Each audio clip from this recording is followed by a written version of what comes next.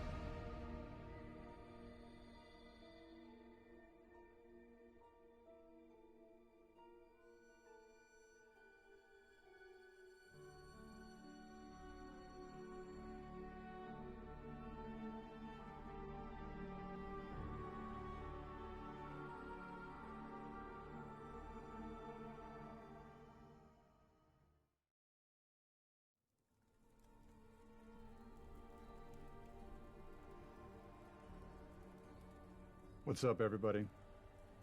Here at the end of The War Within, the first dramatic chapter of the World Soul Saga, we've seen the adventure take us into the depths of the world, and even to worlds cast out into the great dark beyond.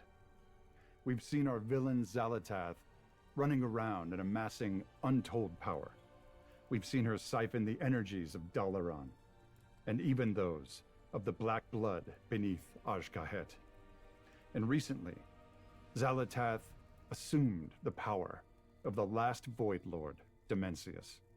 So the question remains, what will she do with all that power?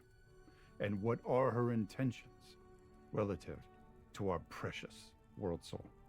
So now, as midnight descends, and the second, darker chapter of our trilogy begins, Xal'atath has returned to Azeroth, leading an army known as the Devouring Host, intent on snuffing out the light of the Sunwell and plunging the world into darkness. You, the heroes of Azeroth, will be set on a collision course with Xal'atath to save not only Azeroth itself, but everything that is.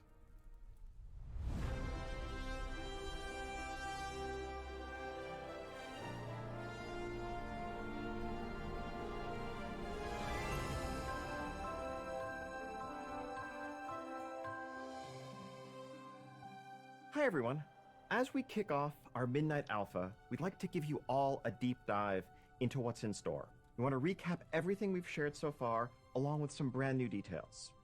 Today we're going to talk about the story of Midnight, as well as the zones, dungeons, delves, and raids that await if you want to save our world from Xal'atath. We're also going to talk about some big new features coming in Midnight, like Prey and the Devourer Demon Hunter specialization. And of course, let's not forget housing. Thank you so much for joining us today. And as always, thank you for being a part of this amazing community, for choosing to spend your time in Azeroth and with each other. Now, without further ado, let's see what's in store for our home away from home. After all, it's nearly midnight.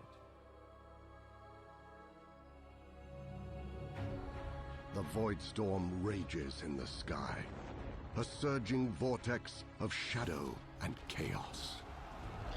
Xal'atath has returned.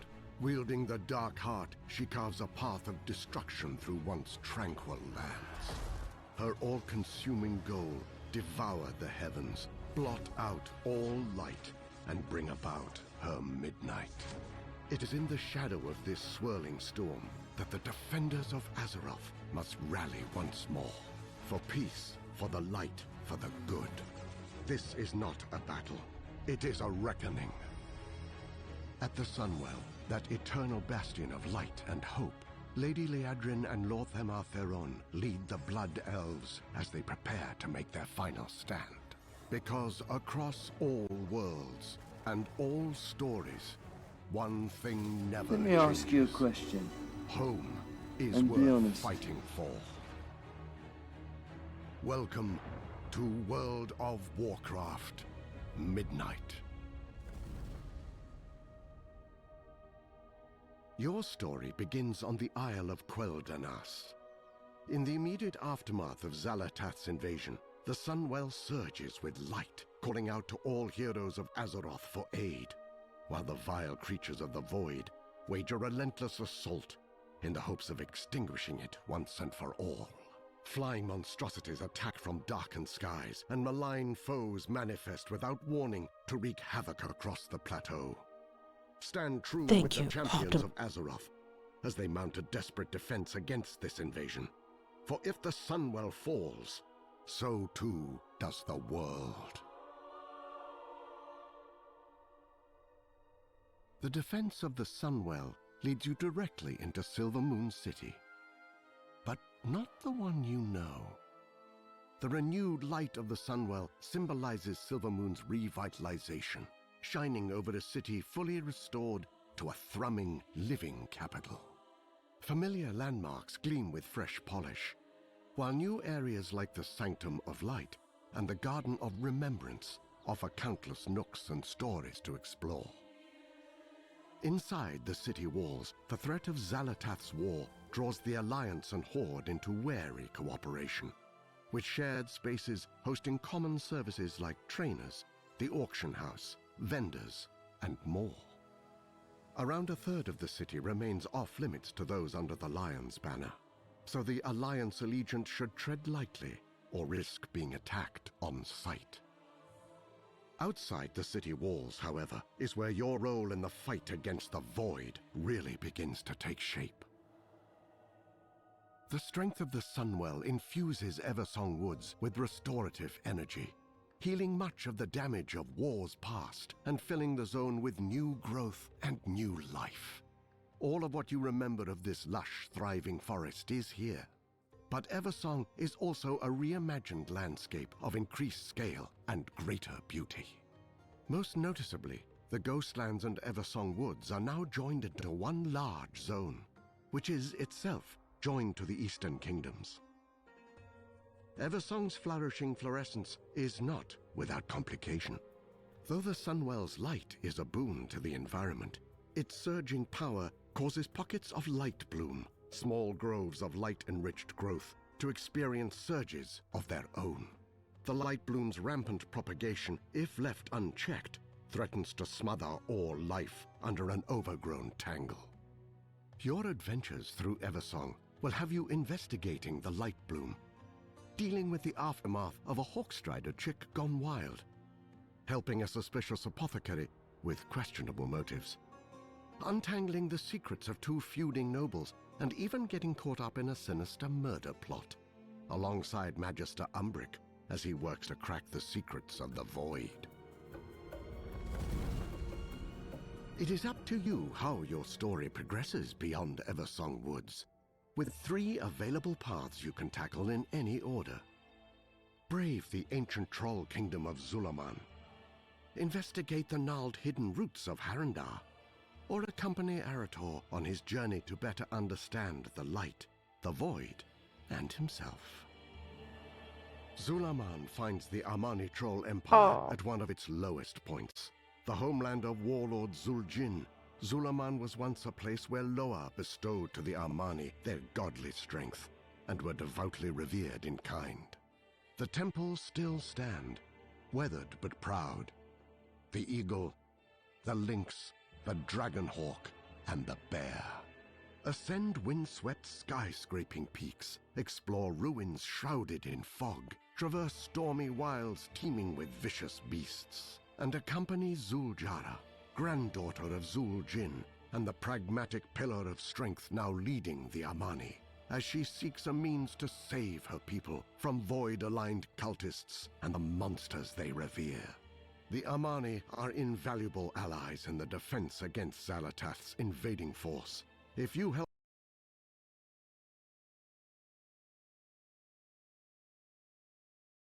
Yes, we're gonna have to start over. But right now, it is broke. It's a disaster.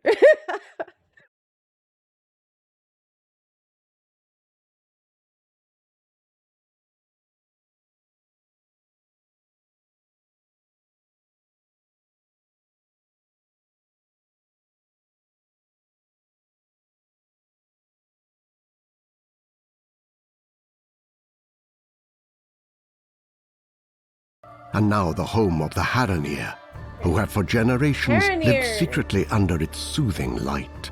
The reclusive Haranir are a proud and insular people.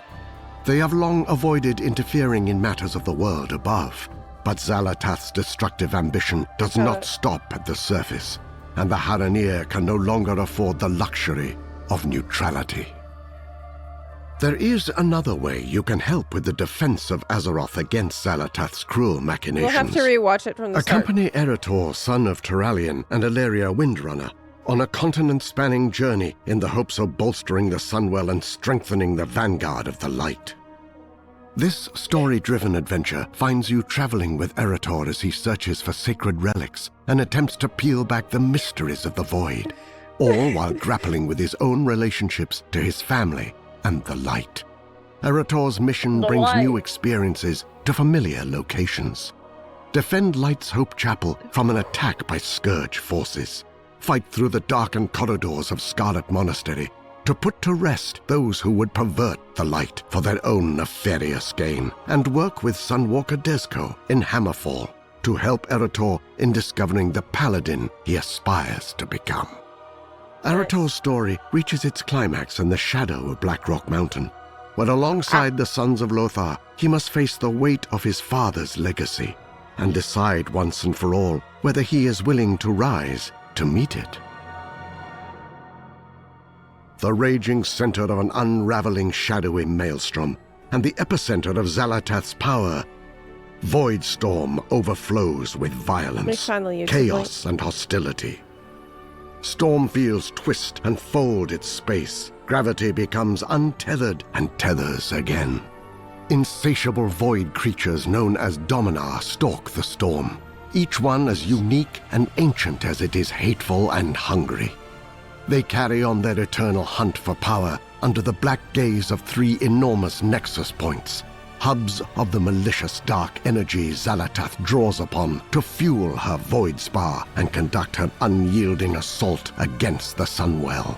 Join Azeroth's champions and the Void Elves in their quest to understand what powers this storm and stave off its approach.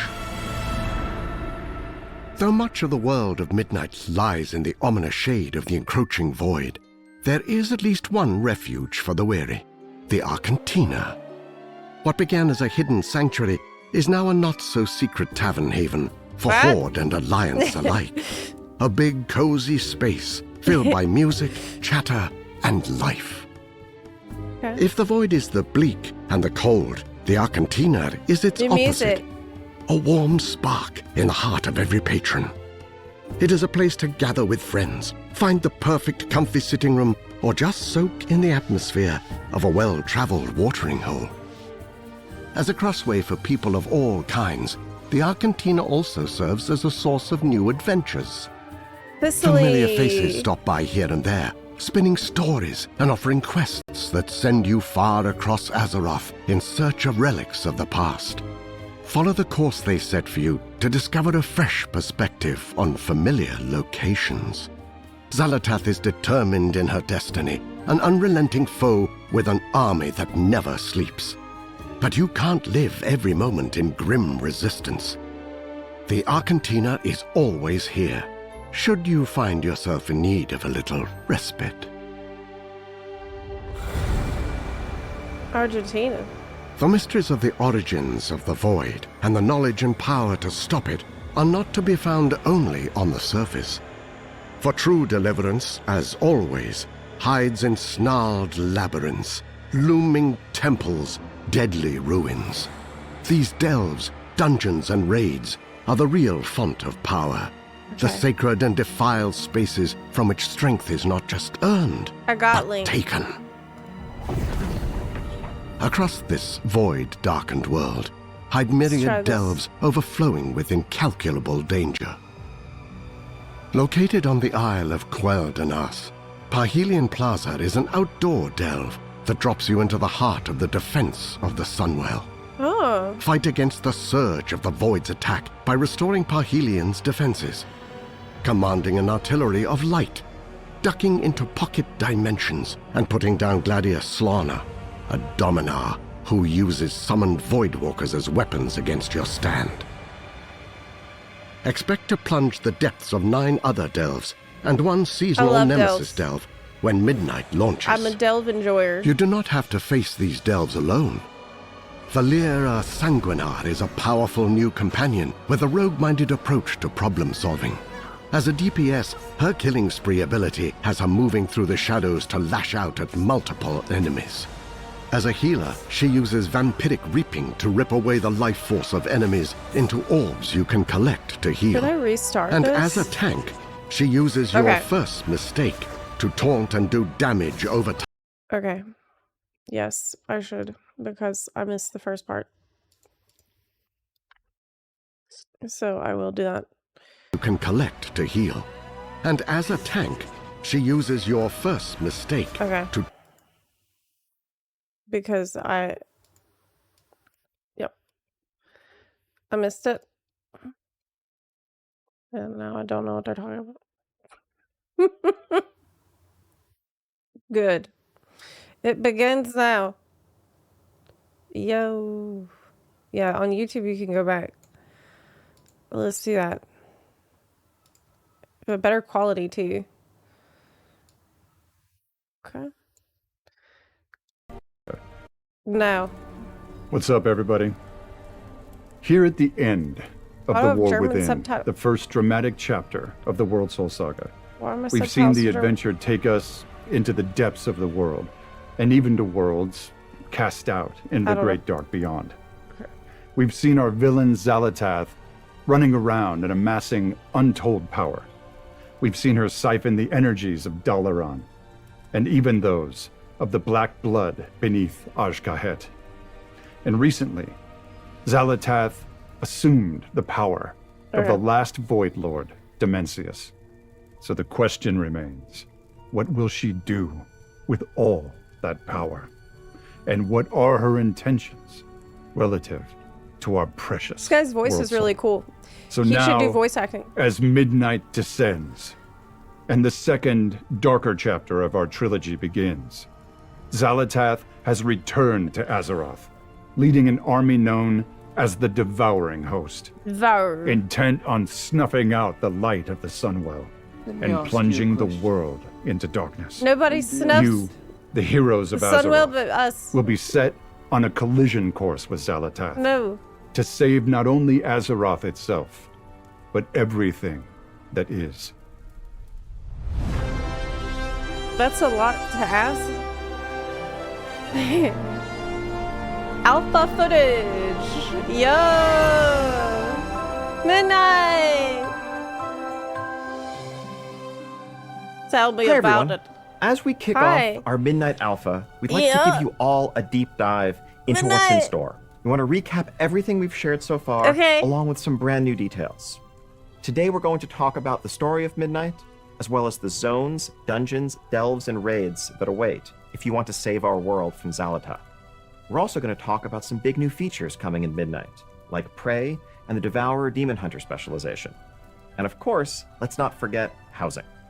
Thank you so much for joining us today. Housing. And as always, thank you for being a I part want of this amazing housing. community. For Bad. choosing to spend your time in Azeroth and with each other. Now, without further ado, let's see what's in store for our home away from home. After all, it's nearly midnight.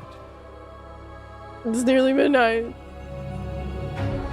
The void storm rages in the sky, Wait, a is this surging vortex of shadow Okay. and chaos. All right. Zalatath has returned. Wielding the dark heart, she carves a path of destruction through once tranquil lands. She wasn't our Her friend. all-consuming I'm just goal, kidding. devour the heavens, blot out all Some people light, really like that. and bring about her midnight. It is in the shadow of this swirling They're really storm like, what? that the defenders of Azeroth must She's rally bad? once more. For peace, for the light, for the good. For This the is good. not a battle. It is a reckoning. At the Sunwell, that eternal bastion of light and hope, Lady Liadrin and Lorthamar Theron lead the Blood Elves as they prepare to make their final stand. Because across all worlds and all stories, one thing never changes. Home is worth fighting for. Welcome Yeah. to World the of theme. Warcraft Midnight. Midnight. Your story begins on the Isle of Quel'Danas. In the immediate aftermath of Zalatath's invasion, the Sunwell surges So with beautiful. light, calling out to all heroes of Azeroth for aid, while the vile creatures of the Void wage a relentless assault in She's the hopes of summoning you in the extinguishing it once and cutscene. for all. Flying monstrosities attack from darkened skies, and malign foes manifest without warning to wreak Okay. havoc across the plateau. In the cutscene. Stand true with the champions of Azeroth as they mount a desperate defense against this invasion. For if the Sunwell falls, so too does the world. The defense of the Sunwell leads you directly into Silvermoon City. But not the one you know. The renewed light of the Sunwell symbolizes Silvermoon's revitalization, shining over a city fully restored to a thrumming, living capital. Familiar Oh, landmarks music. gleam with fresh polish, while Can you new hear that? areas like the Sanctum of Light and the Garden of Remembrance Oh. offer countless nooks and stories to explore. Inside the good. city walls, the threat of Xalatath's war draws the Alliance and Horde into wary cooperation, with shared Looks like they're spaces fighting, not hosting common cooperating. services like trainers, the auction house, vendors, and more. Around a third of the city remains off-limits to those under the Lion's banner, so the Alliance third. allegiant should tread lightly or risk being attacked on sight. Outside the city walls, however, is where your role in the fight against the Void really begins to take shape. The strength of the Sunwell infuses Eversong Woods with Cannot wait to restorative see that. energy, healing much of the damage of wars past and filling the zone with new growth and new life. All of what you remember of this lush, thriving forest is here. Yeah. But Eversong is also a reimagined landscape of increased scale and greater beauty. Most noticeably, the Ghostlands and Eversong Woods are now joined into one large zone, Ghostlands which is are itself fixed, joined to the Eastern Kingdoms. I think. Eversong's flourishing fluorescence is not without complication. Flourishing Though florence. the Sunwell's light is a boon to the environment, its surging power causes pockets of light bloom, small groves of light-enriched growth, to experience surges of their own. The light bloom's rampant propagation, if left unchecked, threatens to smother all life under an overgrown tangle.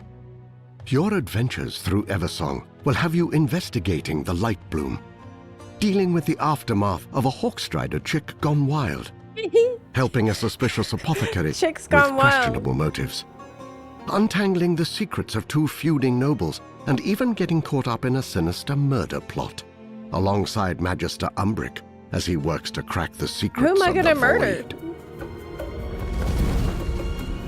It is up to you how your story progresses beyond Eversong Woods, with 3 available paths you can tackle in any order.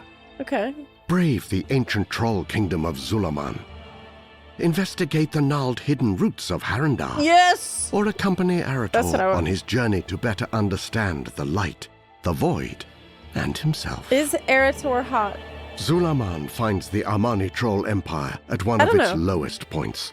The homeland of warlord I don't know. Zuljin, Zulaman was once a place where Loa bestowed to the Armani their godly strength, and were devoutly revered really in kind. I feel like The allied temples still race. stand, weathered but proud.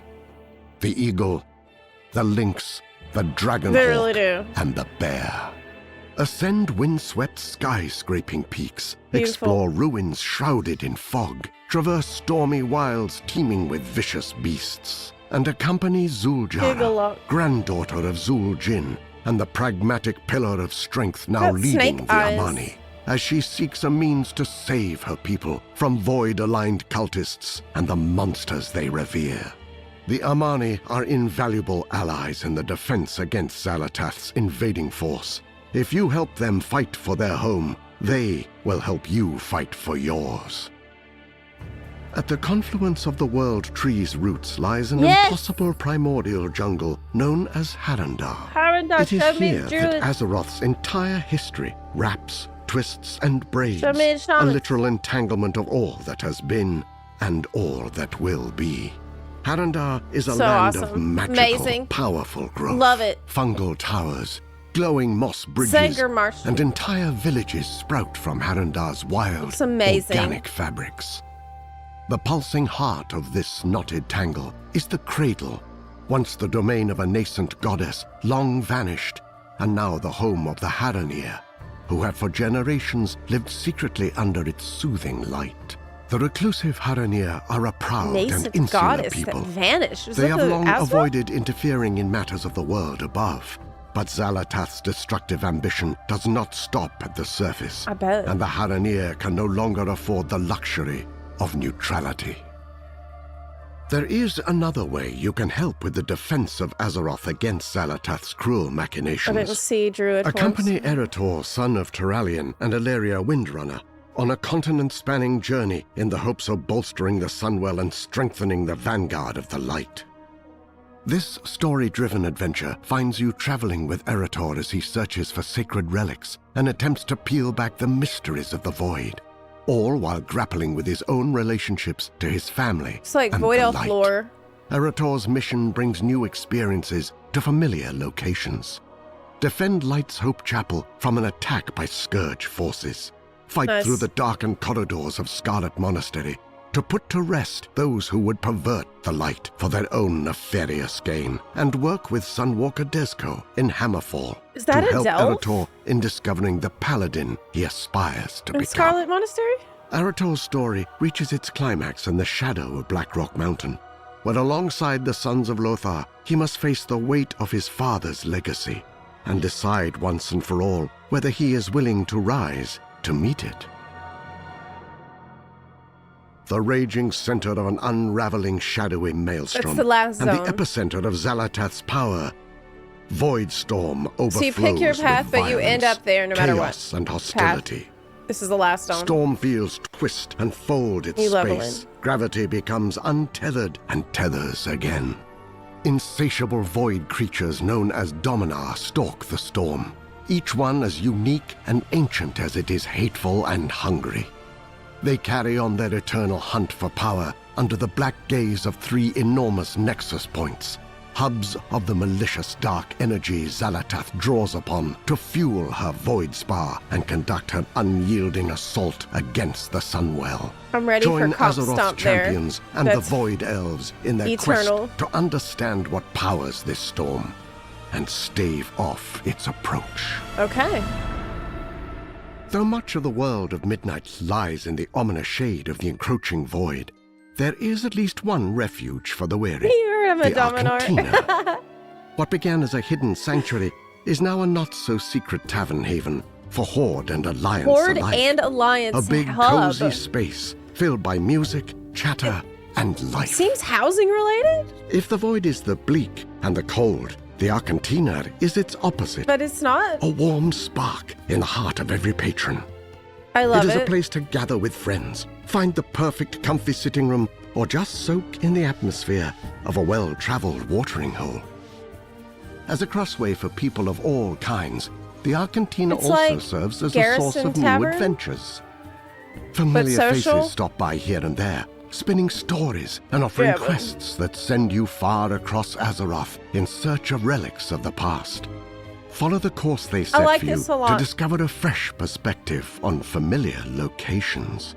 Xal'atath is determined in her destiny, an unrelenting foe with an army that never sleeps. But you can't live every moment in grim resistance. The Arcantina is always here, should you find yourself in need of a little respite. The mysteries of the origins of the Void and the knowledge and power to stop it are not to be found only on the surface. For true deliverance, as always, hides in snarled labyrinths, looming temples, deadly ruins. These delves, dungeons, and raids are the real font of power, the sacred and defiled spaces from which strength is not just earned, but taken. Across this void-darkened world hide myriad delves overflowing with incalculable danger. Located on the Isle of Quel'Danas, Parhelion Plaza is an outdoor delve It's tier that 11 drops you into danger, the so it heart is of the calculable. defense of the Sunwell. Fight against the surge of the Technically. Void's attack by restoring Parhelion's defenses, commanding an artillery of light, ducking into pocket dimensions, and putting down Gladius Slana, a Dominar who uses summoned Voidwalkers as weapons against your stand.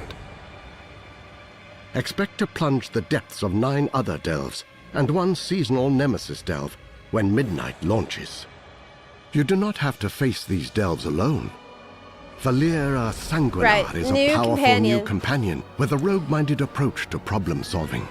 As a DPS, her killing Solve spree them, ability Probler. has her moving through the shadows to lash out at multiple enemies. As a healer, she uses vampiric reaping to rip away the life force of enemies into orbs you can collect to heal. And as a tank, she uses your first mistake to taunt and do damage over time to any enemy that turns their back on her to attack her ally. Valera is also a prolific provider of poisons that, depending on her role, empower you with more damage, better avoidance, increased speed, and more. Wow, so she's gonna drug you up, juice you up with Your the poison? adventures in Midnight eventually lead you down darker paths. Paths Every that rogue end will in ask to be overgrown tank now. corridors and ruin-stricken relics, forgotten places of powers best left unstirred. Yet these dungeons promise plunder worthy of the peril, should you have the courage to overcome the challenges I think within. Brand's earned a vacation. Windrunner Spire, the former residence of the Windrunner After family, everything we put him haunts through. the skyline of Eversong Wood's western shore. The strained relationship of its namesake sisters, Verisa, Sylvanas, and Ilaria, imbues its halls with a sullen, spiteful energy. The restless spirits bound to this animosity threaten all who draw near. Among these spirits walks the Windrunner's sole brother, Lirith, who needs your help in Oh my quelling God. this restlessness We and should clearing res his him. once great home of hate. Serenity, however, is not so easily claimed. There are Let's other let's forces bring that back seek dominion Lyra. over this domain. Emberdawn, a fire-colored dragonhawk, claims the dilapidated gardens of the Ooh. spire You as know a that's nest gonna be a for her mount. young. She is fiercely Ooh, territorial, looks so answering good. intruders with both talon and flame. Yes. The derelict duo, comprised of the Banshee Callis and her loyal abomination Latch, lead a band of fanatical undead in a hunt for relics tied to Sylvanas. They meet outside interference with a mix of shadowy magic and brute strength. Commander Krolok, a merciless orc who oversaw countless conquests during the Second War that took Lirath Windrunner's life, stalks the spire with an insatiable bloodlust. Since being slain in vengeance by Ilaria, Krolok knows only torment and the desire to pass it on. The restless heart, a concentrated whirlwind of grief and suffering born from the conflict of the Windrunner sisters, envelops all who remain in turbulent So the turmoil. sister's gonna have to make up. This I swirling guess. specter takes the form of a ranger, combining the power of the wind with volleys of arrows to cut down the uninvited. Windrunner Spire was, at one point, a living embodiment of family and of legacy. With the help of Lirath and your allies, you can make it so once more. It's cool we get to interact with Lyra. 7 more though. dungeons await you in Midnight, each one crawling with the Cutthroat and the Craven.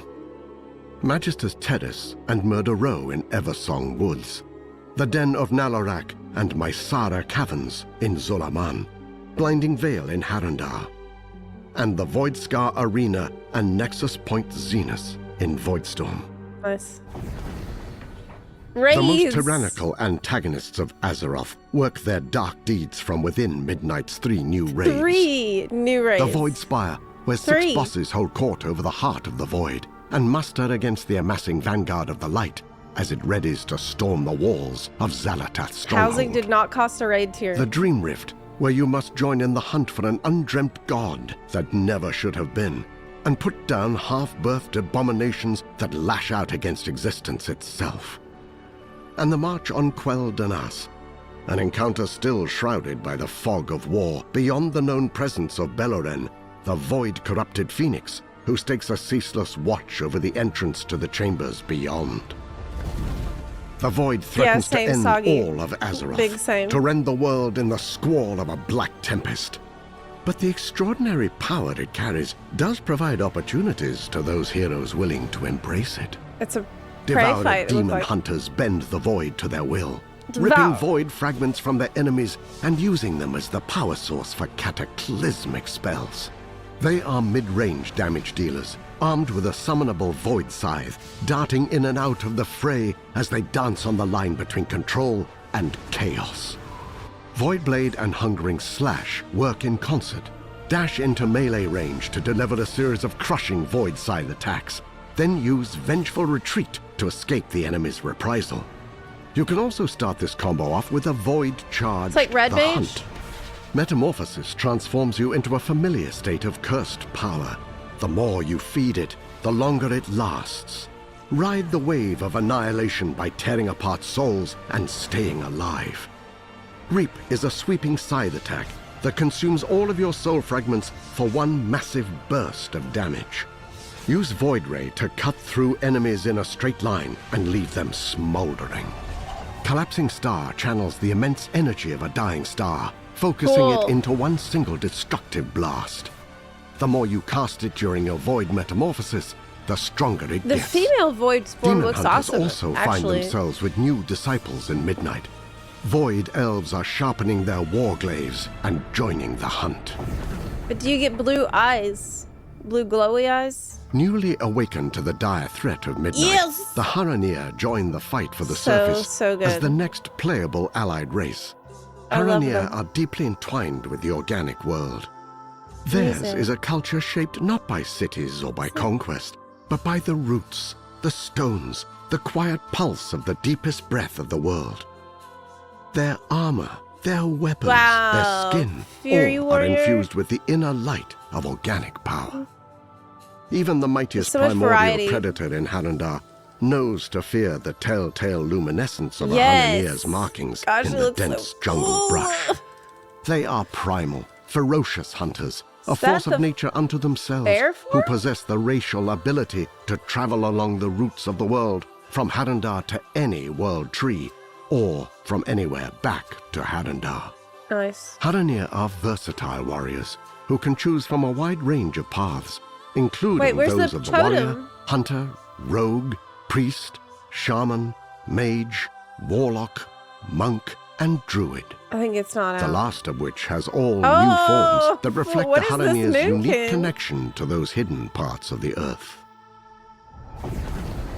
I don't know how I feel about that moonkin. It's kind of Prey scary. is a secret opt-in initiative run out of Silvermoon City by Astalor Bloodsworn, It's a little a scary. blood elf with what some might I gotta, call a we gotta screen cap that and colourful look back at it. past. Astalor is after one thing: anguish, a powerful magic siphoned from Azeroth's deadliest threats. You love the moonkin And he's form? offering generous compensation to heroes who are courageous or foolhardy enough to go chase it. It was definitely an otter. Astalor's lair in For Murder swimming, Row I bet. is your base of operations for Prey. The place where you pick your targets, track your progress, and collect your rewards, including cosmetics, mounts, titles, and housing items. The Yes. deeper you go, the harder the challenges, and the more you unlock. Prey has 3 difficulties.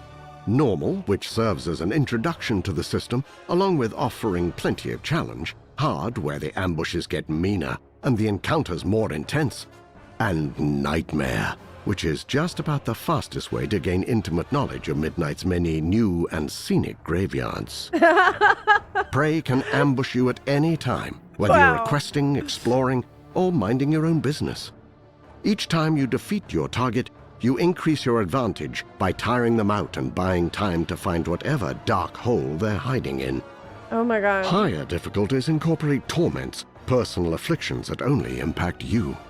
Torments cause a wide range of effects, like creating an AoE damage puddle under recently deceased foes, or haunting you with a bloody spirit that Any deals foes. lethal damage when it catches you. Sounds like an affix. A torment can also manifest in the form of Astalor's impatience, forcing you to make a Interesting. kill within a specific time limit before Astalor simply extracts his payment from you. Prey targets are all different, and all deadly. Magister Sunbreaker, a disgraced blood elf whose reckless magic is a threat to Silvermoon and everyone near it. High He's a bad boy. Vindicator Vareem, a zealot who believes the void can only be defeated by covering the entire world in holy flame, and is ready to put that belief to the test. Executor Canius, a sadistic dominar whose primary hobby is murdering anyone foolish enough to challenge his martial prowess. Prey is a way to add excitement, unpredictability, and challenge to your journey through midnight. I think it's gonna be great. But be warned, I'm actually really looking There's forward a to reason Astalor isn't chasing these targets himself. it. He's lazy. For those who fine. tread the worn paths and soaring skyways of Azeroth, it is more is than a lazy. world, more than No. story, character, or conflict. Housing. Azeroth is, and always will be, home. Yes. Housing Home. in Midnight is dedicated to that ineffable feeling of being part of something bigger, of something greater, of living a real life as a true part of a real world. Oh, Blood Housing Elf in WoW exterior? is built to give you boundless self-expression in think the it place you was. call yours. Collect hundreds of decorations and dive I think deep it on was. customization. Place, rotate, scale, and Yeah. move items to your heart's content. Christmas tree. This is more than changing a coat of paint or choosing a different picture frame. It's a sandbox for your imagination. World of Warcraft has over 2 decades of content, and Can't the wait to time see you've what you spent in make. Azeroth over the years will yield a bounty of housing rewards. Milestones like completing your Legion Order Hall campaign or finishing completionist achievements like Back to the Beyond What's Back will to the award Beyond? housing items post facto. You'll also earn decor through dungeons and raids, reputation vendors, achievements, quest lines, housing endeavors, the auction house, holidays and live events, and crafting. All professions from all expansions can craft decor. Search the world for lumber, a new gathering resource, and use it to craft decorations that can be bought and sold on the auction house. The whole world. Many housing-specific Every items can be zone, dyed, people gonna be giving gathering. you greater control of the finer details of decorating. Imagine your dream home. Collect and craft the decor to bring it to reality. Then tweak it until it is just right. Floor plans are flexible. You can rotate and stack rooms to create multi-floor structures. A variety of room types and shapes are available, including normal squares and rectangles, L and T hallways, as well as some more fantastical configurations. Advanced mode takes the toolset even further, allowing you to adjust each piece of decor exactly as you want. Rotate, float, scale, and more to make your home a perfect reflection of your good. taste. And that's just the inside. The outside of your house is also customizable. Place your home how you want it on your plot. Add fountains, statues, planters, and more. Yeah. Change out your windows. Pick the perfect chimney. Add a tower. And decide on the door of This your is so good. dreams. Exterior plots also have the same advanced mode as interiors for even more modification. At Midnight's official launch, you'll have a choice between exterior themes based on orcs, humans, blood elves, and night elves. These aren't just skins. They're full architectural styles with unique customization options. Orc homes feature hide rooftops, bonfires, and rugged surfaces. Human homes are rustic, with sturdy stone walls, warm wooden floors, and colorful banners. Music. Level up your house to unlock more flexibility. New rooms and floors, bigger house sizes, increases in the number of spots for decor, and more. Every house is in a shared zone known as a neighborhood, where you and others can show off your homes, build community, and participate in rolling challenges to earn housing rewards. House level Neighborhoods feature a wide variety of biomes, from spooky forests and coastal plains in Founders Point to lush oases and windswept bluffs in razor-wind shores. All contain different kinds of plots. Some are secluded and quiet, while others are clustered for the socially vibrant. Your neighborhood is faction-coded in its aesthetics, but not faction-exclusive in its residency. You have the choice between two types of neighborhood. Private neighborhoods where guilds or groups of friends can form their own space. Public neighborhoods where you'll find a home among friends you haven't met yet. Private neighborhoods come So in pretty. two varieties. It's really, Guild really neighborhoods, stunning work. which scale to fit your guild roster, They did on these and zones. charter neighborhoods, which are capped at 50 homes and are perfect for tight-knit communities. Endeavors are monthly neighborhood-wide activities that bring everyone together to complete tasks, unlock themed decorations, weird. and contribute to helping your neighborhood evolve. Did you see that? Participate in endeavors to earn House XP and community coupons that give you access to exclusive decor. Above all, housing is designed to help you find your perfect space and transform it to your own fantasy haven. To create your own home, sweet home. Nice. Wow. And there you have it. Thank Thank you so much on behalf of the entire World of Warcraft team for joining us for this overview of Midnight. And if after what you just saw you can't wait to get your hands on housing, don't worry, because it's coming your way if you have Midnight in early December of this year. Thank you again. Early and we'll see you in Azeroth. December. Early December, buds. That is the housing times 2 months till we can own a house, so you can have your house ready for Winter's Veil this year. which begs the question: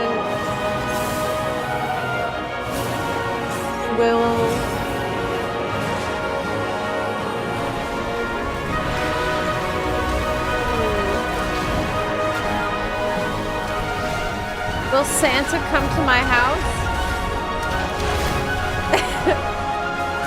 Or will he go to Ironforge?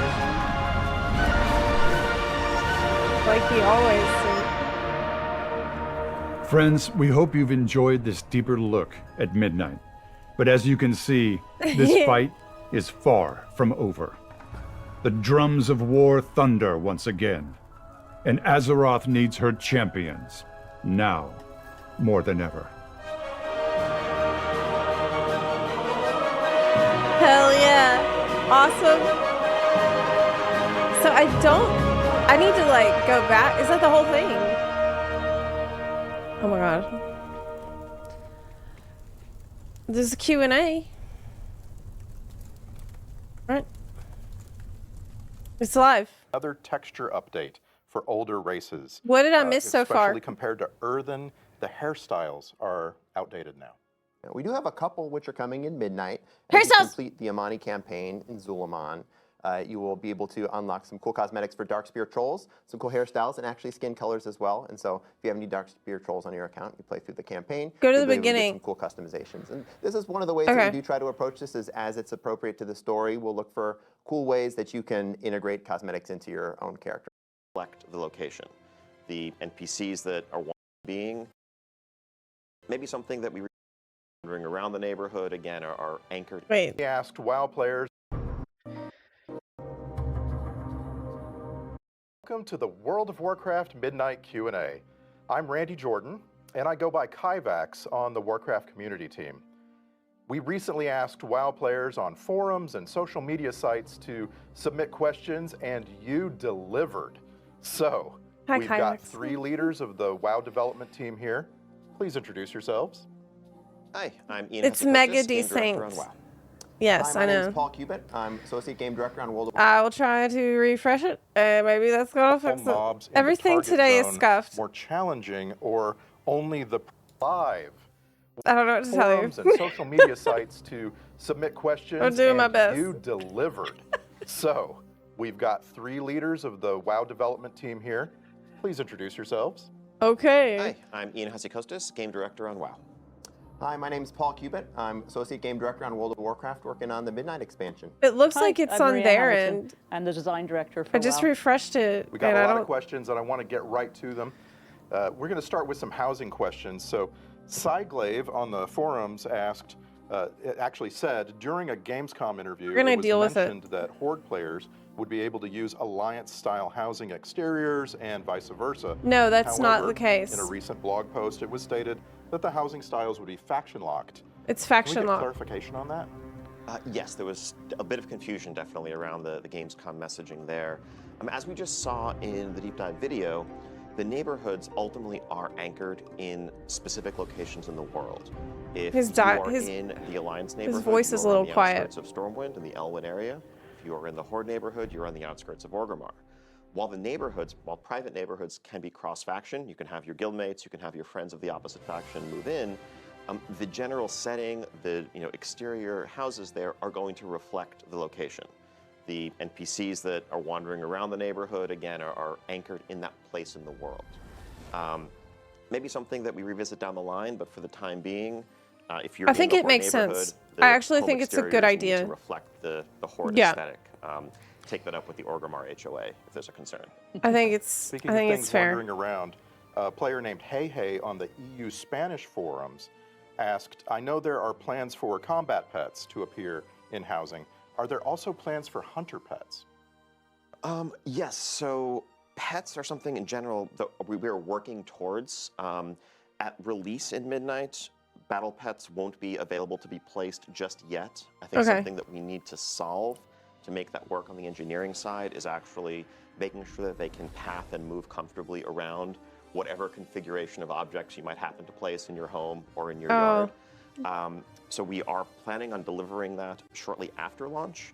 Alongside that, we do want to add the ability to place your mounts in your mount collection If you want to, have them on a hitching post in your yard, that's something we'd love to deliver as well. Hunter pets are probably trickier. Those are character specific, and housing is an account-wide system really tied to your warband. And so, pulling from specific characters' hunter pet stable would probably be much more challenging. I'll never say never, but that's not in the plans currently. Decor. Bjorky on Reddit asked, how will the trading post housing items work? Let's say there's a chair on the trading post. Will we have to buy the chair multiple times if we want a set of 4 in our house? Will there be a 10-chair bundle for a set price? Or will the purchase give us infinite amount of chairs? This is something we spent a good amount of time thinking about. There's going to be lots of ways that you can get decor starting in 11.7 and then into Midnight through achievements, through crafting, through completing just the campaign of Midnight and so on. And we ran into a lot of the same questions that you asked, the person who asked this question. Yes. Yes, and for that reason, we're actually just not going to have them on the trading post. At least for the first few months, there should be plenty of other ways that you could start gathering decor for your house. And then you won't have to make that hard decision between, do I want this chair versus this cool mount or cool transmog? Another question comes from Xanther on the forums. Xanther asks, how about you just give us more outdoor attendees? Housing plots work? If Thought I about want that? a certain plot and it's taken, do I have the option to try another instance? Yes. Oh, yeah, absolutely. You can, though. Essentially, when you want to move house, you're just going to say, yep, it's time to move. It's all going to get packaged up for you. They already Paul confirmed it. likes to say that a mage comes along and puts it into an arcane ball for you. Don't know if that's actually, That is what happens. Oh, totally. Okay. And then you can go to wherever you'd like to sort of deploy your house, and it just comes right back out of the bubble, set up exactly how you had it. So you can move around neighborhoods, you can move around different plots within a neighborhood. Yep, totally transportable. Right on. Celia on the German WoW forums asked, will there be updates to the guild system in Midnight? I think most of the updates we see to the guild Probably system not. are going to be in the form of neighborhoods. We expect to see a lot of guilds, especially guilds who are playing a lot actively with one another, to build guild neighborhoods where you'll be able to live alongside one another. So instead of the typical ways you're interacting with one another in WoW, whether that's raid nights, Mythic Plus nights, PvP, whatever it is you choose to do, you might also just start running into one another in the morning when you go out to get the paper. And so really looking forward to seeing guilds build stronger connections based on those guild Paper networks. confirmed. The other systemic trappings of the guild system are something that we know is definitely due for a refresh. Guilds obviously have been there since the beginning, and there's definitely room for improvement. Our focus for Midnight, though, really was on the housing integration side of it. They don't have time for that right now, The rest of the basically. system is something we hope to get back to in the near future. Okay.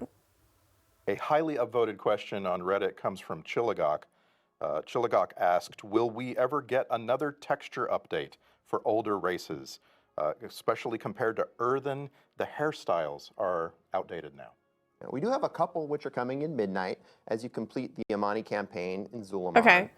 You will be able to unlock some cool We cosmetics heard for that. Darkspear Trolls, some cool hairstyles, and actually skin colors as well. And so if you have any Darkspear Trolls on your account, you play through the campaign, If they you'll be able to add get some cool troll customizations. And hairstyles, this is one of the ways then that we there do try to must approach this, is as it's appropriate to the story. We'll other look hairstyles. for cool ways that you can integrate Right. cosmetics into your own character. That's not the only way that we might do this, though. Yeah, exactly. I think it's something that we see as an issue to chip away at over time. We How want hard is roll it to out add a extra hairstyle? customizations, hairstyles, you name Why it, does this for the take existing so long? races to continue to bring them up to parity with the very newest options. What- It's not something we're able to do all at once, but particularly Can where you it add makes sense one, and fits like, the story, in a year? We're excited to keep adding them.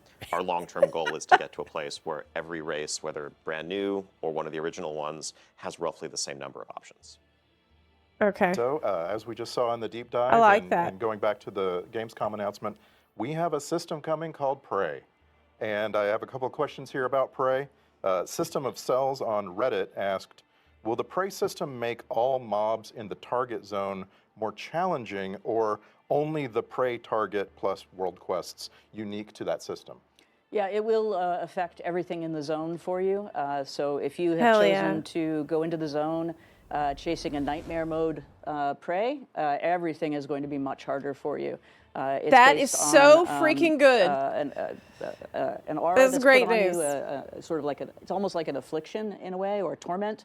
And as you move through that zone, it's going to be harder.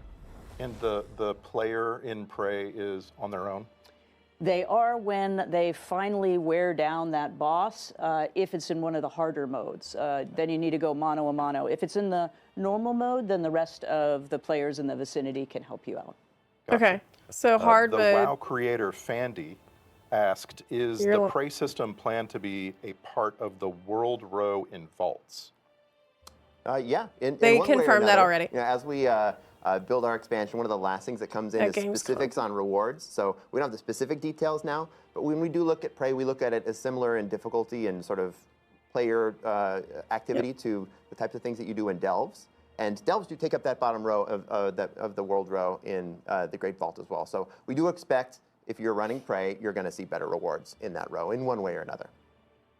Good. I want to get to one of the most highly upvoted questions we saw across all channels. This is from Weird Dandom Ally on Reddit.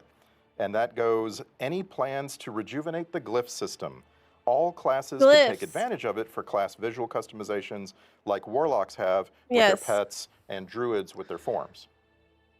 Yeah, so there isn't a glyph overhaul planned for Midnight at launch in particular, but the general question of more customization for spell visuals, transforms, things along those lines, that's one that we're also very excited about and always looking to offer more customization, more cosmetic self-expression where possible.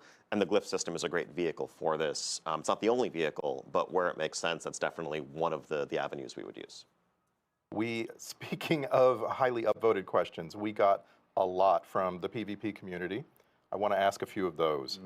So starting with Kethcup on Reddit, the question is, do you have any plans on making PvP less daunting for new players? We absolutely do, yeah. We're really That's what excited to introduce a new is. feature called Training Grounds. Yeah, This is a that's feature where players can enter battlegrounds, fighting alongside other players against game-controlled opponents. So instead of fighting against other PvPers, potentially people who have been playing this mode much longer than you, who have better PvP gear than you, and are going to wipe the floor with you, you'll be able to fight against some opponents who you'll have a little bit more of a satisfying win rate against. And because of that, we think this will be a pretty good on-ramp for people who are PvP curious, who want to get into PvP, I hope so. but feel like there's just too much of a steep on-ramp because of those daunting aforementioned players who want to wipe the floor with you. This is going to start with a couple battlegrounds that players will be able to jump into with Training Grounds, and we'll see where we go from there. I think, we love PvP, broadly speaking. I think one of the challenges is it can be very daunting to get in, as the question implies. If you're getting into PvP for the first time, you're in some cases jumping into a pool that's filled with sharks who've been doing this for 20 years. But there's so much, there's nothing quite like World of Warcraft PvP and that style of conflict, that style of combat. And so really our philosophical approach as we move into Midnight to really try to rejuvenate and grow the scene is to broaden the base of that pyramid so we can kind of lift the whole thing up and help all levels of it, whether you are the most hardcore person competing for titles at the end of every season. Everyone will be better served if people feel like they can actually enter this community for the first time and discover what is so great about WoW PvP. Let's all be sharks. So eventually. The PvP player and creator known as Supatees had the most highly upvoted question on our forums. He wrote, in the War Within, we saw major reward improvements and restructuring for Mythic Plus, which improved participation. Are there plans to look at the current reward structure for PvP, such as rating cutoffs or additional rewards? There are definitely plans to look at this. One thing I can say that will be changing at launch in Midnight and the first season of Midnight is that top tier cutoff coming down from 2,400 to 2,300 for those rewards and titles. I think looking at how MMR has evolved and how the rating ecosystem has played out, that's been a bit too exclusive even for some of our best players. Broadly speaking, beyond that, I think there's a lot more that we would like to do with the system. That's not necessarily going to be happening right at launch in Midnight, but if you look, for example, at what we changed with Mythic Plus and new titles and new structure and things like the resilient keystone system in War Within, those changes came in War Within patches. So as we look to PvP and its evolution over the course of Midnight, that's definitely an area that we want to focus on. Got another one. Sandent on the WoW forums wrote, will War Mode receive more well-needed attention? More activities like zone objectives or rotating events? Maybe a free-for-all treatment? War mode is fun. I think that's a good question. Area. into the Voidstorm Zone, a giant war mode area which reflects the same space as the Slayer's Rise Battleground. If you watched the deep dive video, you got to see that. That Slayer's Rise is also made manifest in the zone itself. And this is, if you've played war mode in past expansions, you know that we've taken a couple war mode areas and had maybe one in each zone, one in Ringing Deeps and one in Isle of Dorn, where PvP, when you enable war mode, you'll have some special, unique activities. We took all those and glumped them all together right into this Slayer's Rise area, and so there's going to be a huge PvP playground if you have war mode on, be able to do lots of cool world-class activities, reasons to just kill one another, and even if you don't have war mode enabled, there'll still be PvP-themed content for folks doing world quests up in that area. Why would you not have war mode enabled? That's a very good question. Yeah. Because you're afraid of sharks. Yeah, it's sharks. Okay, all right. Yeah. Thank you. So, Maclemente26 on Reddit asked a question that we saw a lot of, which is, when can we expect reputations from expansions prior to Shadowlands to become Warbound reputations? So yeah, taking full accountability here. I know that when we rolled out the warbands, we said that we were going to work our way backwards through reputations. We haven't made progress as quickly as we would have liked. We got some of the Shadowlands reputations, but not the Covenant ones. This is something we're going to pick up and resume. I can't commit to a definite timetable, but in the long run, we don't want this, internal disparity between how different expansions' reputations are handled, and we'll continue to start with the most recent and work our way backwards. Thank you. Sixten on Blue Sky said, War Within is the first WoW expansion without a legendary. Can we expect anything in Midnight, or is the team taking time to reevaluate what place legendaries have in the modern game? I think we always want to avoid things seeming formulaic, where it's like, okay, you can expect it's a new season, there's going to be a new legendary, this is how it's going to work. Legendaries should always remain special. They should feel like these are items that have clear stories behind them and feel worthy of that special orange color. And yes, we're also looking always at issues with how they're awarded. We want to make sure they feel special, but also don't turn into something where it feels bad or grindy because they feel required if you want to be competitive. There's a fine line to walk there. There aren't currently any plan for the first tier of Midnight, but as we face certain foes down the line, it may make sense for some of the items that they yield to have that orange color, and we'll cross that bridge when we get there. It was a huge non-answer. Lower questions. So, as Mira asked, will we be getting any more background information on story regarding Lyrath Windrunner? Sorry. Any of the other Windrunner family members, perhaps? Lyrath? Absolutely. I don't want to talk too much about patches, but certainly in Midnight, as we go into the Spire, you will have the opportunity to really get a brother's view of his sisters. And an opportunity to learn a lot more about what happened and what's happening in that place. And I mentioned before, we're going to see the sisters. And Grody Toady on Blue Sky wants to ask about trolls. So here come all the names. Where is Vol'jin's story in all of this? I'm hoping we find a way to weave Vol'jin, Talanji, Zul'jin, Rokan, Zul'jan, and Zul'jara into a cohesive story about troll unity or cooperation.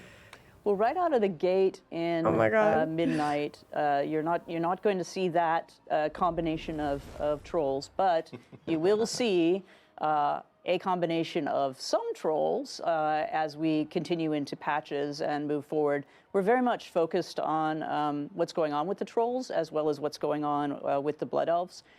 They have not always been on the best of terms for reasons, and there's definitely a story to be told about their relationship, and all of those folks come into that story.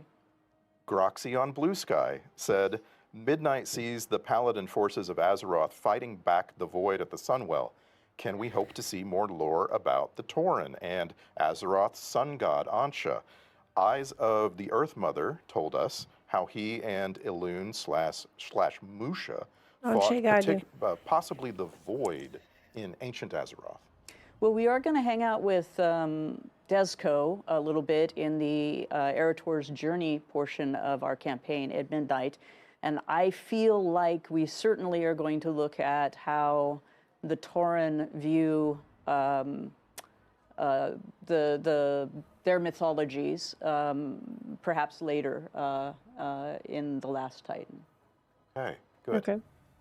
Let's talk about add-ons. The WoW creator Polka TV said, given the upcoming removal of many boss mod tools, how do you plan to preserve the intended difficulty of encounters once these tools are no longer available?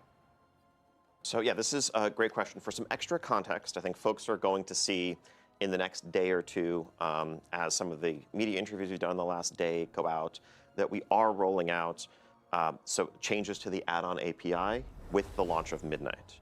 And so that is going to remove the ability for add-ons to read in real time combat state and combat information specifically. And one of the big reasons why we're doing this with the launch of a new expansion is so that we can really build all of our combat, our encounters around that expectation, around this new ecosystem. As we've been discussing over the course of the year, really the main goal with this shift is to create a level playing field where external tools are no longer felt to be required in order to engage in the content, at a competitive level.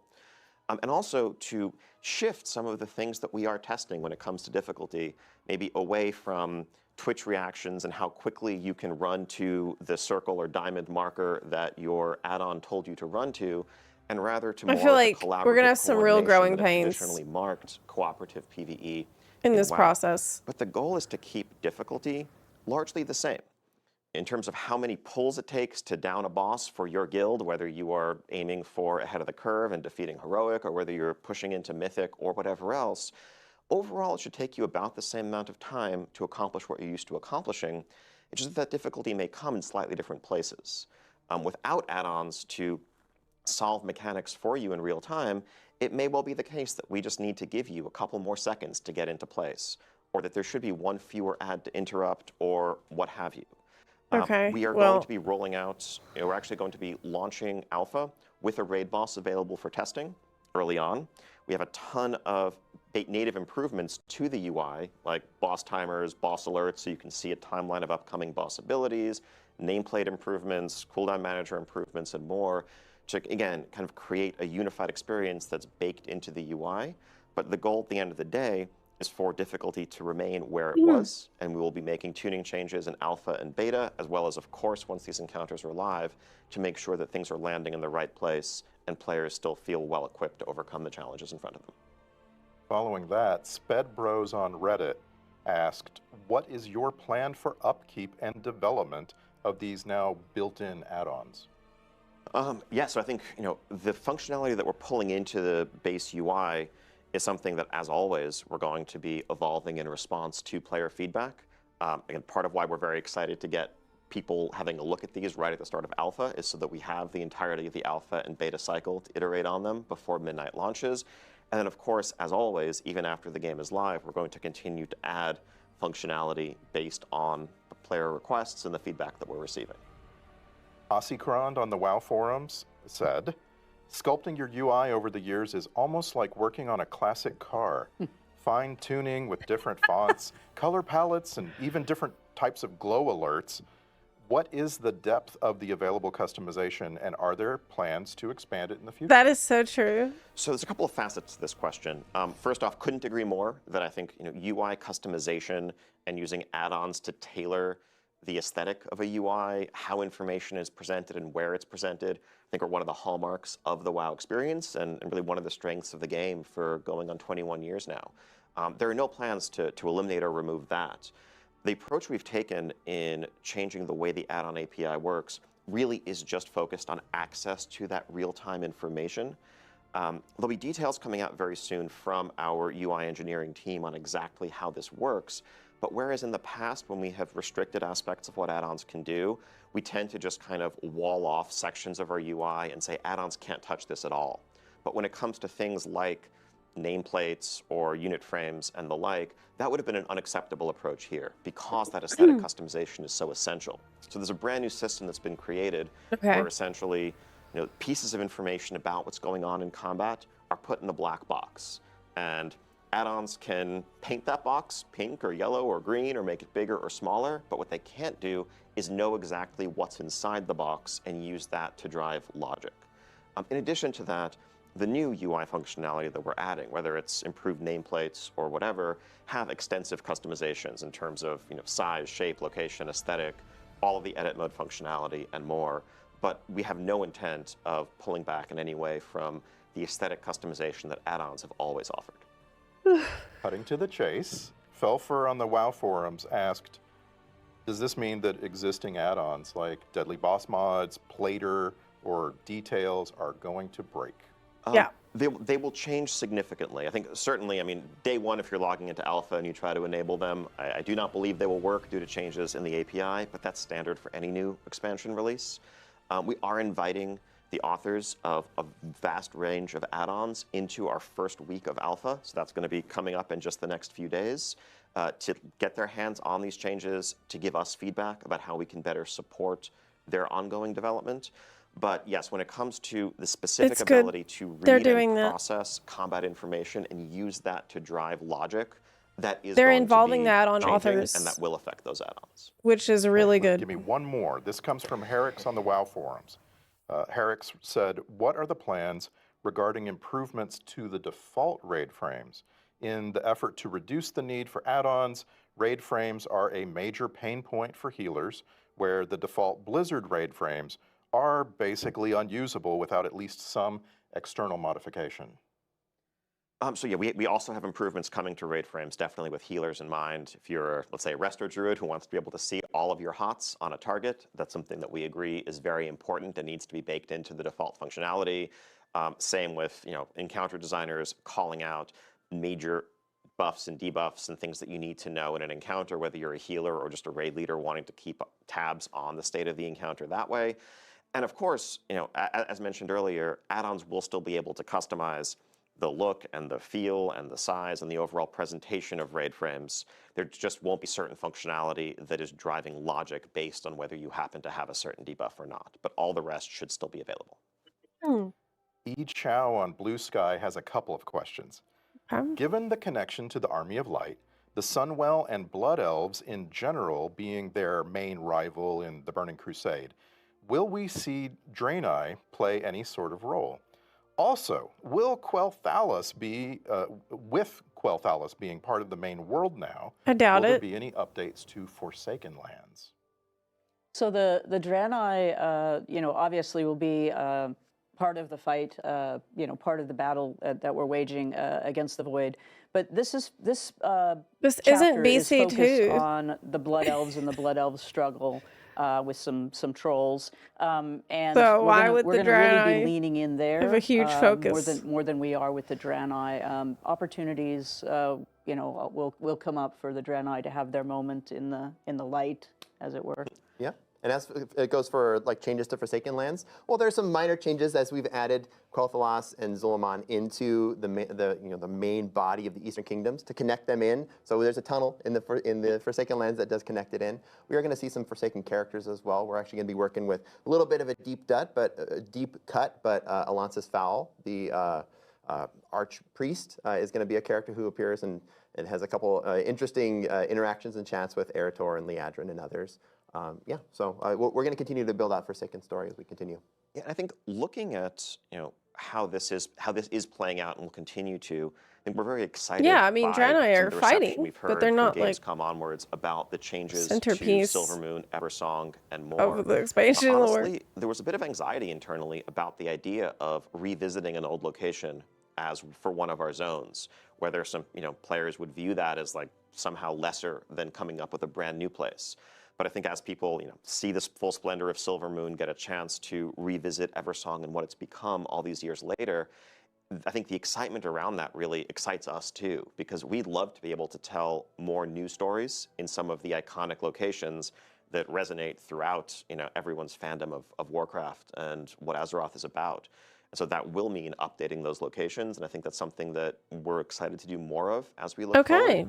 Of course, the Last Titan will see us going back to Northrend, so that'll be a story for another day. I think we've for sure discovered that we can tell different stories when we go to old places and see how characters have changed, see how the spaces have changed. It's been a really cool opportunity to do that in Midnight. Let's shift to some class talk. Thaxia on Reddit asked, are you planning on adding any new specs that can tank or heal for existing classes? Not right now in Midnight. I think Devourer, Demon Hunter, and that new range DPS spec for them is our focus right now. But I think we've seen, whether it's this or whether it's augmentation, there is excitement around the idea of established classes getting new specs. And so that is something I think we are likely to explore as we look to the future. Zerotics Non-answer on Reddit to. asked, throughout the War Within, some classes and specs received visual updates, and as a monk player, the update to Vivify was very appreciated. Are there any other classes or specs that can be revealed to be getting updated visuals in Midnight? Yeah, there's a couple really cool Apex talents. So Apex talents are the new talents you'll be able to learn at the bottom of your spec tree, and a lot of these have some fantastic visuals. Ones that jump out to me are the augmentation, where you summon a bronze dragon version of yourself from the future to fight alongside you for a little bit. The Frost Mage one as well, you summon a Hand of Frost that chases down your target and attack them. And so these are some of the new abilities that are going to get some new custom visuals. As far as like looking back at older visuals, as was the case with Vivify, this is something that we tend to do as we continue to build smaller patches. Most of our efforts for Midnight was building all the new stuff, but then as we continue building out the game, we look to the future. This is where we look back at, as we did with Vivify, find abilities where we can raise the floor and say like, okay, this one has aged not as gracefully as the rest of our visuals, and we can bring it up to par with the rest. Following that, we found a question from Nihenna on the German forums, and Nihenna asked, will the void/light topic be picked up in any additional class specs in the future? For example, Sunwell effects for a Holy Paladin, or perhaps void powers for a Warlock? I don't know about Void Warlocks quite yet, but we do have a existing Void themed spec, the Shadow Priest, my beloved Shadow Priest, which has a new ability, Tentacle Slam, which replaces Shadow Crash, and it is a giant voidy tentacle that slams down in a line in front of you and has a similar AoE component, but a lot more of a classic voidy Shadow Priest idea to it. We also have on one of our Apex talents, the Discipline Priest has Void Shield, which replaces your Power Word Shield with a Void-themed shield. So there are places where the Void and Light are leaking into our class design. Going back to the support roles, Neo Sorrow on the EU Spanish No, you love your forums tentacles, asked, yeah. can we expect anything new Die regarding slap. the support role in Midnight? Will it be expanded to other classes? Is it considered that it maybe didn't work as expected for augmentation, and perhaps that just becomes a normal damage or healer? So we're not planning on currently expanding into other classes, but we're also not planning on changing augmentation to just fit into the existing niches. I think there's a lot of excitement around the idea of support, and I think we've seen players embrace that fantasy. I think we are still iterating on evolving that specialization and getting to a place where we can find a happy medium, where it can kind of realize that fantasy and be effective as someone who bolsters the strength of your allies without also becoming so effective that it feels required in groups and kind of limits composition diversity. I think if we're able to achieve that, hopefully when we're able to achieve that, I do think we would like to look to what other ideas might apply a different fantasy to executing that concept. Wow, that wanna was switch such to the a topic of careful delves. PR answer. The WoW content creator True Villain Manny said, with Oh my delves God. integrated into the story, will there be certain scenarios that are locked in as we level? And will there be additional story in those alternative scenarios with delves? Yeah, as we move through the campaign in Midnight, we will be entering delves with specific goals in mind, and that particular variant of the story will have the objectives that we need to accomplish as we go through them. As always, our delves will have multiple variants to play through with different stories occurring. So yes, we will continue to use delves in this way, and look for opportunities to continue to build quest content that enters delves. So let's go inside. Varteris on the WoW forums said, will delves have even greater variety than in the War Within? Maybe a randomized puzzle to solve, a race, a whole new set of abilities. Yeah, there's a couple ways that delves are changing. We have a new follower. Valera Sanguinara is going to come along, and she's going to mix things up. She's takes delves a little bit more seriously than Bran does, and a lot more stabbily as well. We also have some outdoor delves that are going to take place in outdoor spaces, and so this will just change up not only the vibe of the space, but your ability to move around because you'll be able to use your ground mounts to get around. We're also just taking a look at the mechanics that we're using in delves in Midnight. So you can announce now that Midnight does not have any underwater delves. It also does not have any delves with a mechanic where you have to say pick up a candle or a totem and throw it ahead. Thank and God. doing that I on a hated continued that. basis. It was horrible. Folks, let us know how they felt about those, and we're not moving forward with those designs. Thank you. Please do not ever do that again. So Relentless on the EU It's horrible. Spanish forums asked a version of a question we got a lot. And Ian, what's stopping the World of Warcraft development team from doing a world revamp? Could we get a world revamp? I mean, I think, the idea of revamping everything at once is a terrifying one. Thought about fixing but everything. I think, as touched on earlier, we definitely want In to the whole world? tell new stories in iconic locations. And in doing that, we would certainly do much more than just do a fresh coat of paint on the area. We would really reimagine it and bring it into the present day as we have with Eversong. Our current focus is, of course, on the story that we're telling for the rest of the You World got Saga. world That will touch revamp, on buddy. some familiar locations. But down the line, I think the lessons we are learning and the experiences we're having, revisiting some locations, open the door to doing a lot more. Okay. Saw a very upvoted question from Solera, a Fix French everything. WoW Update player on everything. X. Solera asked, without giving away In the spoilers, whole world. very important, Okay. does Midnight introduce any completely new elven tribes or expand on lesser-known ones? Maybe the Kelderai? Without spoilers. Without spoilers. That's a tough constraint. Yeah. Maybe. That's right. I don't think it's spoilery to say we're going to be learning a lot about the elves and the elves' relationships with one another, and that would include Quel'Drai. Thank you. And Zoris on the EU Spanish forums asked, with the Devourer specialization, all Demon Hunter abilities will use void effects and icons, even those shared by all three specializations. Has there been any consideration of extending this aesthetic customization to other classes? So I think philosophically and narratively, what a Void Demon Hunter represents, what a Devourer Demon Hunter represents, is one who, rather than harnessing and channeling fel energy, is channeling void energy to turn it against those who originally wielded it. And so that is going to transform a wide range of their abilities. On the other hand, when we look at, let's say, a Fire Mage or a Frost Mage, they're not forsaking the arcane when they become a Fire Mage. And so Blink is still an arcane spell, and Counterspell is still an arcane spell, and so forth. And so I think when we look at other classes, we generally like to look at that broad base of multiple areas of focus. And just because you specialize in one thing doesn't mean that that transforms all of the others. That said, touching on some earlier questions, when it comes to glyph spell customizations and other things that players may want to customize the look and feel of their abilities, there's always an opportunity there. Another highly upvoted question all over the place. I'll take the version of this question from Navarel on the EU German forums.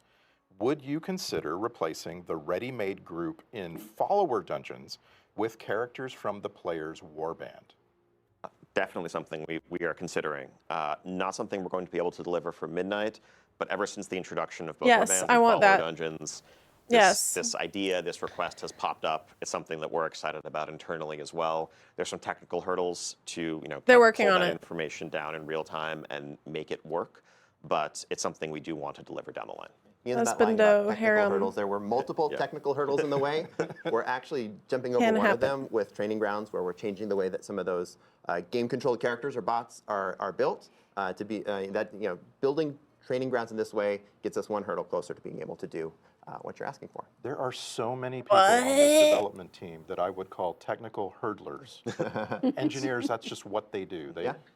You're using Training Grounds to test and Maria, train the bots. Silo on the WoW forums asked, will there be new mini-game type quests in Midnight?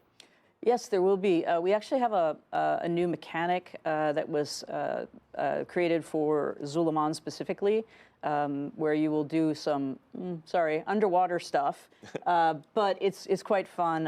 It's the Amani Abyss style. You're gonna be going fishing troll style. Okay. Yeah. That's a revelation. I like that. While we're revealing things, Musselton on the WoW forums asked, I'm extremely excited for the Heronir. Can you share more information on their druid forms? Yes. Well, Show the conveniently, picture. if you watched They showed the, us the in the deep video. dive, you saw a flash of those. Yes. Fundamentally, they all again. have quills to throw back to sort of the Heronir.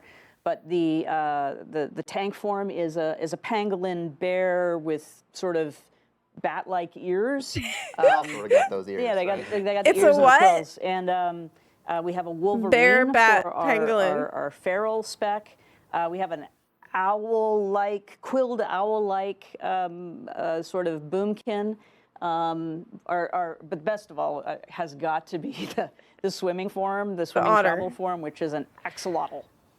Axolotl. What? With It's quills. not an We're all otter? going to learn how to say axolotl. Yeah, I probably It's an said it wrong, axolotl. but- I thought it was an you got it otter. right. I think you did. Okay, cool. The reveal of the Heronir All right. led to a very common question. And Sean, a Totem. version of that question that I want to ask you came from Sean, Totem. Toner on Reddit. Can you explain the decision-making process for which races to make playable races? Yeah. A lot of this comes down to What? narrative. That's a question? There's no secret that we started talking to the Heronir in the War Within, and this was not a coincidence either. We wanted to build a familiarity with Because Elena, they're with the crew, so awesome. you'd understand That's why. who these characters are when they do eventually become Next question. playable characters, as we've added them in Midnight. And of course, Midnight is part of a 3-chapter saga. We're in the middle chapter now. The Heronir are going to be a big, important part of this story, and this is why we chose to fold them in. People I do feel want bad often ogres. being Just the give people bearer the damn of bad ogres. news, in these conversations, but I know that it's not lost on us that there are widespread requests from players who would love to be They want a Sethrak or an Ethereal ogre. or the like. Just- And just say part it. of the question there is, as Paul said, narratively, does it make sense for this Ogre? faction to Yes. really join the Alliance and Horde? If To join there's, the Horde, they're yes. Cosmic, extraplanar, or more neutral by nature. But the reality of it is also, from a production perspective, one of the things we grapple with is that adding a brand new race to World of Warcraft is one of the most development-intensive things we can do, not just in one-time time commitment, but also in the long-term carrying cost for every set of armor we ever make for years and years to follow. And it's something that we have to weigh very, very heavily when we do. Building a race that uses or shares an existing rig, an existing skeleton, if it's an elven race or the like, makes that more straightforward. Again, that's not to say we're never going to add very novel or meaningfully different races down the line, but it's a very high bar for us to clear when we look at how much ultimately it's going to mean that we have to do less of in other places forever in order to support this additional race alongside the others. As I've said to you before, I want Saberon. I will wait. I will be patient. Please give me Saberon. The game So, does need cat Massive people. Bear on the WoW forums asked, will Heronir be unlockable in the 3 days of early access? I remember Earthen were not. No, not during the first 3 days. So during that early access, we want to make sure that we're letting players who are in that early access be able to play through the campaign and understand what's going on, but not getting any meaningful jumps ahead of anyone else who does not have that early access. So cool. Meredith on the WoW forums Or a shaman. asked, Totem. how is Blizzard progressing in the war against toxicity in terms of the entire game? Yeah, this is something that's a huge focus for us, and really, there's many facets. How's that to the going for question y'all? and The discussion. I think when people say toxicity, there's a few different meanings, perhaps, or things that they're referring Have you to. fixed Some of toxicity? it is just the overt, hostile, harmful, antagonistic interactions that may occur online between players. We're always continuing to shore up our reporting tools, improve real-time monitoring, and get to a place where people who are disrupting our game world can be punished and ultimately removed from it if they continue to do that. On the other hand, though, I think sometimes when people talk about a community or a portion of the game feeling toxic, that can arise from just mismatched expectations. Like, if I am listing a group and I'm trying to run a raid, and I have done that raid 12 times, and I have been through groups that have wiped and learned the encounters, it's reasonable for me as a leader of a pug to only want players who have a certain level of experience, who have also been through those learning wipes and can succeed quickly. And so someone who is looking to learn may feel like, oh, this is very unwelcoming, this is kind of toxic, why aren't we, why am I not welcome here? And ultimately, that's an issue of aligning expectations. And I think there's a lot more that we can do on the pro-social side of things to help Do people player find bonus. like-minded players and like-minded Do first player, groups. There's first player nothing bonus. wrong with wanting to complete something quickly and efficiently. There's If it's also your very first time. certainly nothing wrong with wanting to learn and wanting a patient group. Now, if you mix those two groups, there are going to be some conflicts that emerge naturally because of different goals and expectations. So I think a lot of what we're focused on right now is also how we can help players better connect with like-minded individuals so that they can have satisfying experiences where everyone is on the same page, working towards the same goals.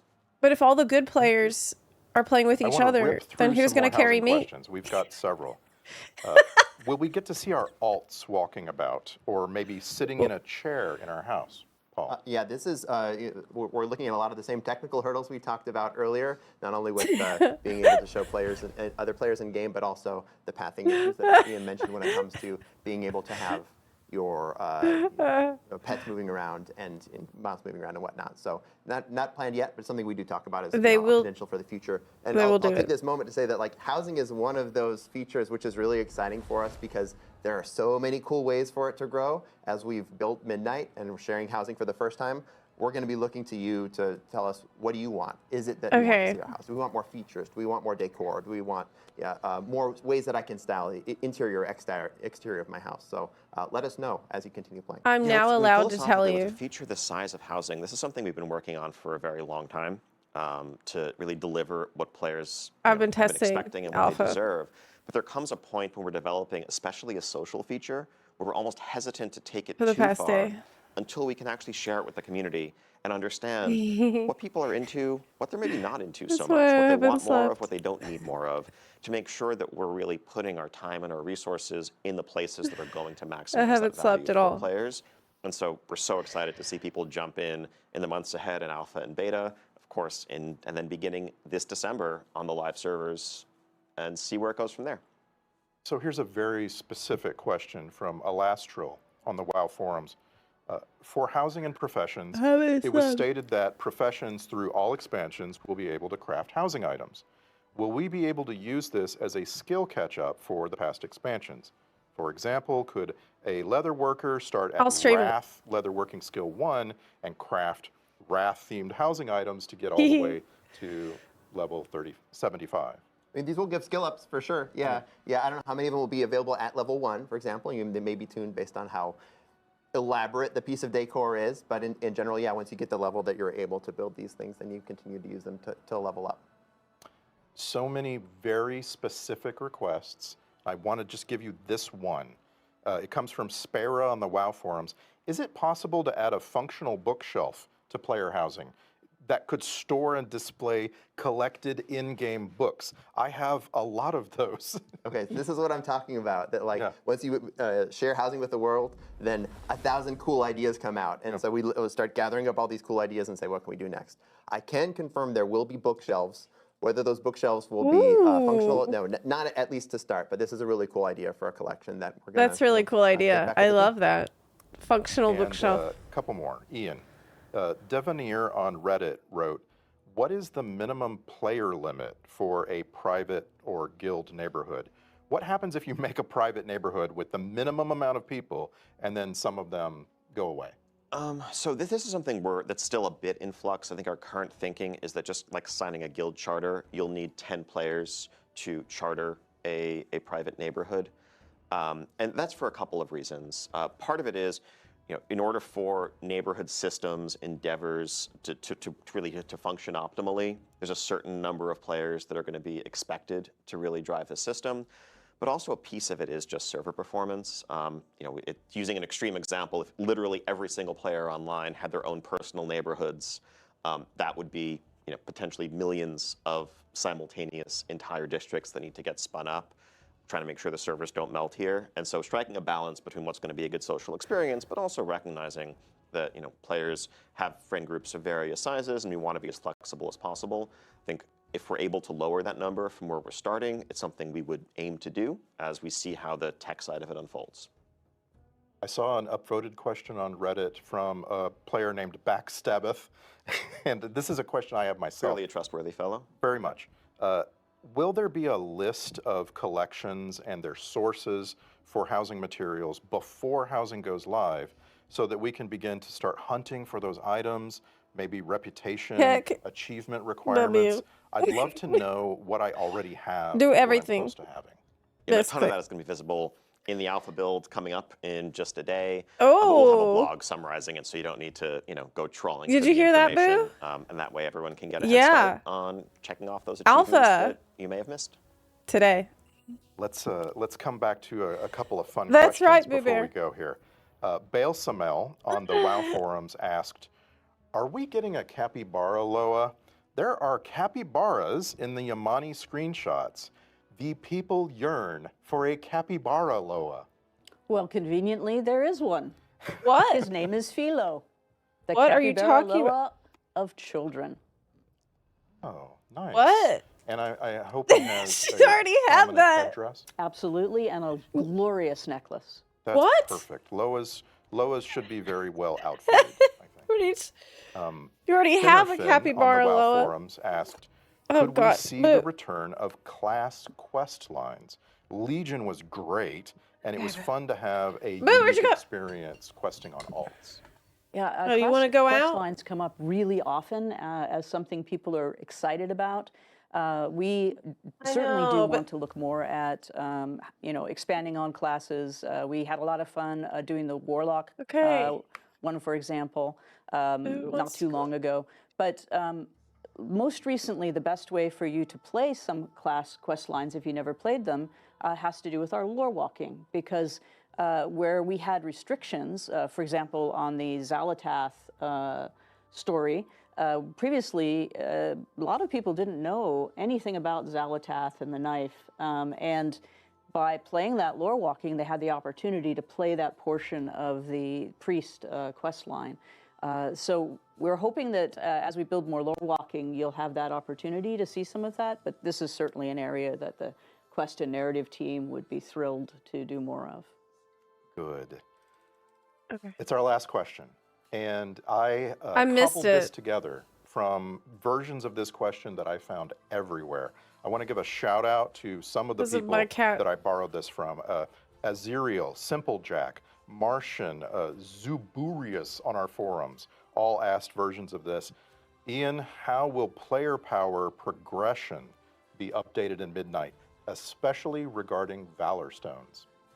So yes, so the way the upgrade system has played out over the last couple of expansions, I think we're happy with the sort of granular incremental progression that complements that spiky randomness of loot drops. But there is, and we agree with player feedback that we've heard, potentially one too many moving pieces and a bit too much complexity in the current system. It's confusing. So I can announce that Valor Stones as a currency will be going away in Midnight. What? You're already needing to gather the crests that you need, and that should be sufficient. We're also looking to streamline the system a little bit and more clearly pair individual crest tiers with appropriate gear upgrade tracks so that there's potentially less confusion about what crest matches to what. Oh, good. Anything Okay, further, good. Paul? Because No, this is confusing I think as hell. Great. Yeah, yeah. super excited. We're over here pumping fists. Yes, We're absolutely. very Yes, excited. Yeah, rip Valor Stones. Well, And on that note, that's our time. Thank Okay. you, Ian, Paul, Maria. That's Thank you pretty for taking amazing. the time. And thank you to everyone watching along. We've got Midnight Alpha testing starting very soon. We Now. can't wait to see you there and welcome you It home. started, Art. We're doing it now. thank you. So the embargo lifted at 9:30 a.m. I'm now allowed to stream it. I'm now allowed to stream alpha, which I have right now. I can turn on right now. Let's go. Let's go. There's a lot I have not seen. Okay. So there's a lot we're going to be seeing the first time together. Yeah, I have not touched the story. I have not touched the campaign. I've done like the first 2 quests, literally, of the campaign. So that means we are going to be doing story together and sing Silver Moon and Eversong together, because I haven't yet. I have been busy with housing, and I actually stayed up all night last night trying to finish my video for embargo lift. And it failed. I did not do it. I did not make it. Yes. I tried really hard and it not work. Okay. This looks like I need to install it again. Yeah, give me a sec. Yeah, I got halfway done, I would say. The BGM is loud. Ooh. Okay. I know. At first, okay, so the video is basically, I want to walk you through the housing districts and show you all the plots and what's cool about them. Because I think that's a video I would want if I were not in alpha. But at first I'm like, okay, I'll do it for every plot that exists. Every single one. Dude, that's like 100. Okay, and I didn't think about that when I was so excited starting the video last night. I was just excited. I was pretty sure I could do it. It was about maybe 1, 2 o'clock in the morning that I realized I could possibly be cooked. And that there ain't no way that I'm going to actually finish this in time. And so I'm like, okay, well, what I'll do is I'll take a nap for 1 hour.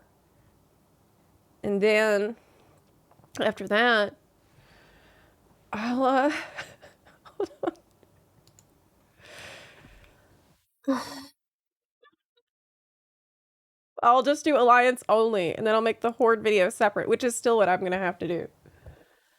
And I did that, and I have maybe like 20 plots left to cover. My problem is the housing district, as you're going to see,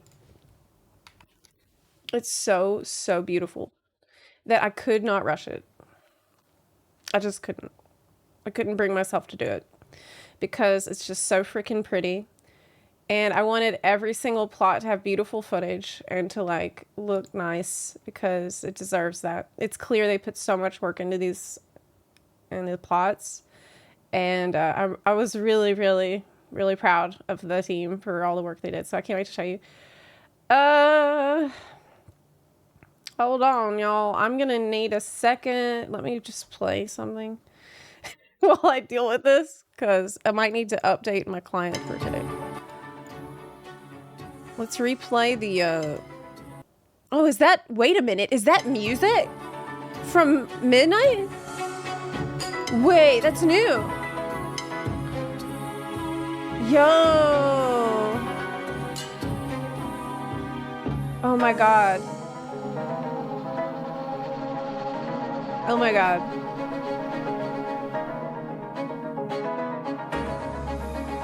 Okay, I'm gonna try to fix my client here for a second, so I'm gonna need a minute, y'all.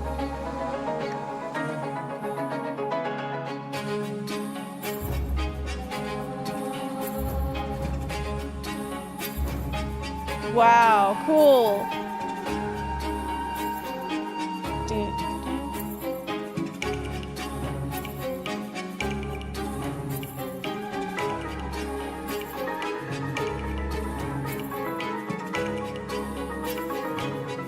Okay, Blizzard team says, thank you. We are looking into the situation with alpha builds right now. What? Appreciate the patience and understanding on this. What? No! No!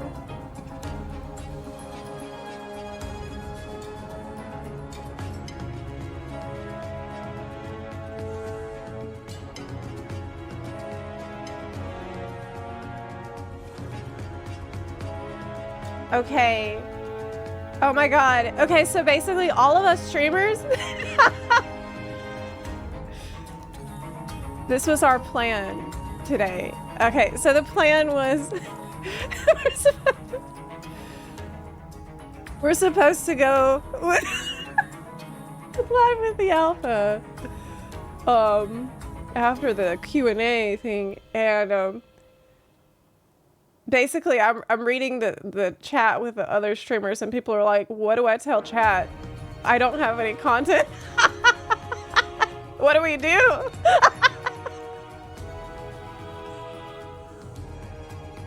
I mean, Dinner WoW update. Hey guys, stand by on Alpha.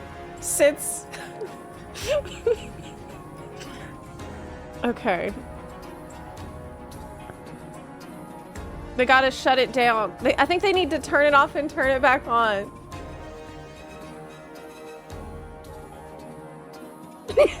This is normal for me, so like I'm not even bothered. Like nothing goes according to plan around here, so I'm not surprised. Okay, we're gonna see how long it'll be before it's back up, and that was a message at 10:38, which was almost 10 minutes ago.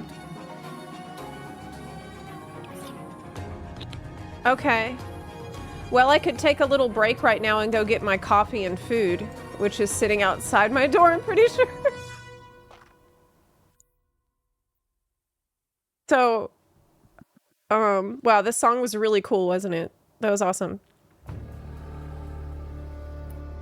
It was around 8:15 that I was like, maybe I should take a nap so that I will be able to be functional for the stream today.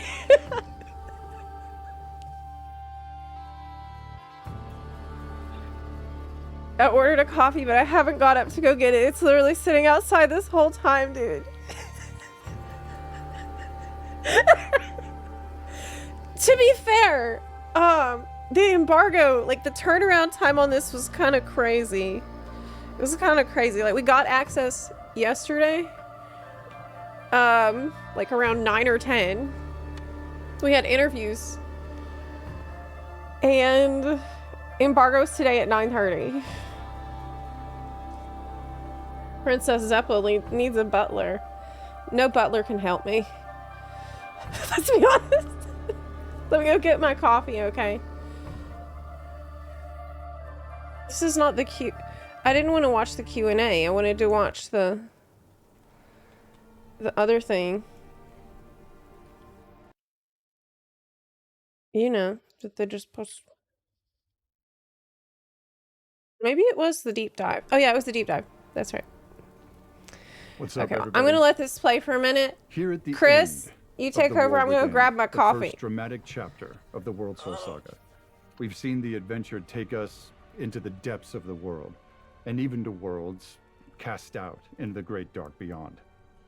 We've seen our villain Zalatath running around and amassing untold power.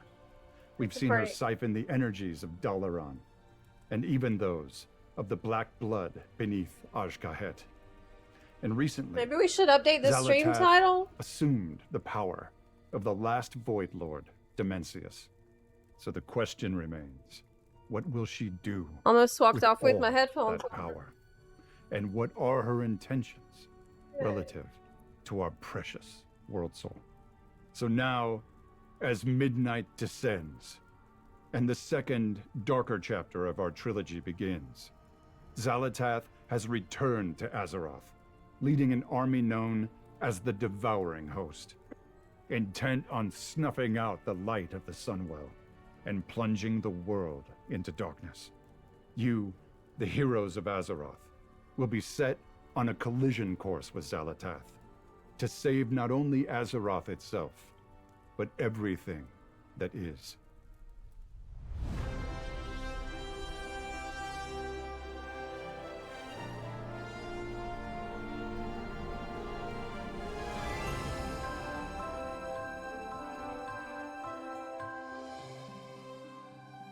Hi everyone.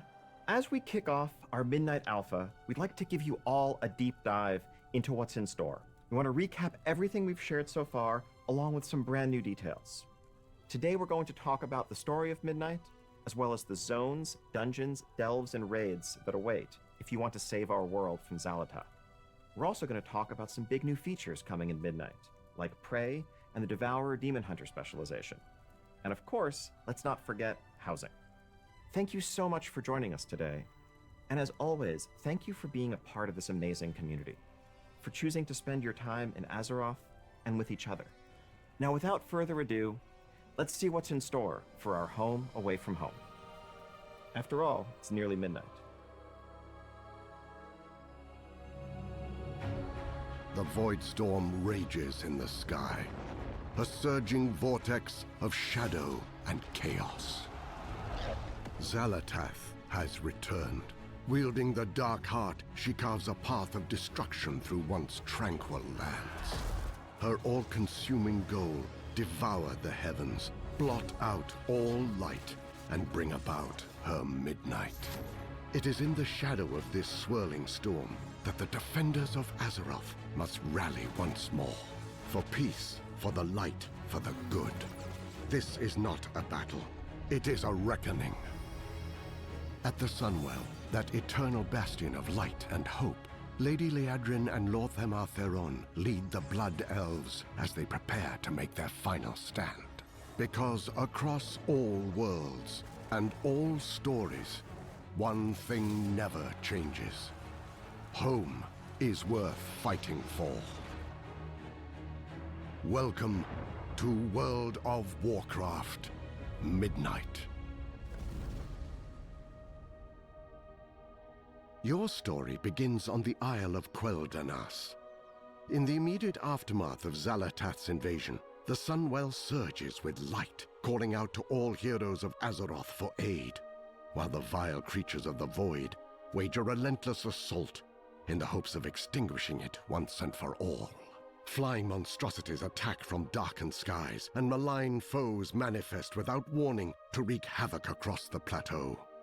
Stand true with the champions of Azeroth as they mount a desperate defense against this invasion.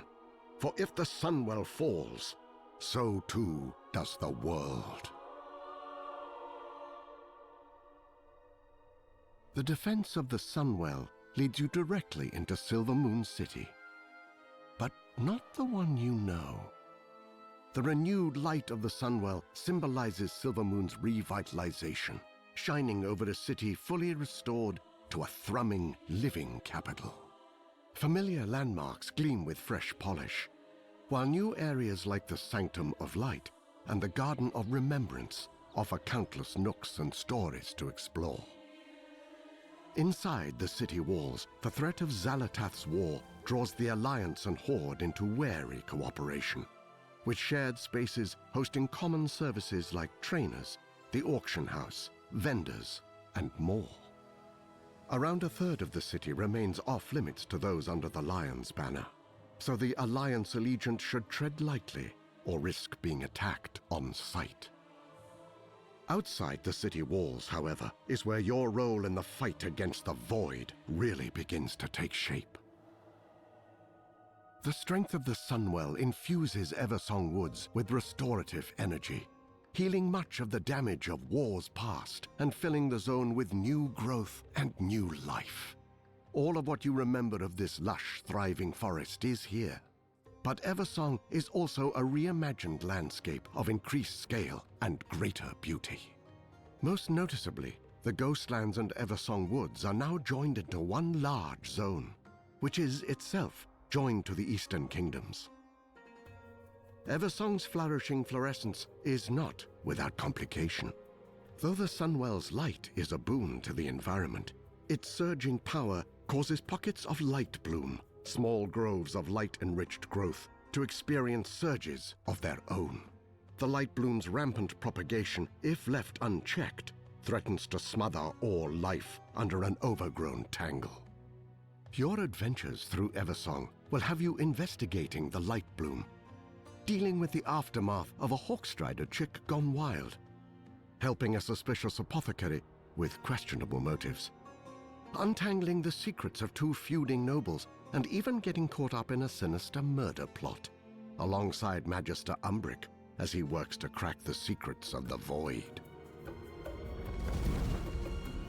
It is up to you how your story progresses beyond Eversong Woods, with 3 available paths you can tackle in any order. Brave the ancient troll kingdom of Zulaman, investigate the gnarled hidden roots of Harandar, or accompany Arator on his journey to better understand the light, the void, and himself.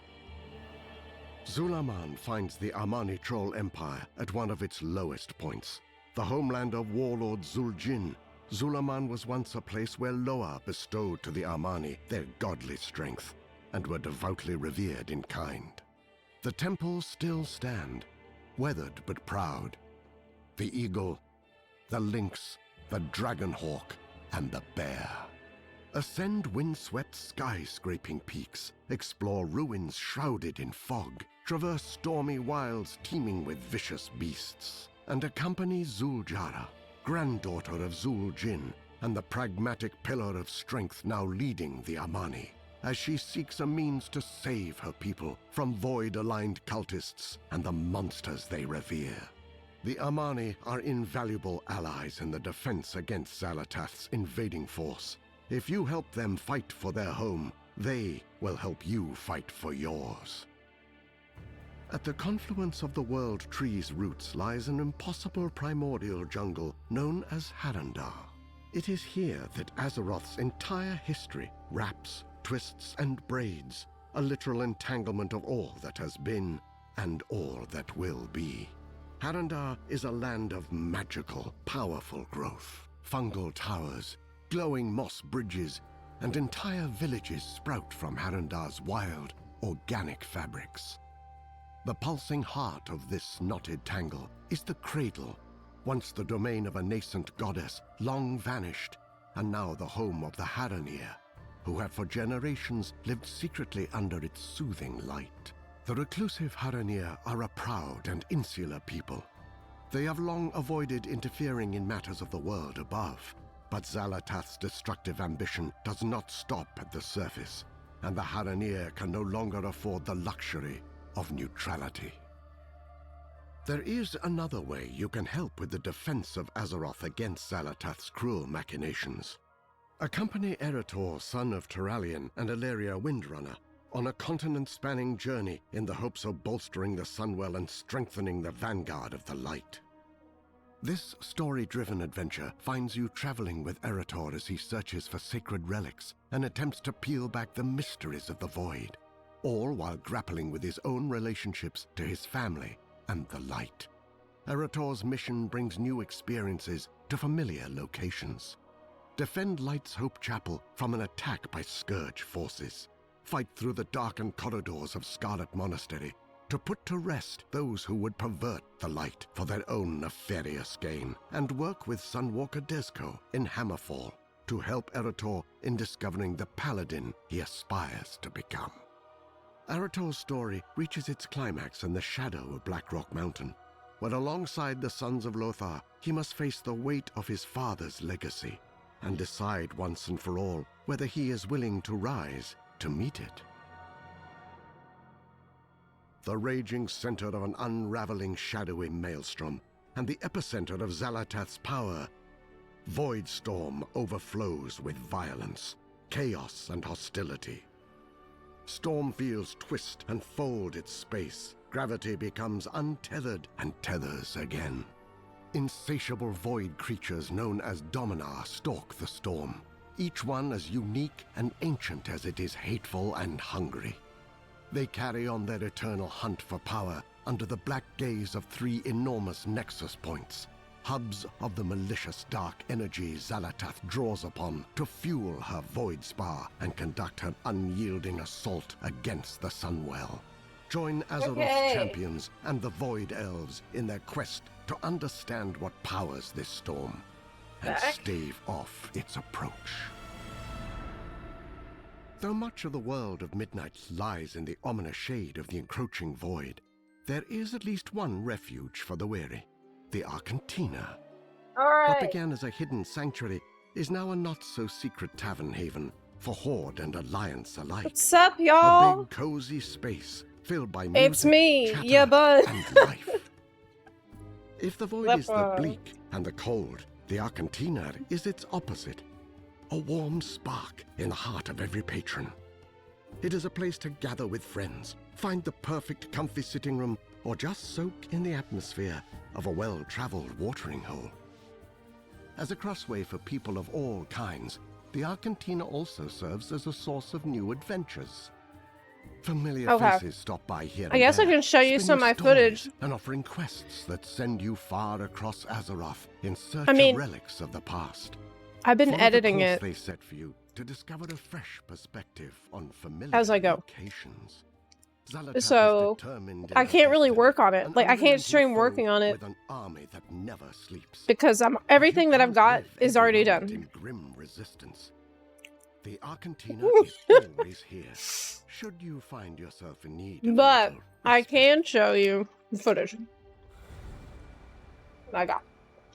The mysteries If- of the if I can figure out how to origins do of the that. void and the knowledge and power to stop Give me a it sec. are not to be found only on the surface. For true deliverance, This as has been a always, wild ride the last hides 2 a days. snarled Last labyrinth, day, actually. looming temples, It's been deadly 1 day. ruins. These delves, dungeons, and raids are the real font of power. The sacred and defiled spaces from which strength is not just earned, but taken. Okay. Across this void-darkened world hide Where's my myriad footage delves at? overflowing with incalculable danger. I found it. Located on the Isle of Quel'Danas, Parhelion Plaza is an outdoor delve that drops you into the heart of the defense of the Sunwell. Fight against the surge of the Void's attack by restoring Parhelion's defenses, Wait. commanding an artillery of light, ducking into pocket dimensions, and putting down Gladius Slana, a dominar who uses Up. summoned Voidwalkers as weapons against your stand. Up. Mm?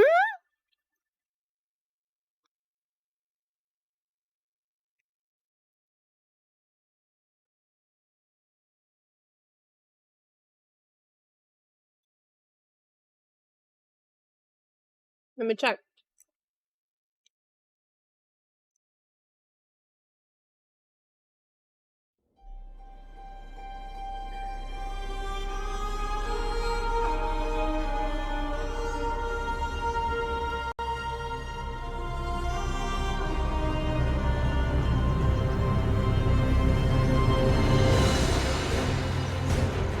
Are you ready?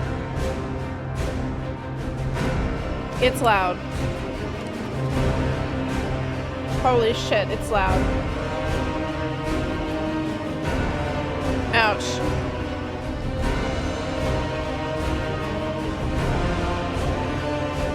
I can't fix it either.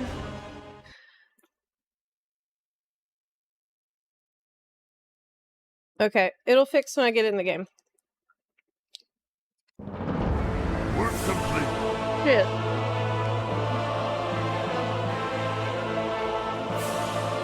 Liz. Woo! Sorry about that.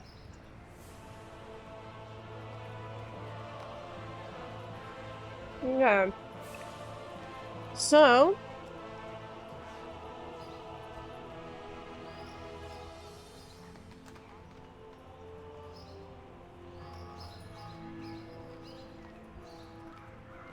I have not seen updated Eversong. I have been busy doing 2 things in the last day. Housing and testing Frostmage.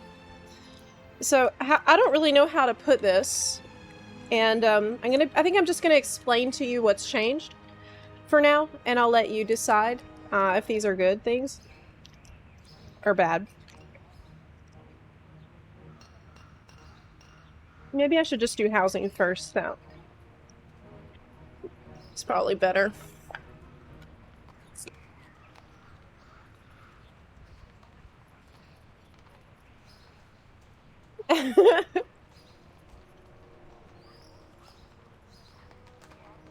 Definitely housing first, because the Frost Mage talk is less fun.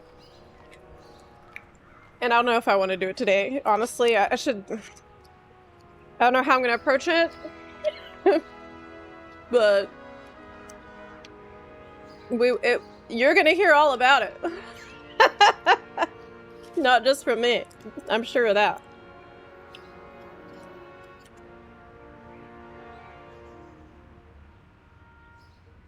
Anybody here play Black Mage?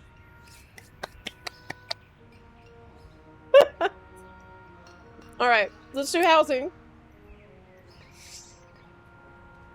About to dox myself in game. Yes, I am.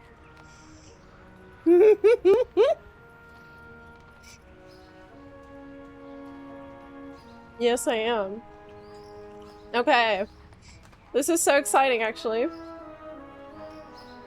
You are not gonna believe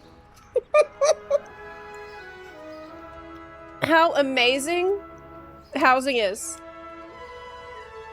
How gorgeous the neighborhood is. You're not gonna believe it until you see it.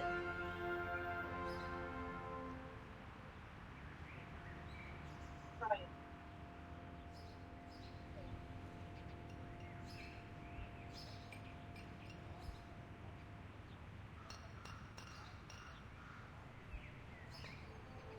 I will show you right now.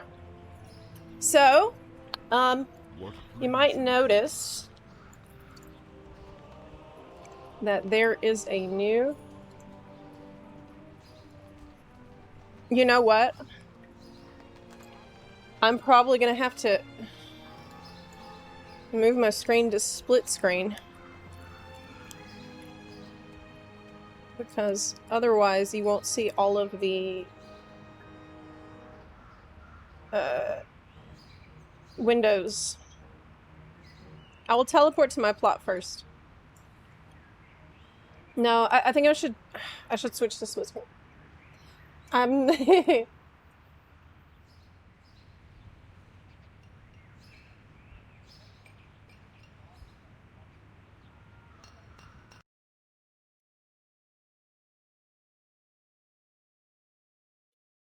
We were told on multiple occasions that as soon as the Q&A is done, we are okay to stream the alpha.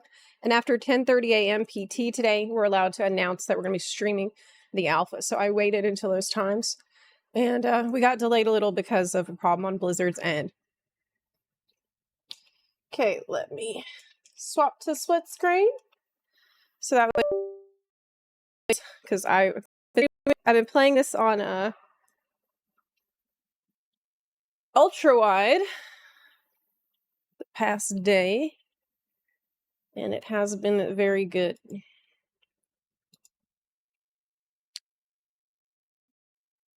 Close my Adobe Premiere here. Get back in the game. Okay. Thank you, Optimus Prime. Anything else I need to do? Housing is in December, correct?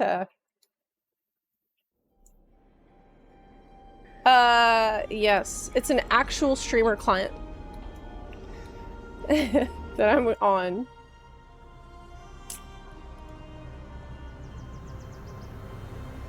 Wow, testing.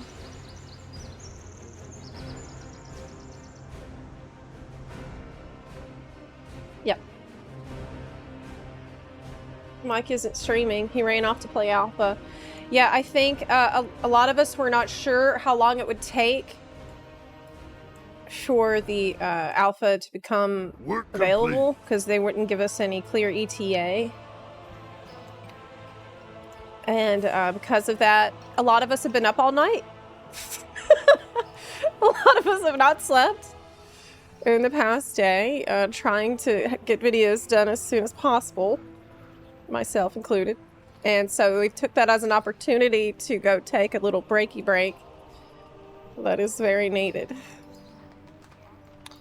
Okay, put this over here. Other window. And then...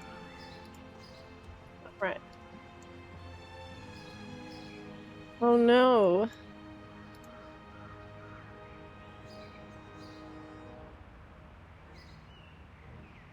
Okay. That's good. Excellent.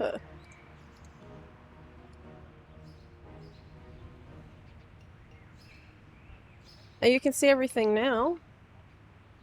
They are having add-ons enabled for this, which is questionable to let me use add-ons. It means I will break it. I did not sleep at all. Well, I took a 20-minute nap before the stream started so that I would be okay to stream today, which worked. That was very smart. That was a smart idea. Okay. Raid style party frames. Okay.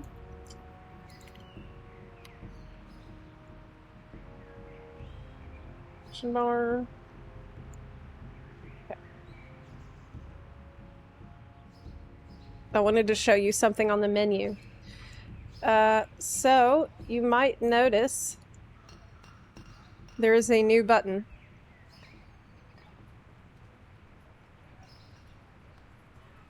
Housing dashboard. I'm a Zombla. Yes, the housing dashboard button. I'm living in hot summer commune. Which sounds very sexy, I thought. I think that these names are procedurally generated. And hot summer commune is just such a great name.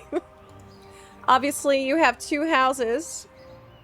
One for Horde, and one is for Alliance. So we're gonna go to the Alliance house first. This is my favorite. Okay, so you just click the button within the interface here. It doesn't look like you can drag that out yet. And it's gonna teleport me to my house. Oh, what? Transfer aborted. Instance not found. What?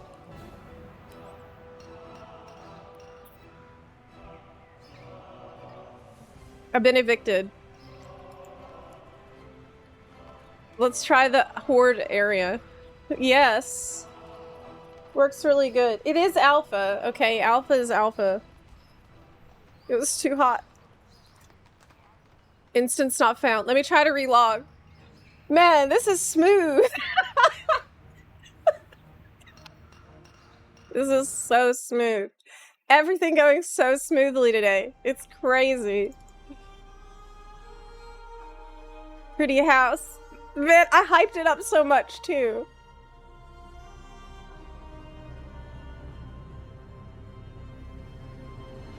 The development notes are now unembargoed and published. I wonder how long it's gonna take to hear the fallout from the Frostmage community. It's like, it's weird because I know that a nuke is about to go off. From what I've seen. I know that. Yeah. I can feel it. And I can hear it. It's gonna be Zepla so intense. Okay. Are they gonna shut down their Discord? Dude. Maybe it's fine. Maybe I just don't know what I'm talking about. I would like that to be true. That would be ideal. Actually, I would be really happy if I'm just wrong. Okay, let me try again. Not Zepladin's house. Zepla's house. Will it be funnier than the Ret Paladin Salt?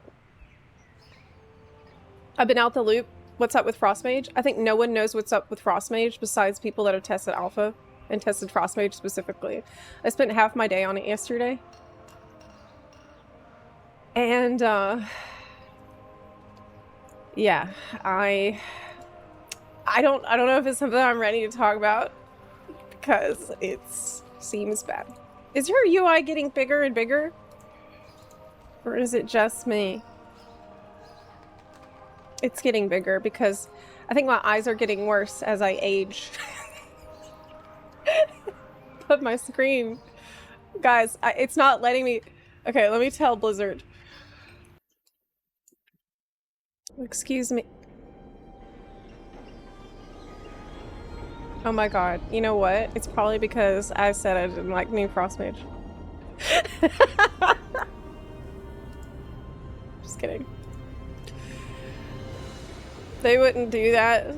Yeah, everyone has the same problem. Housing is broken. No one can get into their house.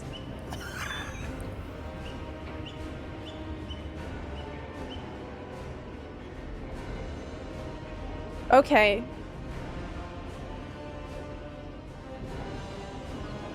If you want actual news on mages. Oh yeah, I read the Altered Time Discord, and it is really helpful. It helped me understand my Frostmage rotation better than Wowhead did. So yeah, they've been amazing resource. Also, Arcane channel there is fantastic. So I wonder what they're gonna say. I wonder what they're gonna say about what's happened. Okay, let me try to get back in. Oh man.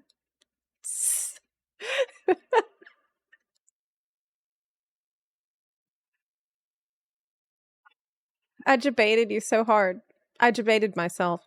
I too thought I would be able to look at my beautiful house. Again, I do have footage of it, so I guess I'll just show you the footage. Nerf doesn't cover it. It's not a nerf that I'm concerned about. It's literally every button. Your ears are looking spiffy today. Think about everything that, like, what are some things about Frostmage that make it, like, Work complete. iconic? Like, what are some things about Frostmage that you think are really important to it? Any Frostmages in the chat? Is Wild Pet Drop live? Yes. Yes, it is. Yes, it is. Okay, let's try again. Ice spells. We still got that, so maybe some of y'all are gonna like the new version. It's hella ice spells, so that continues.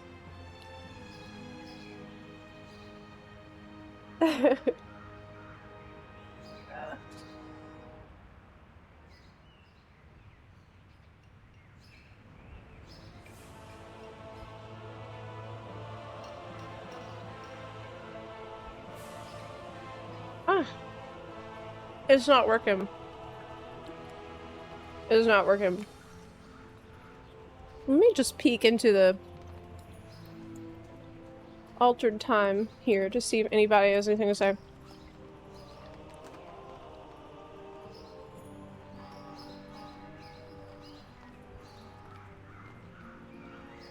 Yeah, it's not good.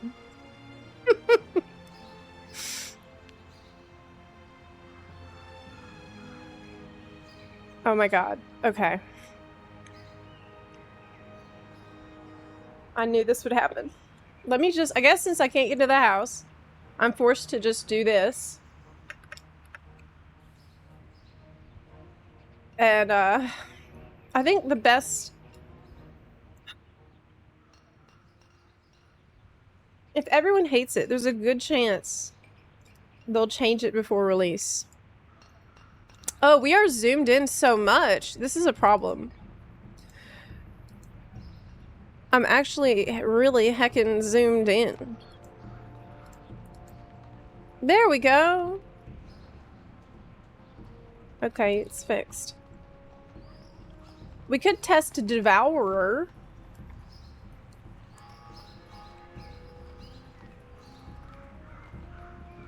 Yeah. because I wanted to make a video about my opinion on what's happened to Frost.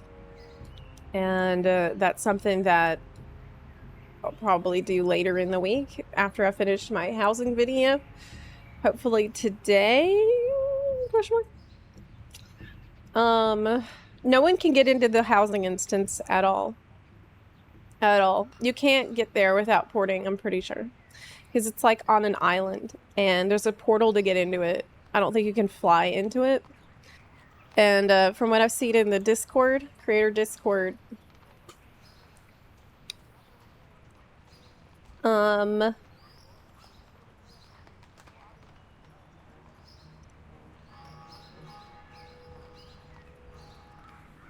forgot what I was gonna say.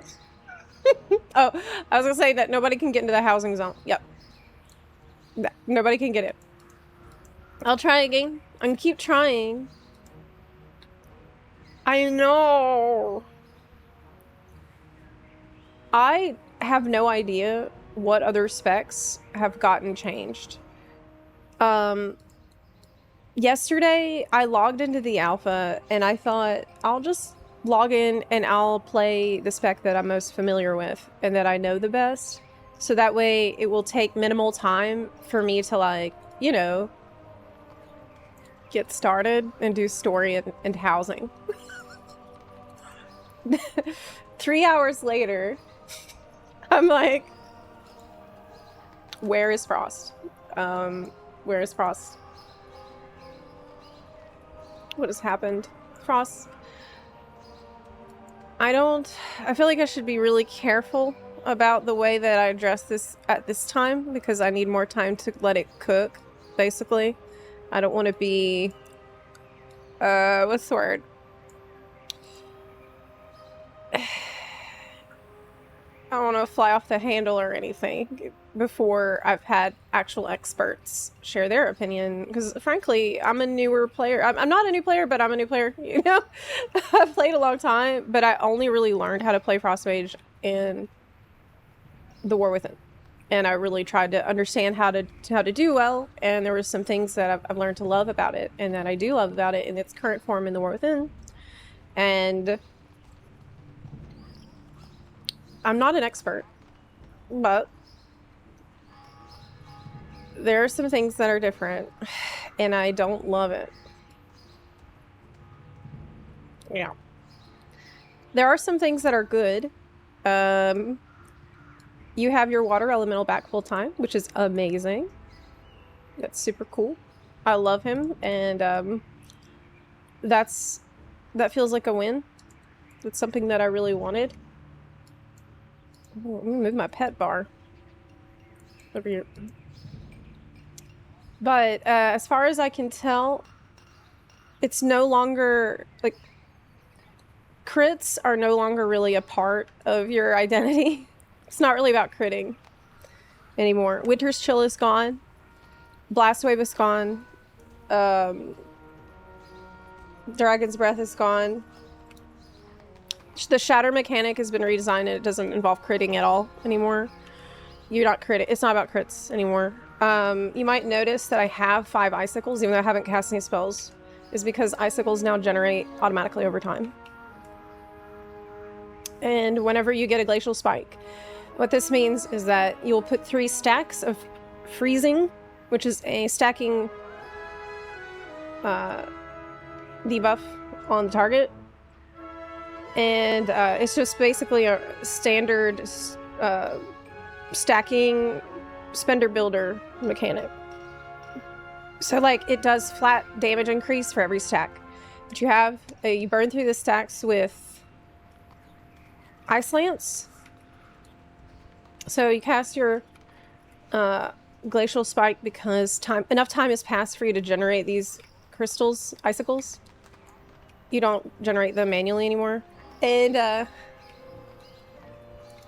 after you get 5, then you have your Glacial Spike. So right now I'm casting Frostbolt and it generates 1 stack of freezing. Flurry generates 3 stacks of freezing.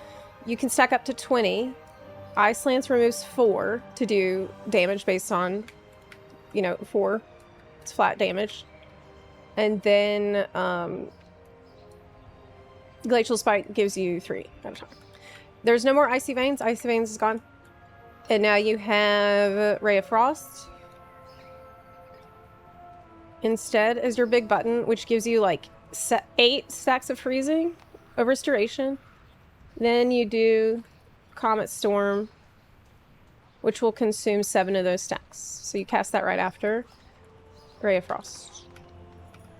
And it's a very, very predictable, very steady damage that's not about RNG or critting at all anymore. Yeah.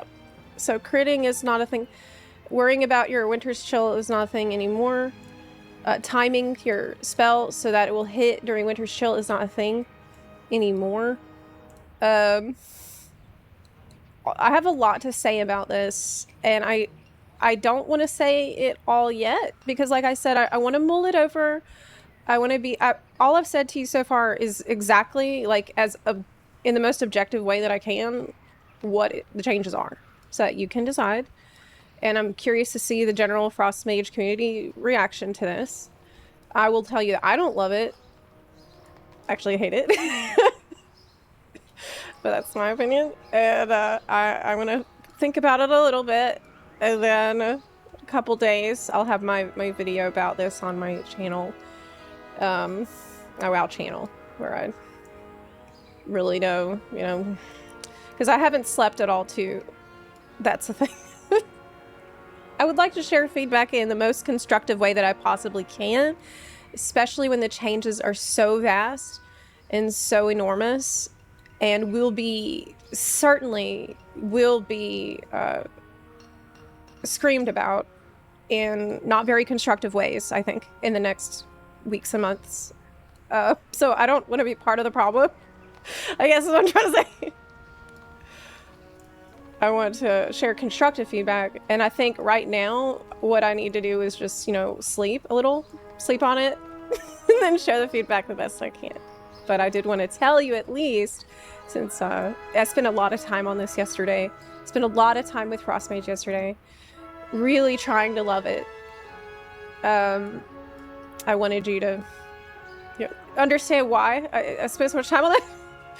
Also, really, from what I can tell, the only thing that modifies your crit at all is this talent Overflowing Energy, which its only purpose is to smooth out your RNG from your Frostbolts so that you don't have to really... It's not something you track.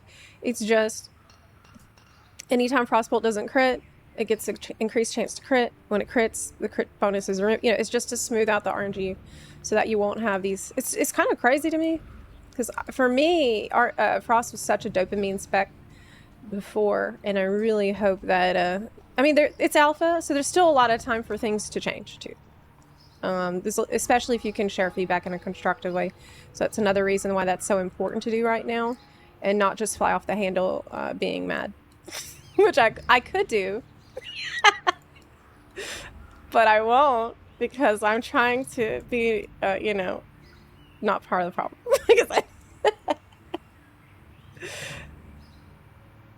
Yeah, there's some other things that are changing. There's a lot that's changed. I will tell you that I tried to do some of the beginning story quests on Frost, and I noticed I'm much more squishy than I was before. Obviously, you have your water Ellie, so you have access to freeze at all times, which is a 25-second cooldown, and that's okay, I guess, but it's like you're not using it to shatter anymore. That's not a thing that exists anymore. And the root, like, it can be interrupted by damage, so it wasn't that helpful for me in locking down mobs. Your mirror image has lost its defensive aspect. It's no longer reducing damage taken. Same for greater invisibility. And so that, combined with losing Blast Wave and Dragon's Breath, means that you have less defensive options. Now, I guess they would try to make up for it with Ice Block, which you have 2 charges on, but it doesn't... There's no talent to make it heal you anymore. either. I actually had a pretty hard time adjusting to not having those tools, and I haven't made any progress really at all in the story yet. So that's good news for you, because it means that we are going to do it together today, maybe. Oh, hey, Annie, what's up, girl? I love Frost right now, in The War Within. I love it because for me, the eyes... obviously, I'm going to be talking about this a lot more in my video later on this week. I liked icicles. I liked how icicles functioned. It feels kind of like combo points, and now it no longer does. It's just passive.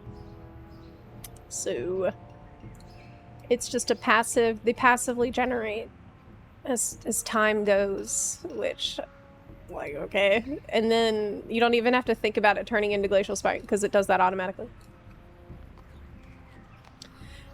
So I actually, because I spent so much time on that yesterday, I didn't check any other classes at all. And I don't know, how they are, because I spent the rest of my time in, I don't think I want to do this on Frost, but I can show you maybe some things. I don't know if any other classes got huge overhauls. I didn't really look that hard at the patch notes either, outside of the Frost patch notes.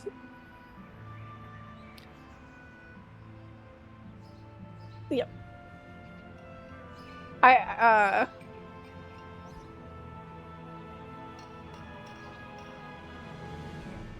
Harrowneer customs. There's no Harrowneers in the alpha. I was told that we won't have Harrowneer to test until beta, which made me very sad because I really, really wanted to play a Harrowneer in the alpha. I was actually having dreams about it in the last week. I was actually having dreams about going into the character creator for alpha and making a Harrowneer. I was so excited. And then the morning of yesterday, they're like, oh, you actually can't start Harrowneers with beta. And I'm like, what? And then I was like, well, I'll just play Frost Mage. And that was really rough too. I had a really rough morning yesterday, but it was all okay when I went into the housing district. And that's why I really want to go to the housing right now, to show you it, because my God. I like, as upset as I felt yesterday about Frost, because I personally am struggling with it. I hope I can adapt. Going to the housing district was so fucking good. It's so fucking good. I can't wait to show you. I really want to show you. Really bad, but they won't let me go in there. They won't let me go. Maybe I'll make a druid and play Resto and try balance. I think balance might have gotten an over. Maybe I could learn how to play balance on stream today. That could be fun. How'd you have dreams? You haven't slept. That was Monday night. Right? What day is it? Is it Wednesday?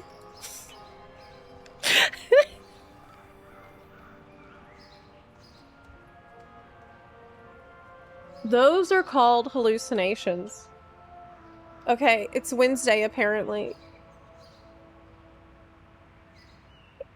Balance looked like Eclipse is now a button you have to press. Let's see. Anaria Shala. And then... Actually, can I even get into this instance, or is it broke too? Remain vigilant.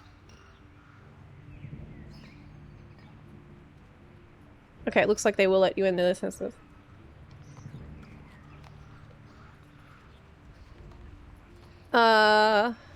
Yes. So I did, I think, glance over the patch notes for Balance Druid. And it does seem like Eclipse is now a button that you choose to press. So that is different. But I don't really know how to play Balance that well. I kind of do, but like not really. but Lights bless you. I think it might be a good choice for me on the alpha to just do balance and level so that I can heal maybe. Either that or we could do elevator. I did some of these quests already, but I didn't mount the Dragon Hawk. Let's just see what happens if I do this.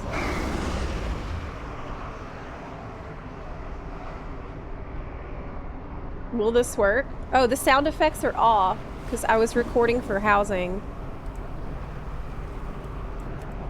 Do we have music? No. No. Grappling rope.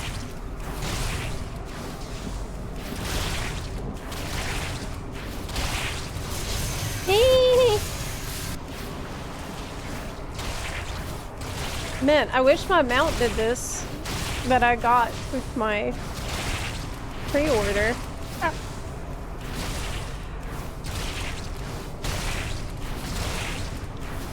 Oh, there's a distressed civilian. How do I... Okay, got him.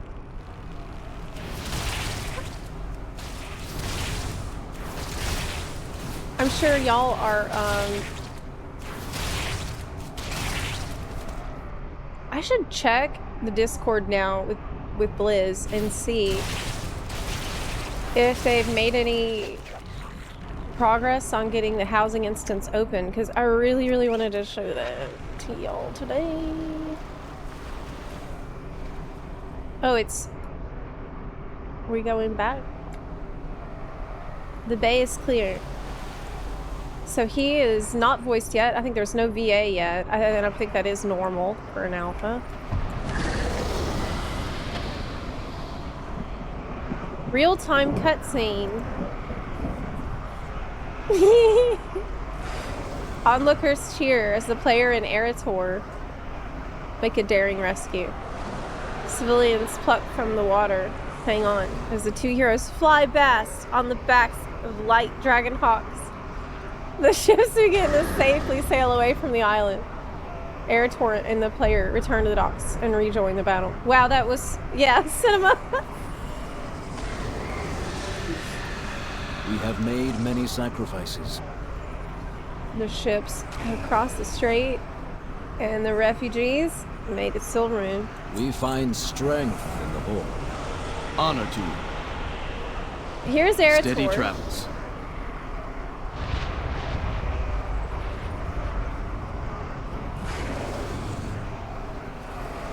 He looks pretty good, actually. He doesn't look too bad. He's got this, like, plating on his head.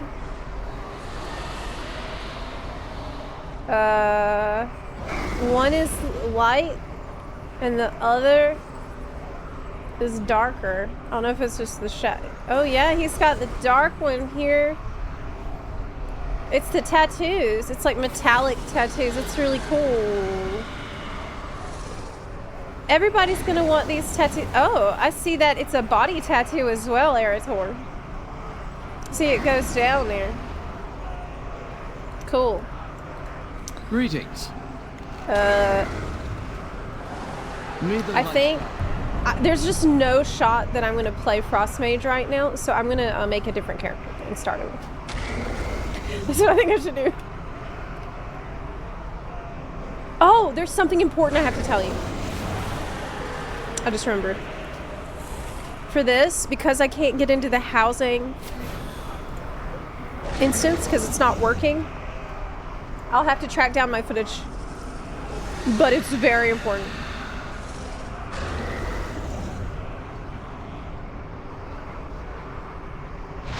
You're not gonna believe this when I show you. List. Make sure I have the right one. It's gonna be gigantic file. God, I've done so much work. There's so many tiny little clips. I worked so hard and I couldn't get the video done before the stream started. sucks. I really, really tried. But it was beyond me.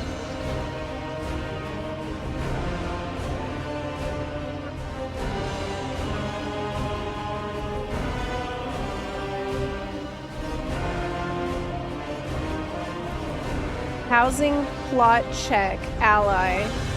That's the file.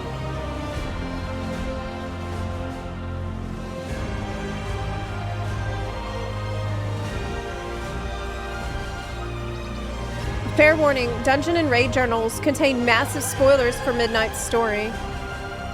Wow, that's super annoying.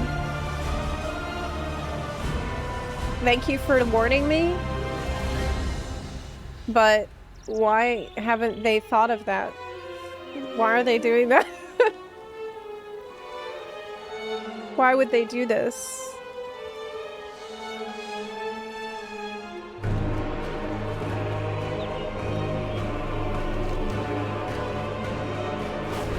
This is housing. Maybe I can put it under my...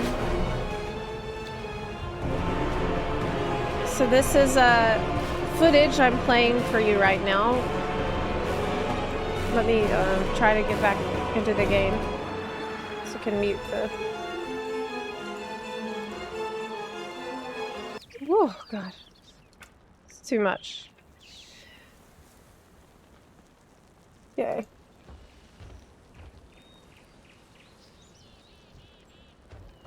This is the area, and there's... I'd like to, you know, fly around here. It's an absolutely gigantic zone. It is huge and enormous. There are flight paths, several, and they are needed because even with dragon riding, it feels massive.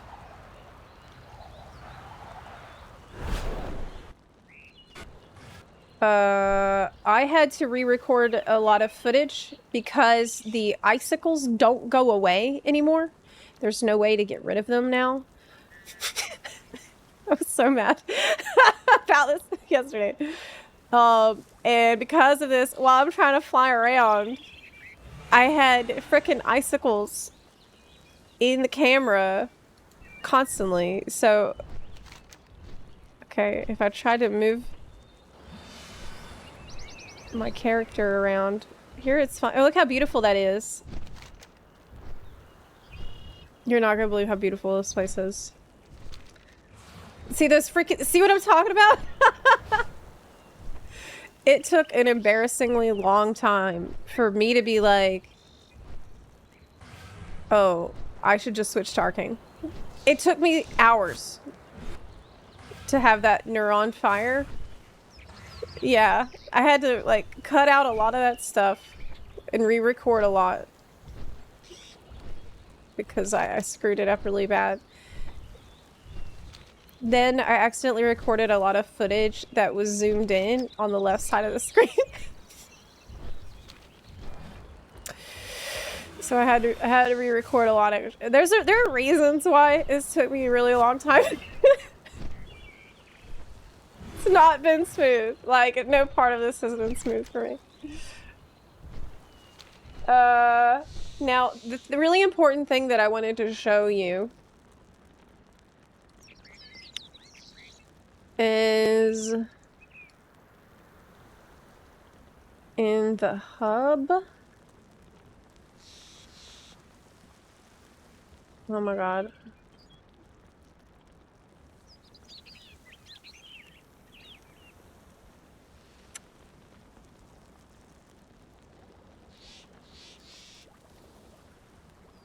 What is going on?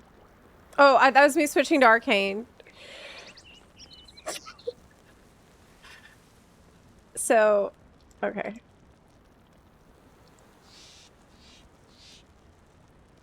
Don't be too hard on yourself. I'll try, but you know how it is. The way that I am is that I'm hard on myself.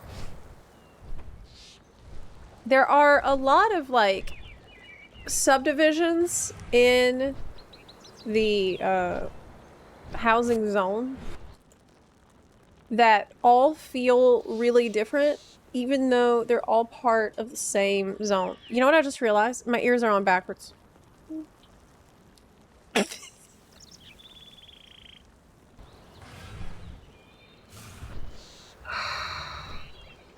This is not my day, dude. Like...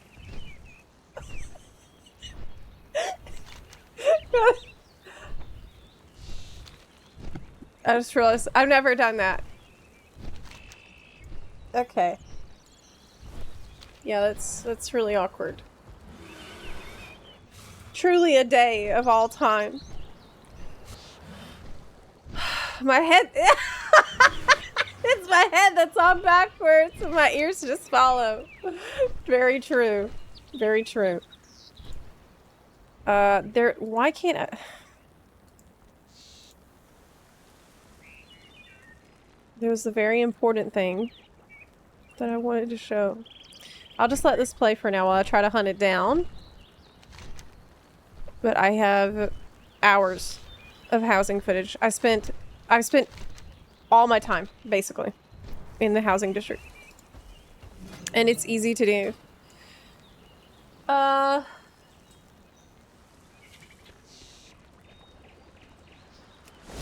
Where? Footage of the super secret thing that you need to see. If I could just log into the housing district right now, then it wouldn't be a problem.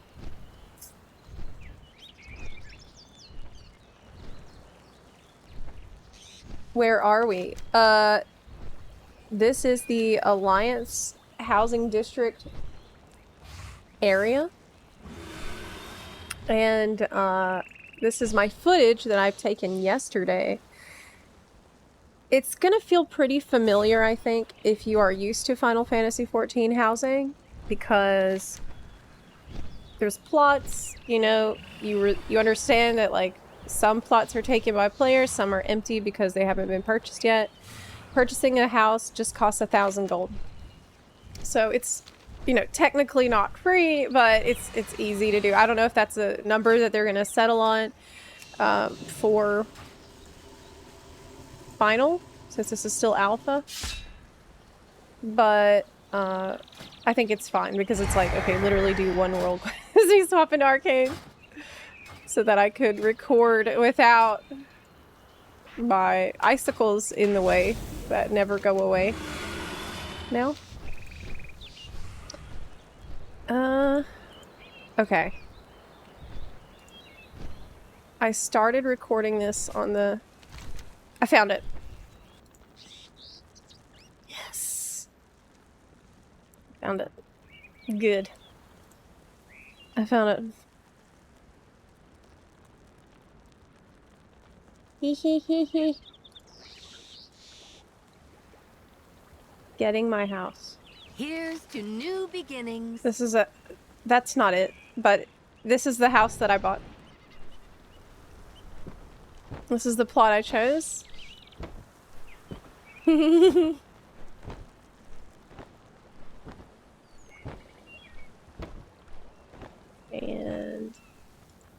I thought it was very nice, but the thing is that I really wanted to show you this lady who I'm speaking to. Okay.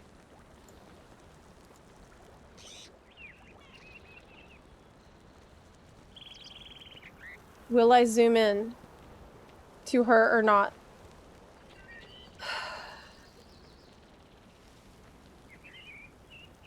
Zepla, did you zoom into the lady in this footage? See you around. No, not over there. Did you zoom in?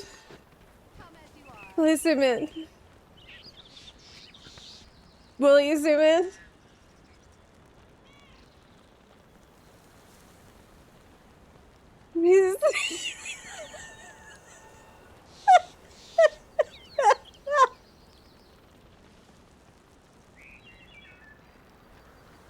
How are you? See you around. What are you doing? Why are you looking at him? You can do it. I'm looking at his facial expressions.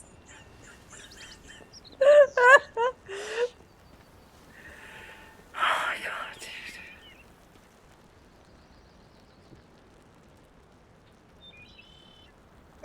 Why am I just standing in this? What are we doing? Okay.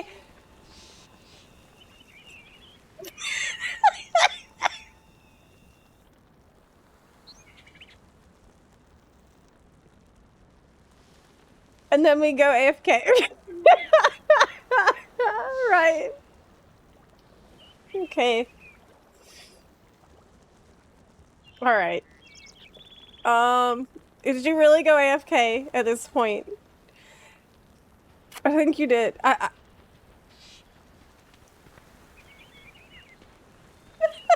This is really showing me a lot about myself. It's really like such a ooh, a squirrel type. I didn't expect to have to refer back to this later because I thought I'd be able to just go into the build right today. So I didn't plan to use this. This is just how I am normally. What is going on? Where are you going? It's donuts. It's a donut stand. Okay.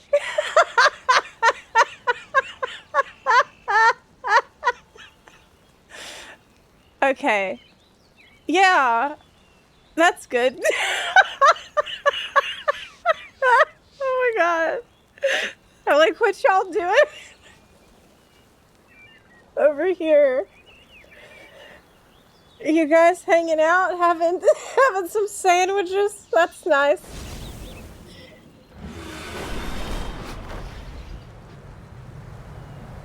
Did you just remember to go back to the lady? No, that's it. That's the end of the video.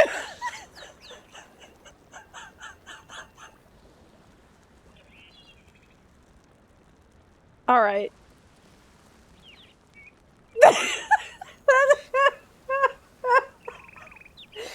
Good job. That was really important footage that we recorded. This footage is called Getting My Hoss Away. Cool. I got my hoss away. Welcome to housing. Heck yeah. Oh, so basically what happened here is I was trying to do quests on Frostmage and I got so frustrated because I don't have half my skills now. I decided to just say screw it and I'm gonna go do housing instead. So you can see I'm actually in the starter area. It zoomed in because I was on ultra wide. I decided I'm just gonna go. Bye. Work complete. And it teleports you here. Did I move the camera? A house for you. My first home. Yeah. Find a place to... Oh, this is it! This is gonna be it! This will be it! But the camera's off to the left side.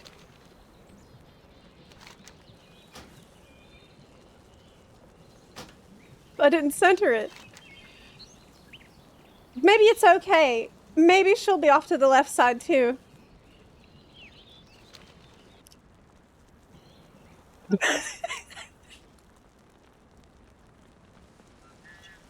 I think probably what happened is I saw that the housing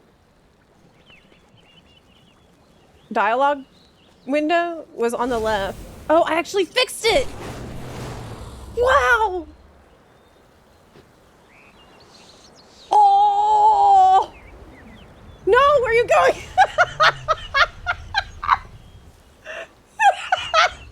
I got distracted.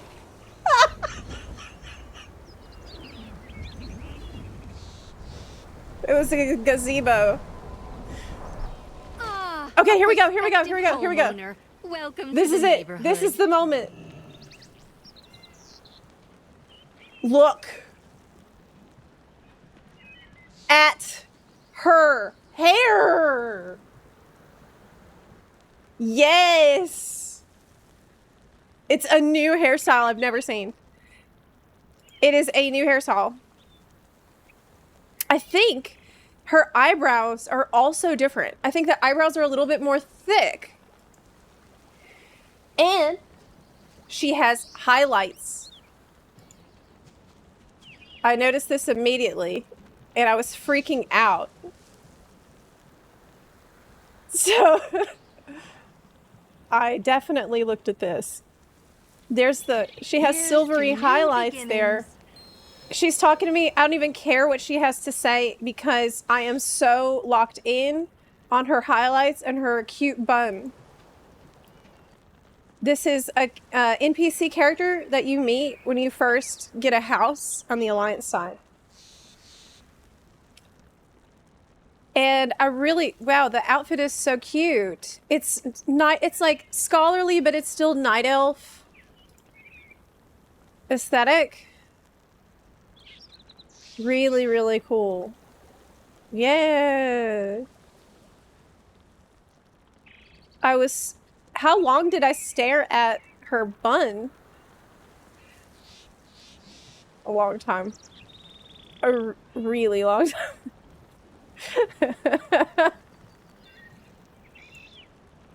Yes.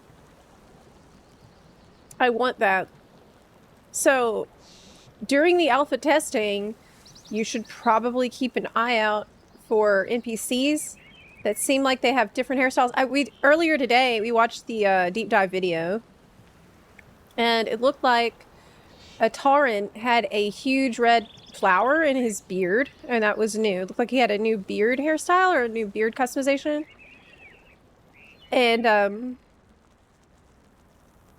that seems like another example of this. They've been really cagey about it, though. Why? Every time someone's asked them about the new hairstyles, they've had the same answer, and it's been Amani trolls will get new hairstyles with the Amani quests. Like, cool, but why wouldn't you tell us all about the thing that we're, like, everybody getting hairstyles? Is everybody getting hairstyles? I bet it's going to be tied to housing. So here you can choose the different neighborhood instances to live in. If you played FF14, this is going to be familiar to you because it's like subdivisions. And so if a plot that you like isn't available in that neighborhood, it's okay. You can go to the different one where it is available. Available houses in the neighborhood will have a for sale sign. It's really straightforward and easy to understand this. We're in this together. Yeah, let me check to see if I can get into the housing build now in the game.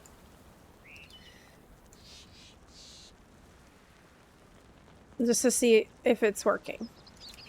I logged out there on my paladin, so let me just check. I really hope we can.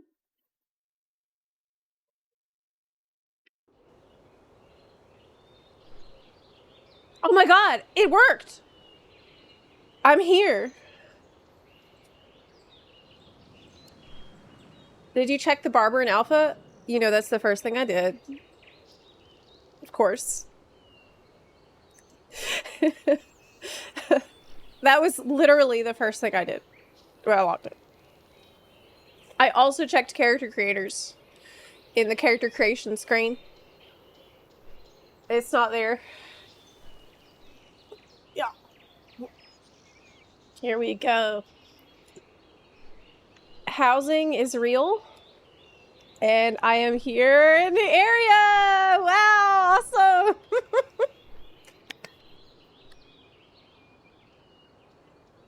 Awesome. Cool. So, I can show you my house, right? I'm gonna do a, I'll have a video out, hopefully, end of today, where I talk about every plot, kind of more in detail. What I would like to do is have a lot of really beautiful footage that shows off how fantastic every plot is, because it's clear to me they have made the effort to make each plot really special. Here you can see the houses that are present on the lot. This means that someone is already living there, which you probably would know if you played FF. If I check this sign, Alpha Coda lives here. Plot 31. And like I said, every plot brings something unique to the table.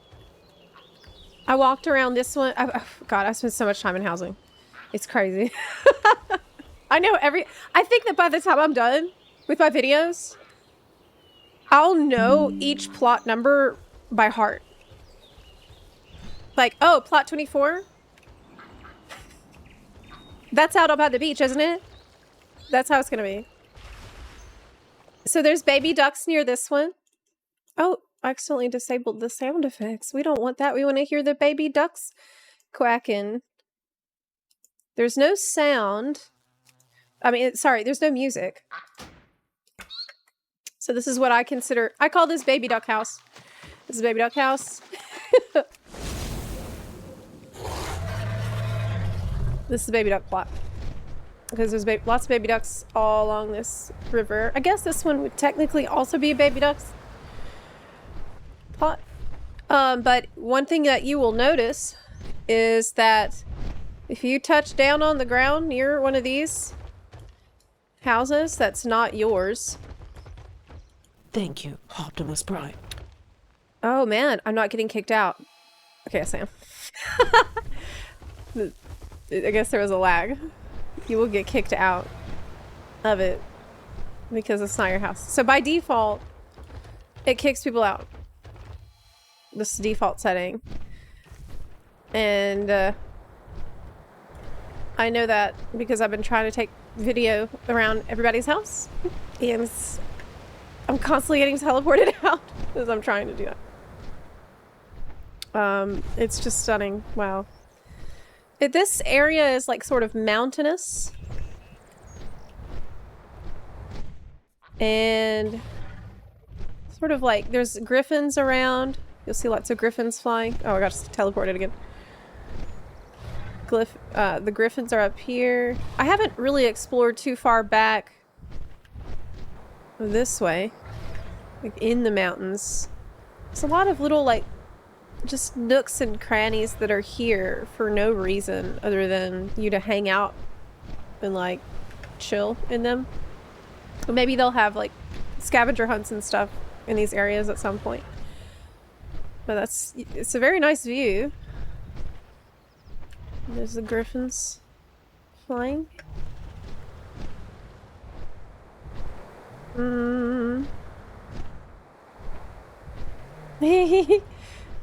I don't think you can fight people. I don't think there's PvP allowed. There's more griffins. Very pretty area. This seems like one of the areas that's going to sell first because there are 5 plots here. 6? No, there's 5. 1, 2, 3, 4, 5. There's 5 plots in this like high up mountainous area.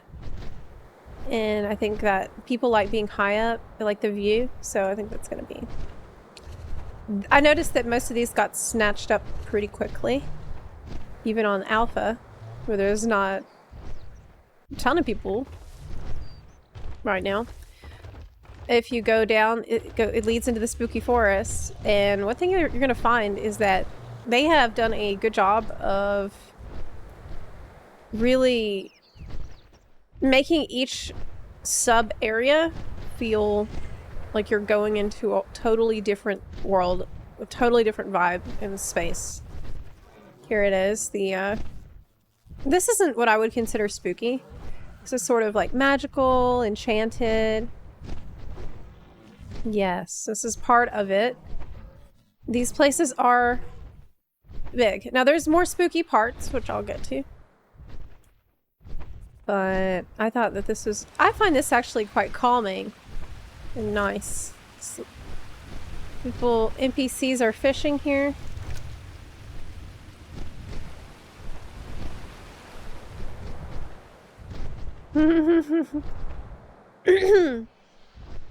This looks cool. I'm not trying to be down on it. It's also all human stuff. I have a feeling I'm gonna be disappointed. Unless I want human, orc, and supposedly elf stuff. What kind of stuff do you want? What kind of vibe are you looking for? Because I can tell you if it exists or not.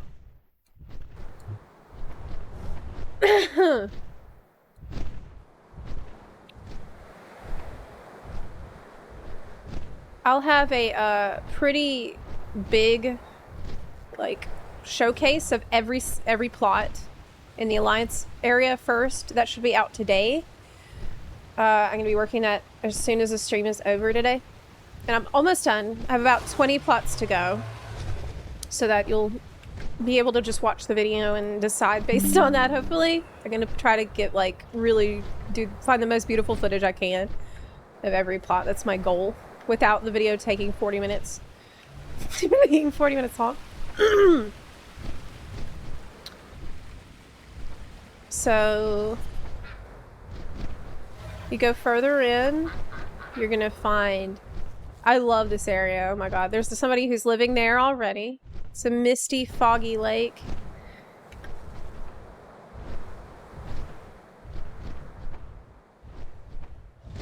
You can be back behind the waterfall.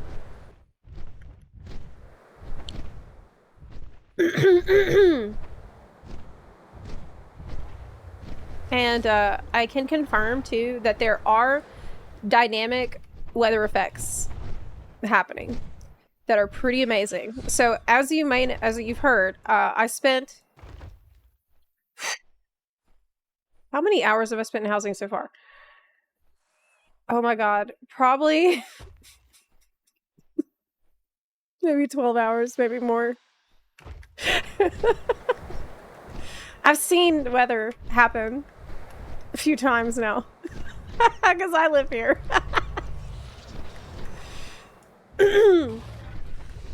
And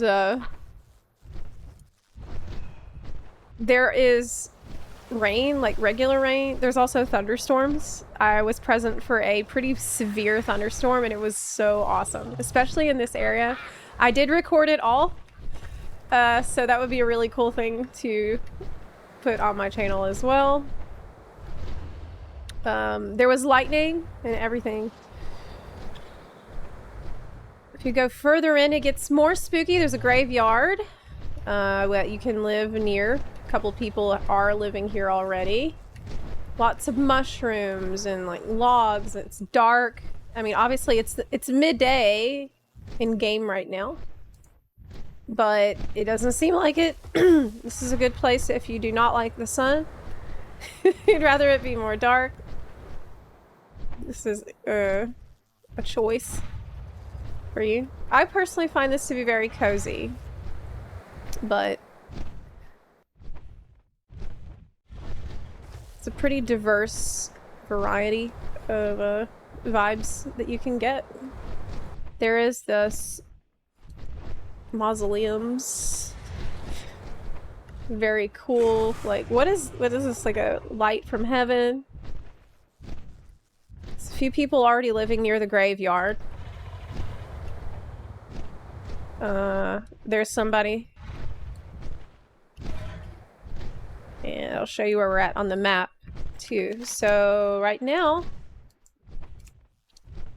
we're here. That mushroom in the middle of the lake, not, you know, the tree with the fairy lights on it, it was here.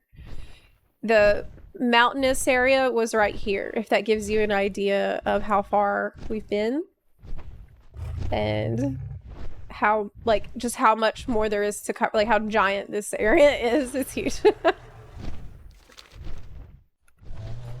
Yeah, this is kind of Duskwood. Thank you, Optimus Prime. Yeah, it's reminiscent of Duskwood. Hey, Coward Patty, thank you so much for the 5-month resub. Here's another spooky plot. There's a lot of these for our Duskwood enjoyers. Now you'll also find that there are houses. Oh, hey. That are NPC houses. These are not for players. It's just for, like, I guess zone activities. There's the Flight Master here too. I don't know what this is about. I've seen it throughout the area, like places where they're doing construction, and that's a big question mark. It's probably Endeavor related. If you don't have an Endeavor up, maybe that's just what shows. If you have the Endeavor, then maybe you'll have some thematic thing there. I love this part though. I think this is really nice. They are numbered. Yes, they are numbered. In my video, I'm going to try to clarify the number of every plot when I do my full showcase, so that you'll be able to plan ahead. Beeline to the plot that you want. This is the Duskwood type area. Now, along the coast, there is a plot that I almost got. I was very tempted, because what I wanted... Oh yes, I also looked in the Horde areas, of course. I have a house there too, which I can show you. As you can see, I'm on a Blood Elf right now. So, Blood Elves can be in the Alliance neighborhood. If it's on, it's a warband thing. So, what I wanted was a coastal, foggy, creepy vibe. And I didn't think I was going to get it. But they have it. You can get that here. So this is 41. Looks like someone's now taken it. I was very close to picking this one up because it is actually amazing. Here we are right on the cliffs. Look at that. Oh my god. Isn't that so freaking cool? So there's your house. You could live here if you wanted. With the lighthouse in the distance, it's foggy. Oh man. Oh man. What I wanted was variety in the types of buildings and design. So during the alpha, we are not able to change exteriors. That's why everyone's exterior looks the same. We cannot decorate outside yet. We cannot change the exterior yet. So that's why you just see like blue sheds everywhere. That's not going to be like that in the final version. It's kind of placeholder for now, so don't worry too much. Alpha is very early. But man, I fell in love with this spot, this Foggy Cliffs, because, you know, I live in Seattle, and this is what Seattle is like half the year. So this feels homey to me. And if you go down this way, there's like cool stuff to find. They've hidden a lot of things in the zones you'll find that are not necessarily houses, but are just cool things to add to the vibes. It's all about vibes. If you go down here, you're gonna find like pirates, smugglers, high tide Zeren, decor vendor. Hello, my friend. You looking for something rare? My friends and I, we travel. We bring you the fruits of those travels. Why aren't you selling in town? We don't wish to impose upon the peoples of this place. We're polite, no bother. I say something smells fishy here. Of course, we're by the sea, my friend. Everything smells fishy here. I love these people, and so this was another selling point to me of living in this area, the foggy coast. Because they're sus. Highly, highly sus part of town, which makes it better. You go... I went in here to see what they were building, and also to see if I could buy a house in the cave, which would fit me best, considering how I am. No, you can't live in the cave. Not yet. It's... I don't know what they're putting in here. They won't say. So yeah, that's really cool. Yeah. This is somebody else following me.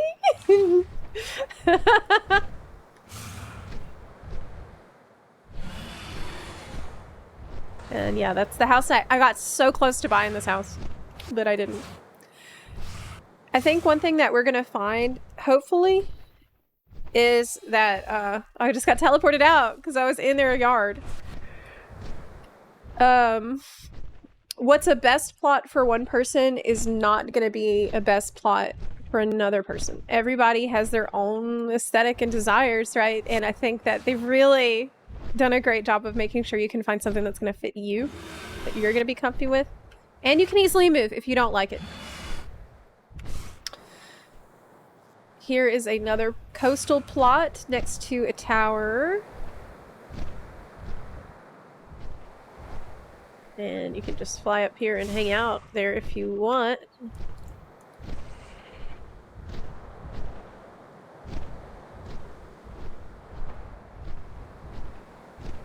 You can buy houses in WoW soon.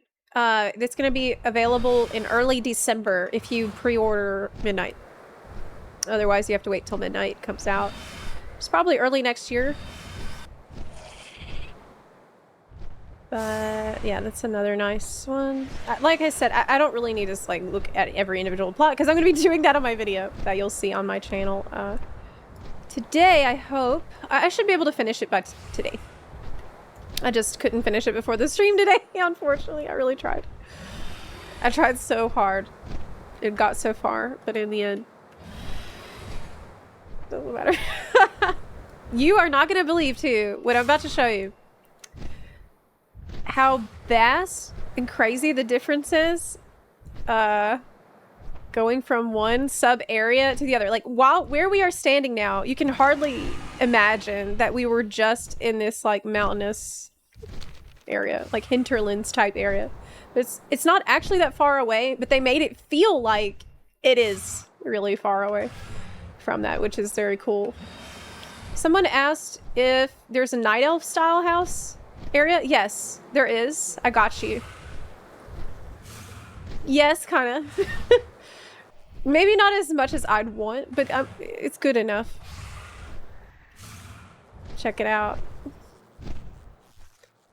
So if you go off this road,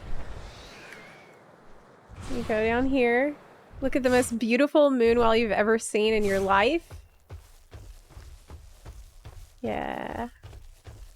So good.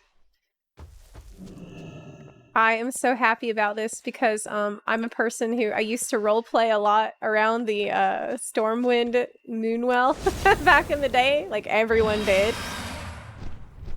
I wonder if this is gonna see the same use. I bet it will. I bet it will. So this is the, and if you want to live close to this, the plot is right here, which no one's bought yet, but you could live right here, overlooking the Moonwell and the lake and stuff. Oh, it's here. There's all kinds of little things that I haven't even noticed yet that's just like tucked away in little nooks and crannies that will be fun for you to discover. It's also overlooking the water, so it's a pretty cool plot. What's this? The hell? What does this mean? So there's another plot that's not been purchased yet. It's pretty good. On a beach. Okay, so now I'm gonna go into a new, like, sub area. Are you ready for this?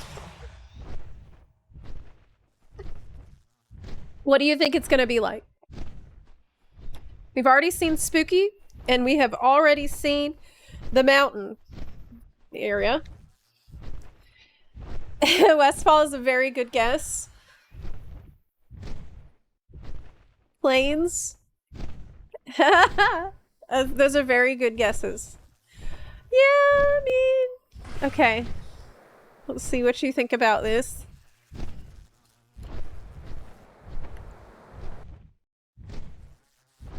There we go. When you cross this bridge, everything's gonna be different. We're leaving the spooky forest. And here we are. It is now autumn, like yellow trees and birch trees are here. Yeah. Here is somebody's house that they've already built. Now, obviously the yards look really bare right now because no one can decorate outside yet. Oh, you can... This is fun to do. Harass birds. So this is next to the waterfall. Pumpkin Spice Valley. Is that what we're gonna call it?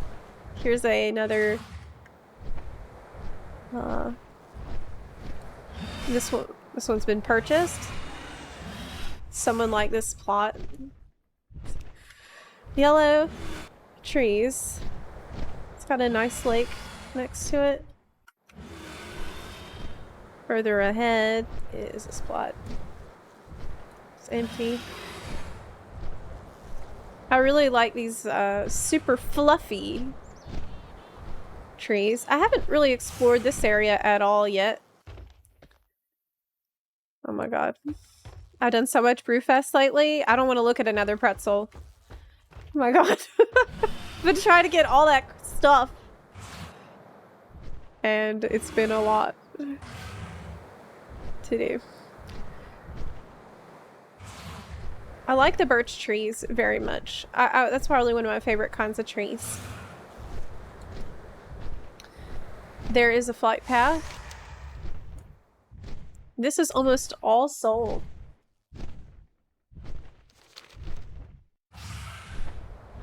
Okay. Big orange mushrooms on the tree are really cool.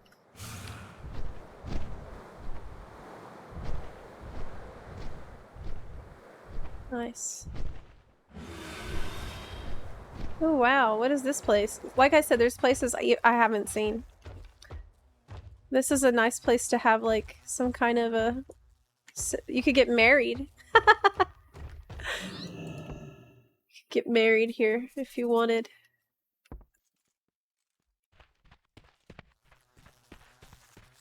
Have a party. We can have guild meetings.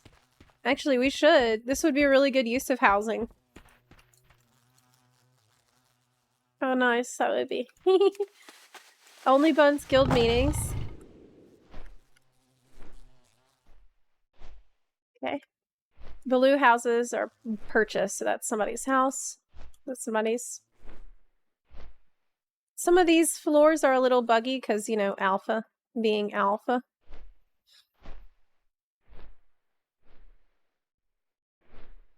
But look how pretty it is. So yeah, this is kind of the yellow forest spot. Next to it,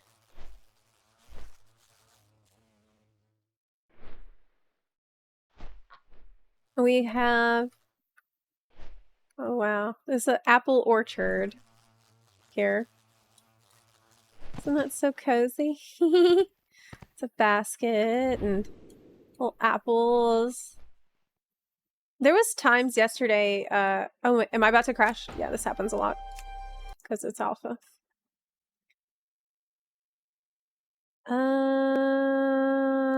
This happened to me many times. I never tried Palia. Will we be able to fish in our neighborhood? I could try it. I haven't tried it yet. That's a good thing to test. I would assume so, because there is a lot of fishing NPCs. Like, there's a lot of, not like fishing trainer, but there's NPCs who are fishing. Oh crap, did I just log in on the wrong character? Oh my god, yeah I did. It doesn't matter, I'll just teleport. Music back to loud. Oh! Work complete. Why?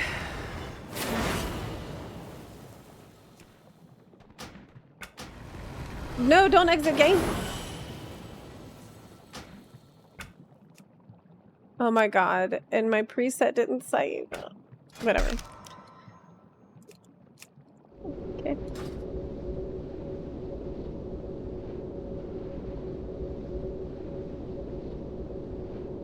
I also feel very optimistic about the game.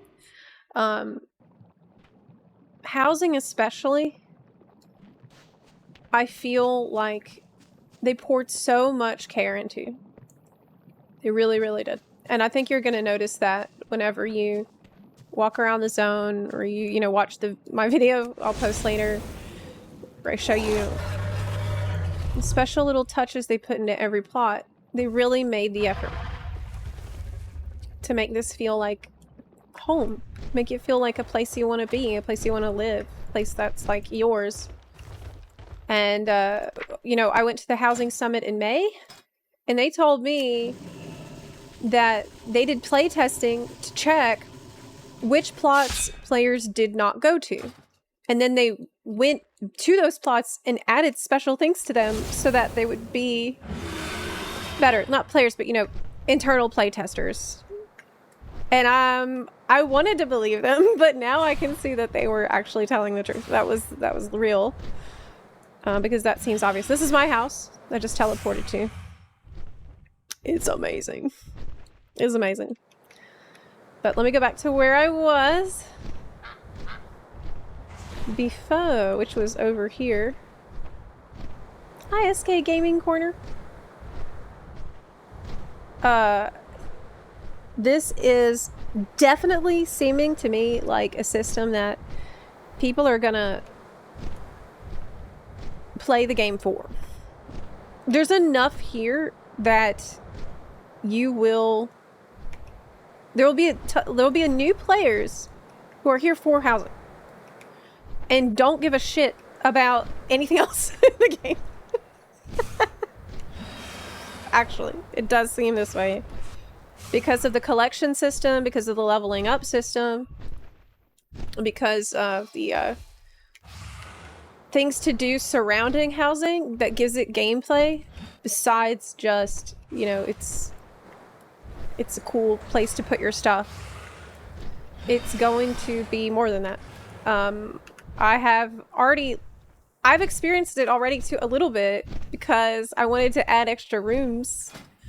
And if you want to keep adding new stuff like extra rooms, you gotta level up your house. And if you want to level up your house, well, you need to be doing your endeavors and stuff and be putting stuff in there. And it's like, it encourages you to engage with the system and not just set in and forget it, like usually happens with housing in games. Was this a farm? I didn't see this before. It's carrots. Can I go in there? Oh my god, I haven't seen this. What is this place? Oh my god. Yeah, role players are gonna be really normal in here. Oh no.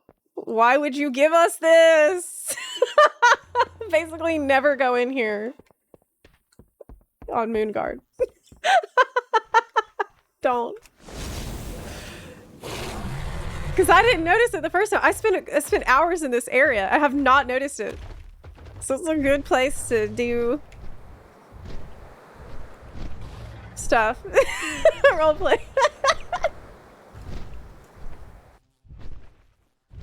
You will never leave that place, don't you? Interesting. This is the epic lighthouse, which honestly adds so much to the zone at all times.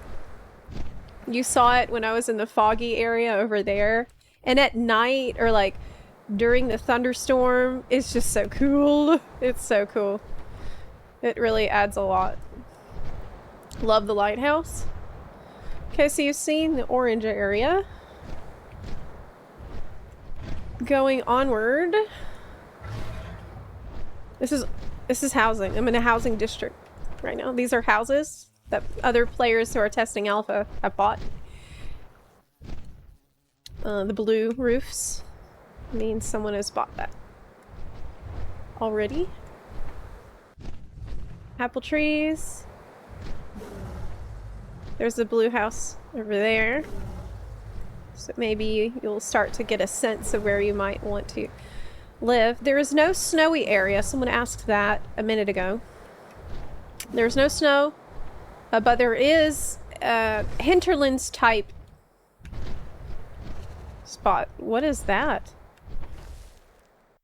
Should we go in?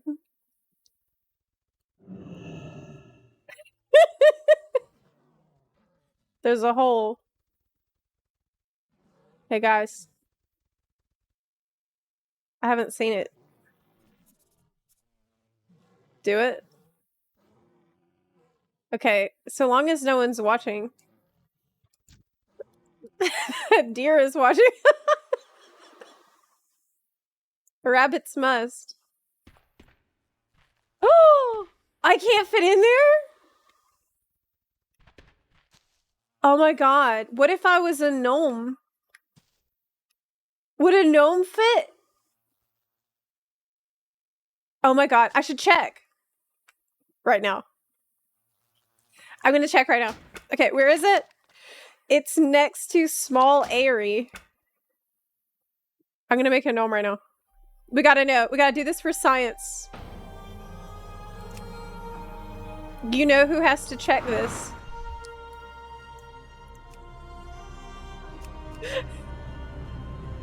Oh my god. There's only one who can check this.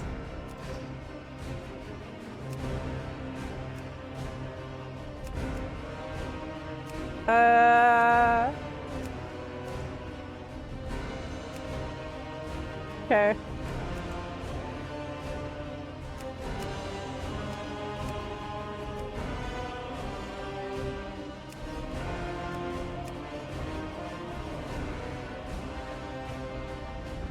Rusty buns.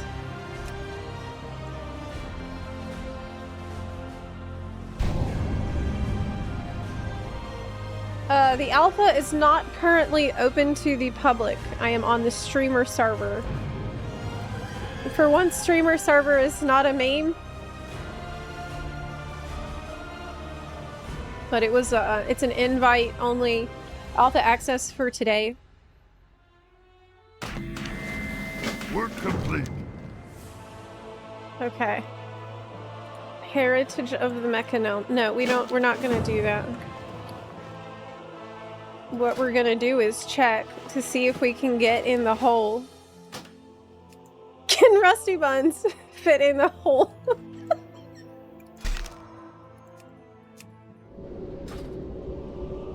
Let's go.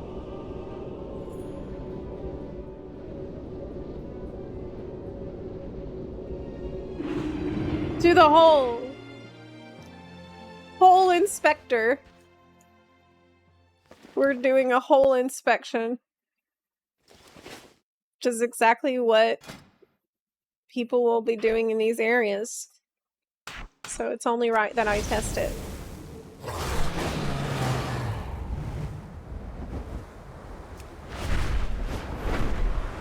Where was it? Small Airy. Okay.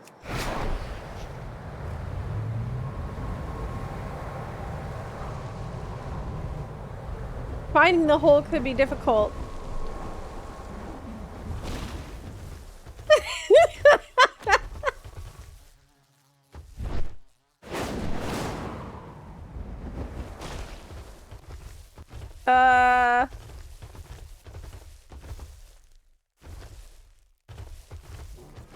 This is your next wow. No.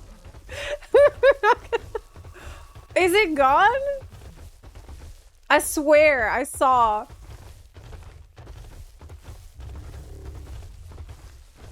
I can't believe I'm doing this right now. It was a little left of the bridge. We can't find the hole. It was next to the wedding area. Okay. The wedding area? It was definitely on the left side.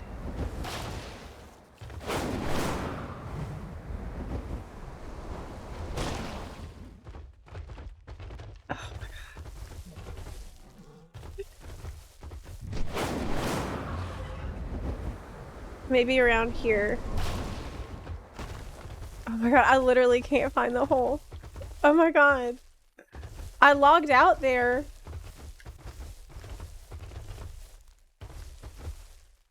Okay, just southwest of the flight path. Look for the deer. Okay.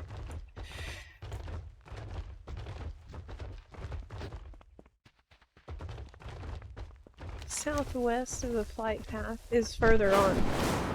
That's further on. I'm southeast of it. Oh, I found it!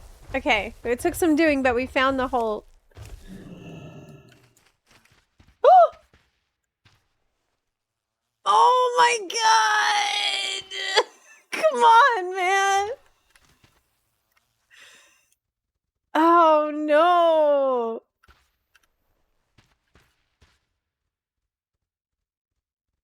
Need a potion. I need to be smaller. Check around the tree. Do you think there's gonna be a potion? I can't be doing that on alpha. Uh-uh.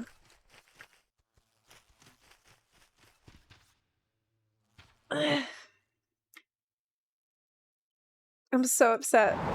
I tried to I tried to roll. Are mechagnomes and regular gnomes the same size? Yeah. Mechagnomes aren't bigger. Try the Noggin Fogger Elixir. But don't I have to do a quest to unlock that?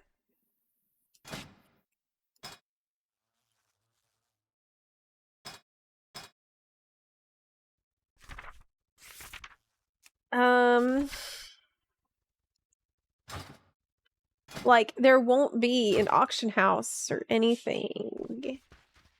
Noggin Fogger will make me do a quest, so I'll have to check later. I think I'm not gonna be able to get into it. I mean, it's alpha. Maybe they don't have that functionality yet. I think some people are getting ready to raid though, and they might have leveled some alchemy.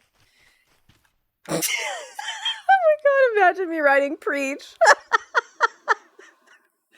Hey, Preach, are you gonna raid? Did you, like, level alchemy? If you did, can you make me a potion that makes me smaller so I can... This is a hole I need to get into. Can you help me like, figure out how to get smaller so I can make my gnome go in the hole?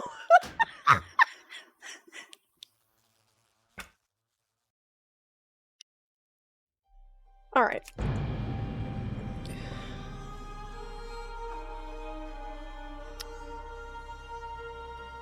There's a potion in Undermine that makes you a bit smaller.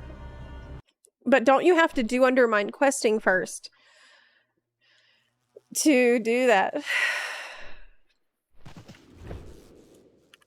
The bun is drawn to the burrow. Exactly. It's just natural. So this is the whole district now.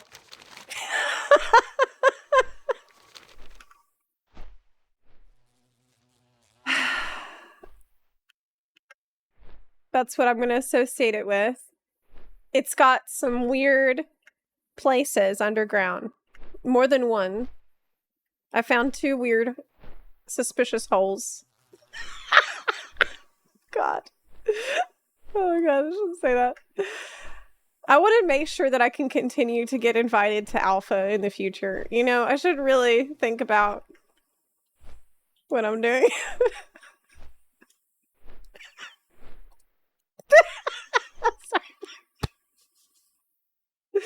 I'm just trying to test it, okay? I'm curious. I'm a curious bun. Now, other things. This is the, very beautiful spot. You know, it's more like Elwyn. Has Zepla found any important bugs? Well, the bug is that you can't get in the hole. Now I'm looking like, what if there's more? What if that was an exit?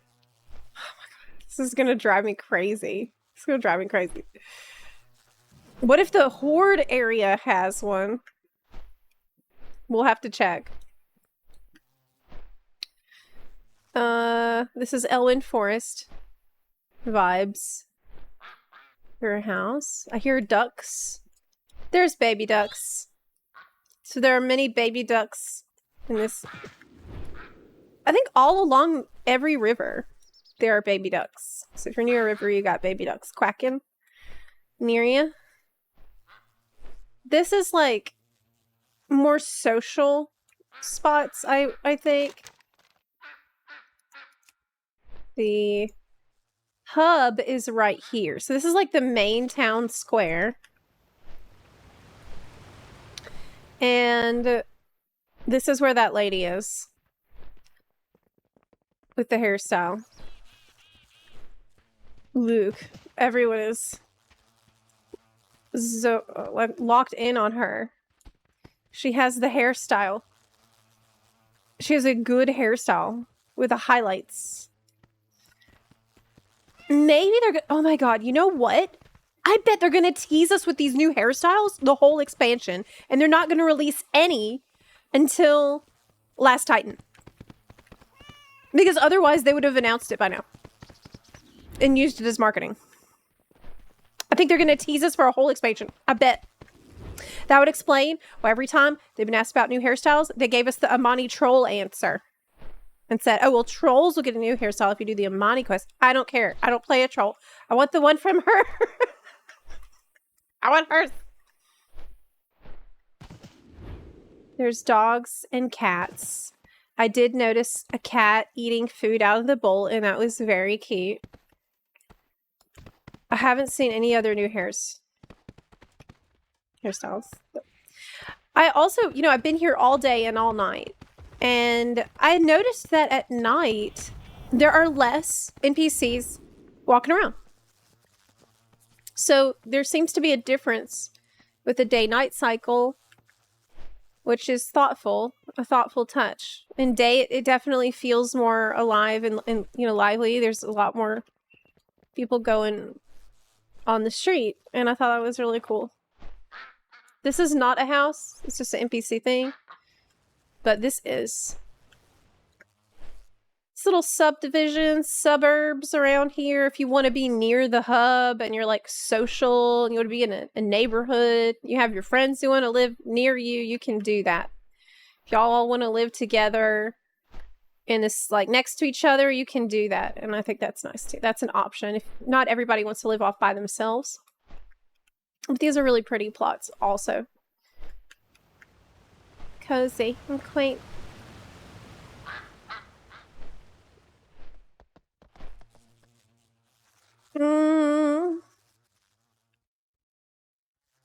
But yeah, I will. Is there anything I didn't show? Oh yeah, the beach, of course. I'm gonna have a more thorough look at each plot on my video today, later today. But obviously I had to show you. Oh, so look over here.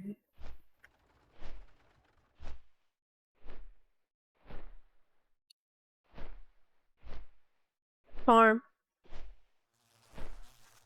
There's carrots at the farm, Buns. You will like living here. There's carrots for you, and it's tulip farm. Isn't that so beautiful? Oh, oh man. When I saw this, it really gave me such a warm and fuzzy feeling. Because it's just, it's so pretty and cozy. This is World of Warcraft. This game is changing for the better, I'd say. There is a lot of beachy plots. I would say that actually Horde side has a ton of beachy plots. I'll go look at that in a second. There's no snowy spots. There's no snowy spots, and my conspiracy theory reason for that is Last Titan, we're going to Northrend. Are we not? Don't you think they're going to add another residential zone for Last Titan? And if they do, obviously it would be snowy. To me, that would explain why they didn't put any snowy zone in this one. That's my personal conspiracy theory. I have no evidence to support that at all. That's just a guess. But yeah. You should, one thing I can tell you is that the sunsets here and sunrises are extremely beautiful. I think midday is probably the most boring time of day to look at this. I have seen sunrise and sunset in the housing district because I don't sleep. And I can't wait to show you that footage. There's my house. Let's go inside.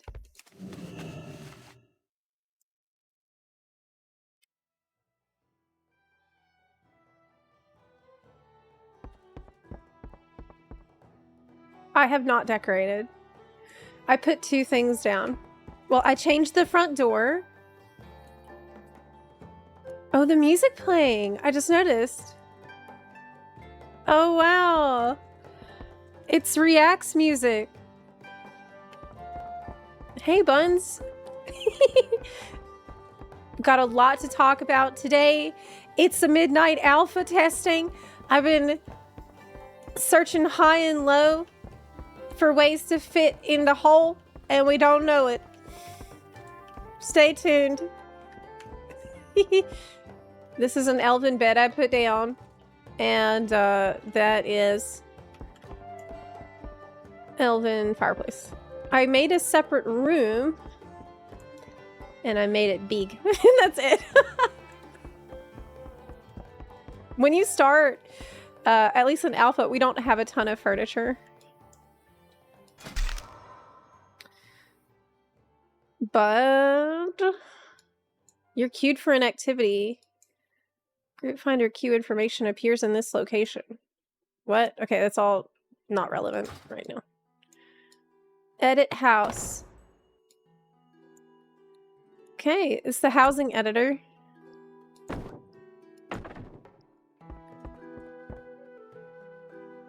It's an Orgrimmar bed. I don't want that. Ooh. Chair. I have 2 chairs. What else can we put down? So these don't sit in your inventory. They just stay in your separate collection inventory. Elegant elven chandelier.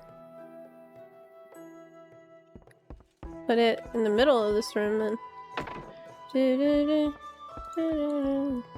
Man, they need to let us use music from the other Blizzard games in here, like Hearthstone. And they need to also make a lot more chill housing music. Elven floor rug. Now I want to scale this up. Advanced mode. Scale. Yeah. Can I dye it? Can we dye this? Undyed. Yes, you can! Sick. Dye slot 2. Oh! Man, we need an undo button. I need an undo button. But that's very good. I have tried ESO housing. I have done a lot of that. I have thousands of hours put into ESO because I love Elder Scrolls. And I have several houses in ESO too. So yeah, I know all about it. And I actually think, you know, ESO has the benefit of you can collect a lot of different houses in different locations around the world. But it's not really like a system. You need to buy the dye. You need to have the dye in your inventory or something? I don't know. Oh, they've named all of these dyes. Kirin, Tor, Violet, Arquine. Oh, somebody had fun naming all these, didn't they? Dust Wallow Green. Okay, well, I don't need to do all that right now. Customize the walls. Yes, so if you want to customize...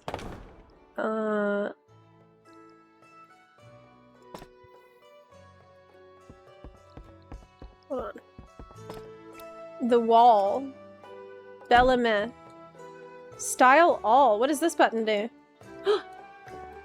Exactly what I thought it does. Changes everything. Next. Generic. Bulk. Rugged. Silvermoon. So you could change it all to Silvermoon automatically if you just press the button. Wall material. Etched marble. What if I change this to etched marble? Oh, that's very nice. So you can mix. You can mix it up if you want. Can you dye the wall? No, I don't think so. I don't think so. Not yet. I think I remember someone asking about that before at the housing summit. It's probably something that they'll add. But we are going to be spending a lot of time.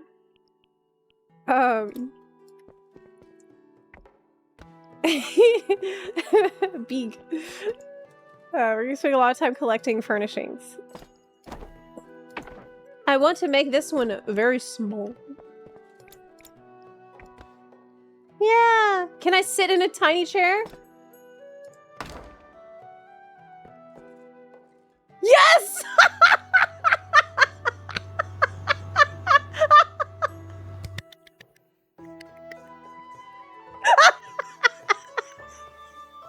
Oh my god.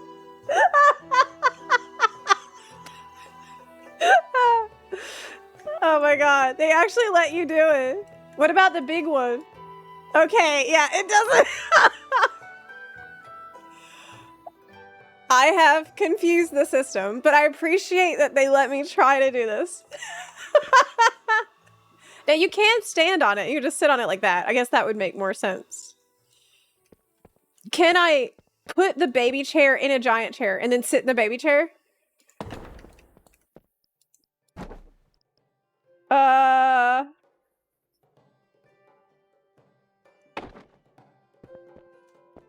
Yes. I forgot how to move stuff. I don't know. Okay, up. Okay, it's not complicated. It's not complicated. It's very obvious. Alright, here's what we're gonna do. This is what happens when I don't sleep. Like, I have not slept. Okay. We're gonna sit in the baby chair and the big chair at the same time.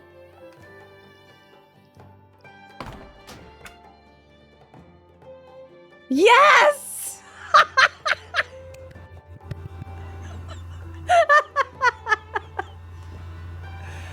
Yes, you can. Yes, you fucking can. They do not even care what you do. At all. It's actually very cool because you could hide this baby chair in all kinds of things, and then you could turn anything into a chair.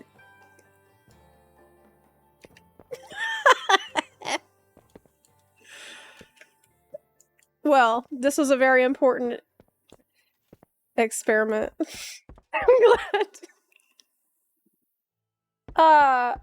Can you own multiple houses on one account? Oh, don't worry about asking the same question because I do miss things sometimes. Yes, you can have 2 houses. Everybody gets 2 houses for free, basically. So you get one in the Alliance area and you get one in the Horde area. So you get to choose where you want to live in both.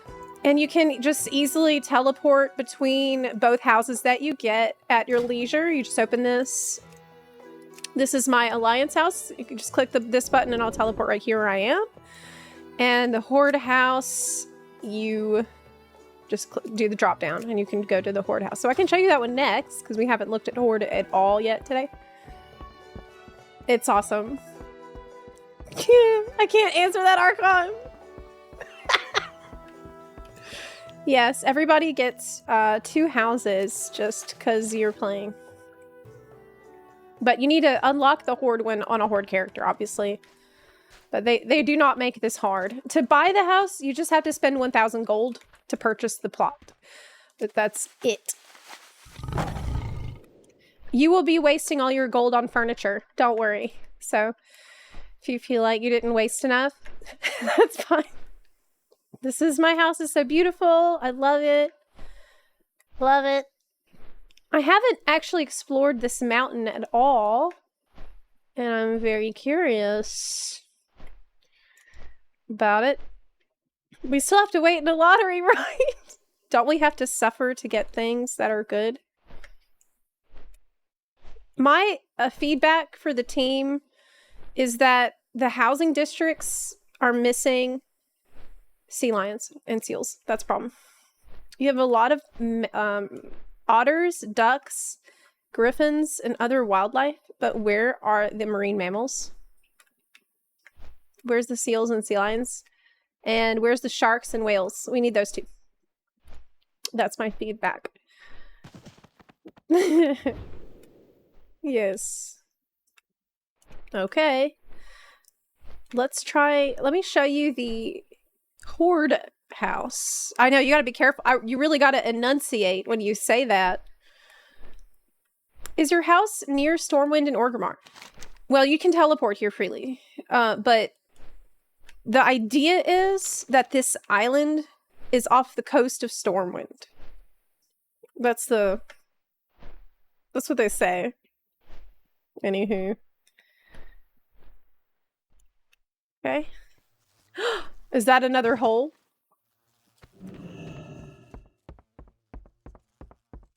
Yes. It is. Yes, it is. I have Elden Ring brain. I'm like...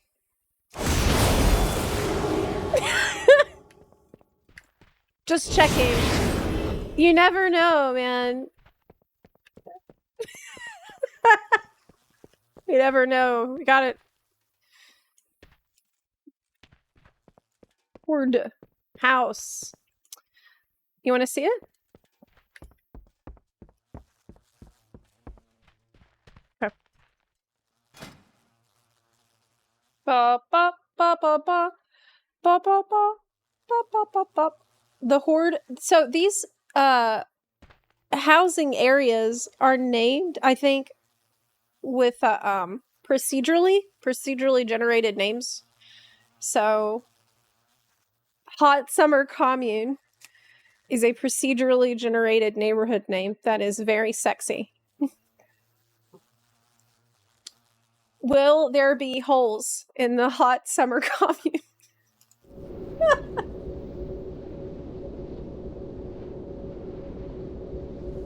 Let's go.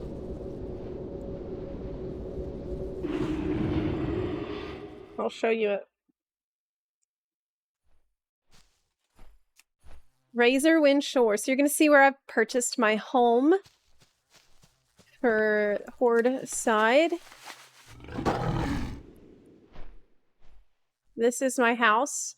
Again, we cannot change exteriors at this time. So if you're on Horde, everyone is stuck using the orc exterior, even though I do not want it. It's just life right now. You're going to be able to change it to the Blood Elf exterior later.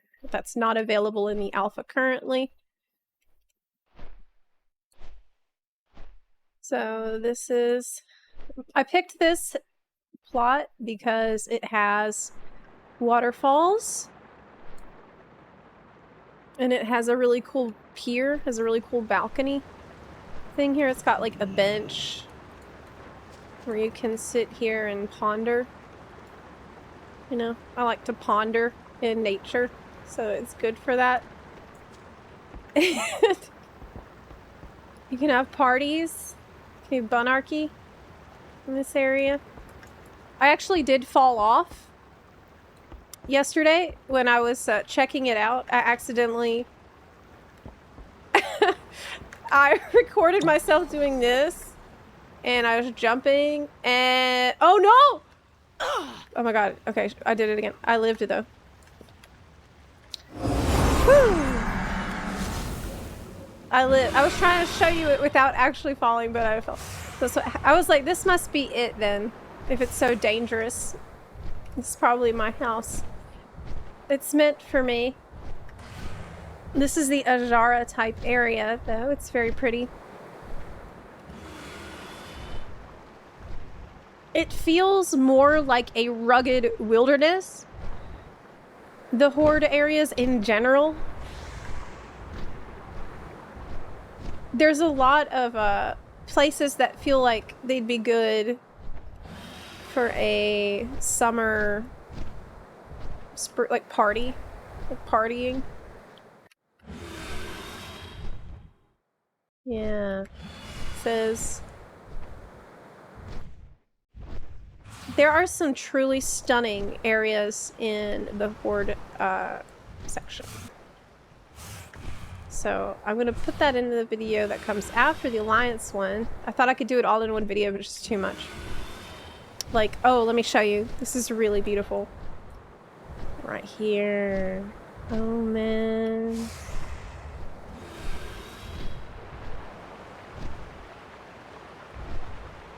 All these waterfalls. There's someone's house. Right there. You can have two houses. You can have one in Horde area and one in Alliance area.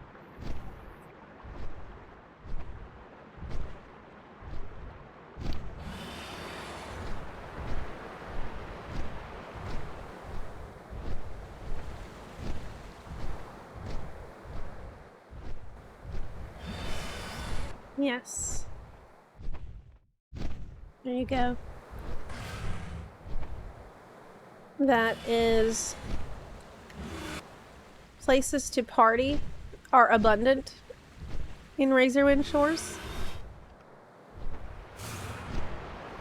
I think this is another... Yeah, someone bought this plot. Places to fish. There's like traps.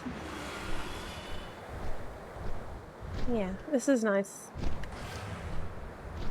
In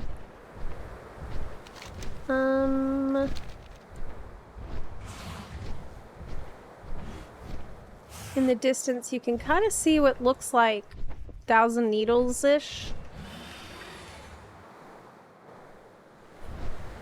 And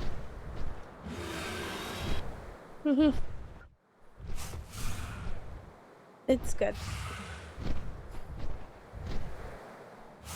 Up here, is this something? Let me check. This is a flight path that I did not pick up for some reason. Let me see. Where are you? Where are you? Oh, still further.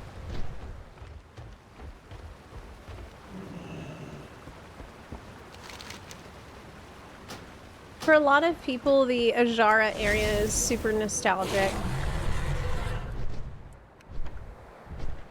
It's kind of weird to look at it when it's not in the Ajara lighting though. When you're flying over here. When you go in, the lighting changes appropriately. So it always kind of feels like sunset-ish in this area, no matter what time of day it is.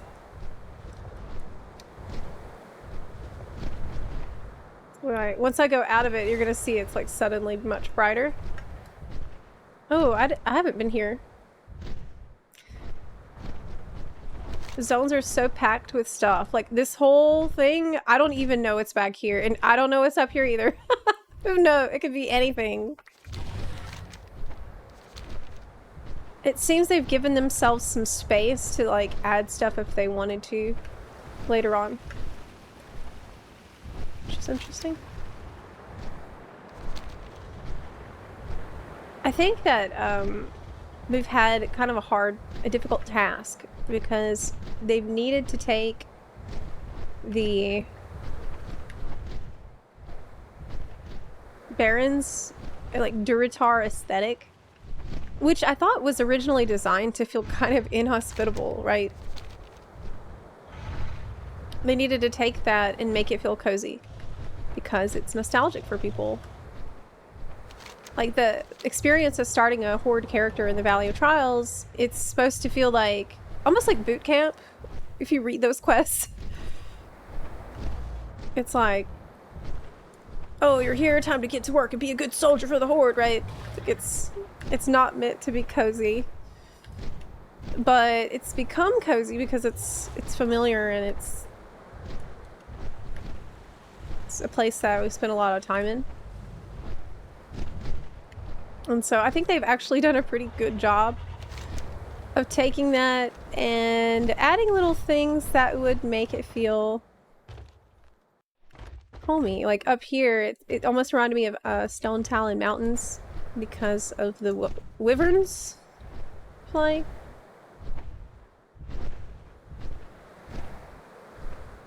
Yes, cactus apples. Cactus apple surprise. Got these. Spikes. Can't have a Horde area without spikes. I thought this was really cool. They've added these geysers.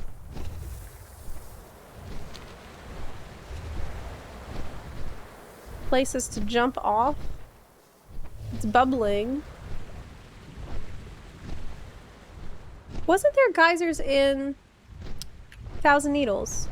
It feels kind of cool to have this Thousand Needles type feeling back because they ruined Thousand Needles in Cataclysm. I was so upset. Now I kind of get something like it again. It's also, if you go further, it's going to feel more like Thunder Bluff. Lots of pretty epic tropical properties are around here.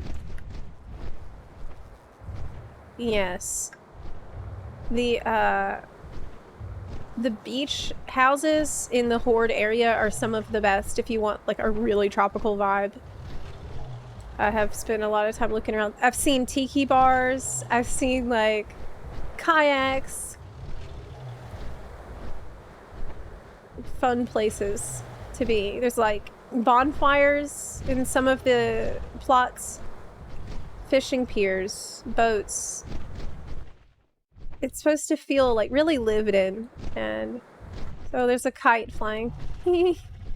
Small little touches like that add a lot. Is there a house here? Yeah, that's a house. So remember, if you see a house like this, it means somebody's already purchased that plot. And they're there already.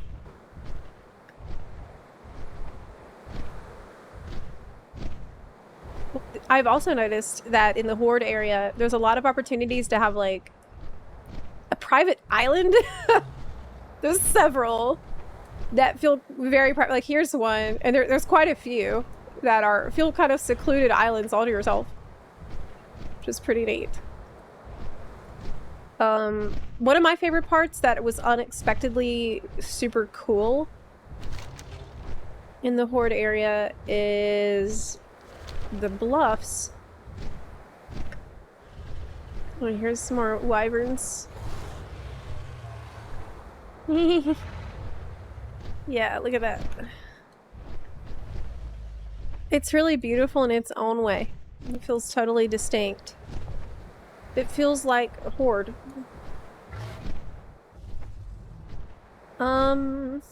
They are doing WoW drops today, yes. You have the new drops. That's a plot right there. But what I was gonna say is the bluffs. The bluffs really, really impressed me. Because like somehow finding a way to meld all of these aesthetics together into a coherent package seems pretty difficult. But I think that they have managed it.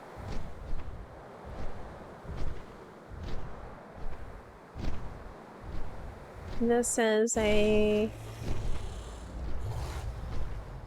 bluff. Like you have these private bluffs.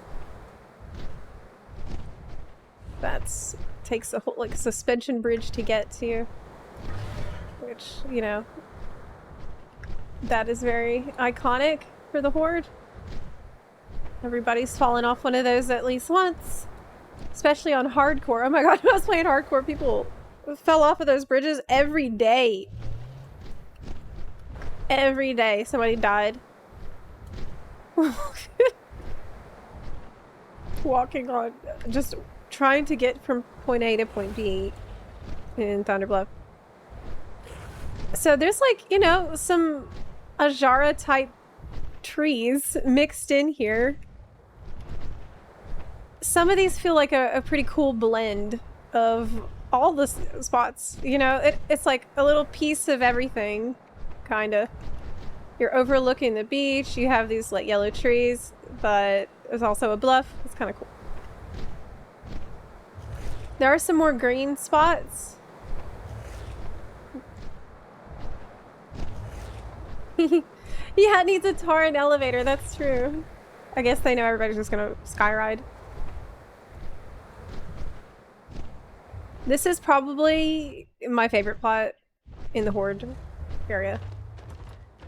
One of, if not my favorite. The reason this is my favorite plot is because... Did you see that? That's not the first time I've seen that happen. There's a wyvern here that's bugged that will just, like, fall directly into the water. God, I've spent way too much time in these zones. It's crazy. I have spent so much time in these zones. I know everything about these zones, I feel like.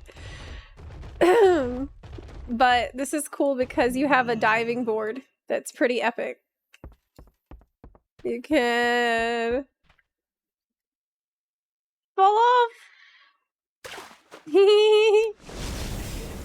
That's fun. It's a cool beachy plot there. Somebody purchased. That's bought. That's bought. That's empty. Look how cool that is. Doesn't that look so nice? I feel like so far, a lot of the videos and things that I've seen haven't really captured some of the really cool and unique points of the Horde district. Let me ask you a question. And be honest. If you could add a housing zone themed around a current in-game zone, which would you pick? Darkshore. I love Darkshore. That's the zone I feel most nostalgic about. I always loved a Darkshore. I would settle for just being able to have a, like, Night Elf exterior in the style of old Aberdeen. It was sort of this gray planks. And then when they rebuilt a village there in Cataclysm, they made it this, like, really jarring and ugly purple color that doesn't fit in Darkshore, and I was so upset about that. I know that's really stupid, but...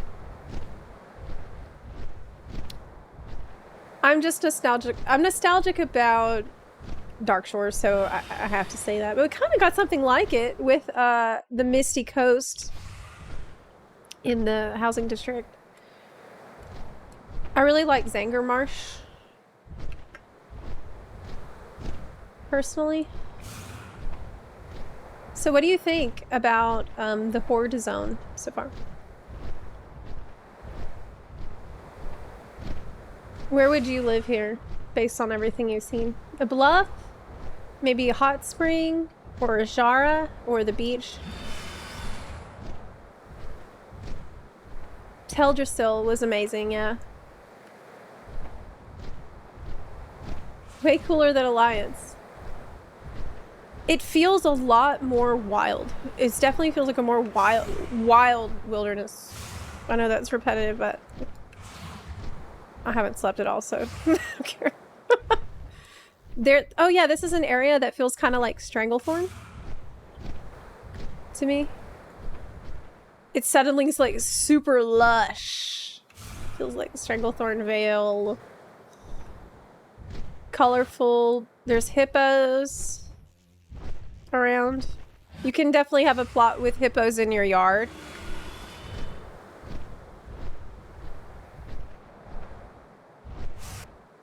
Like a little oasis here. Somebody has purchased that one. Flight path. Wish there was a spooky area like Alliance has. I think that's fair. Because, after all, undead are part of the horde. Maybe Ashara has a spooky plot. I don't think I looked at every single one. And it's probably worth checking if there is, because Ashara is dark. It is definitely much darker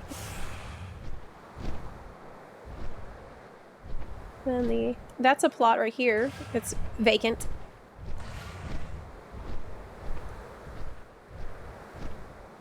And there's another one. I don't know how useful flight paths are gonna be, but oh, that's a farm. This is an NPC area farm. I think it's just for decoration, as far as I can tell. It's not something that we can do. That has not been announced. I'm kind of partial to Najara, but I also really like the bluffs. A local says, you flipping that home of yours, or are you planning on staying in it long term? Oh my god, did the local just say that to me because I just moved in? I wonder if they're gonna say different things to you based on how long you've been. Oh, this is the portal.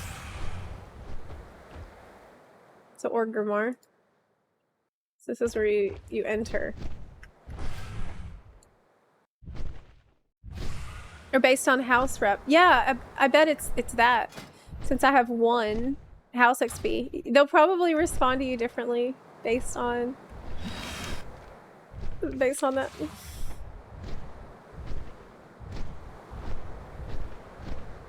Are the graveyard plots only available on Alliance? That I don't know. Oh wait, do you mean like,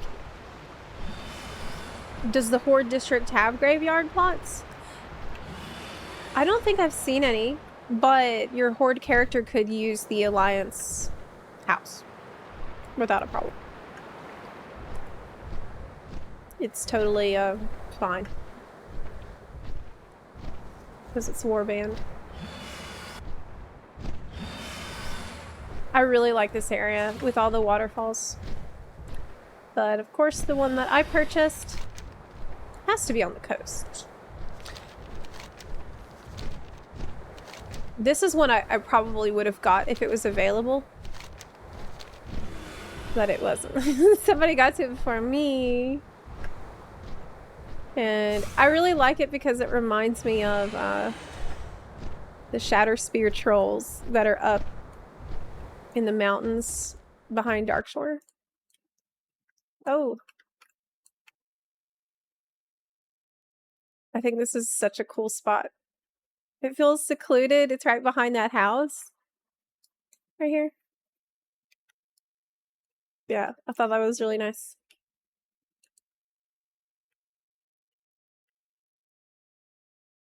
So, thanks for showing me where your favorite plots are, so I can steal them. Oh no!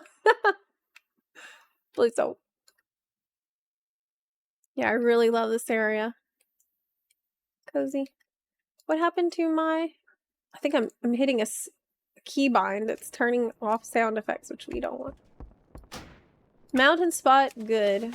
Since this one was taken, I got another that's very similar and also very good.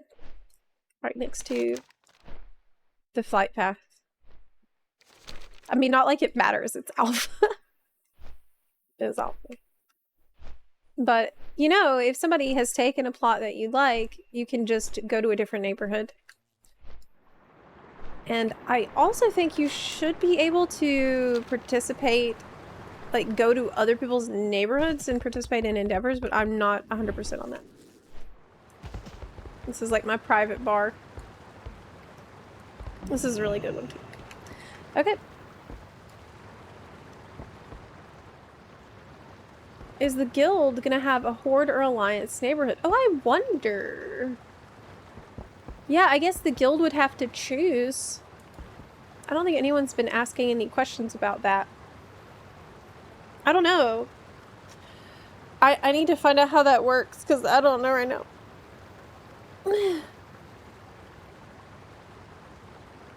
How to get access to Alpha. I got access because I am a content creator, and I think that invites are not going... I don't know when invites are going to go out to the public. I think that there was a sign up somewhere.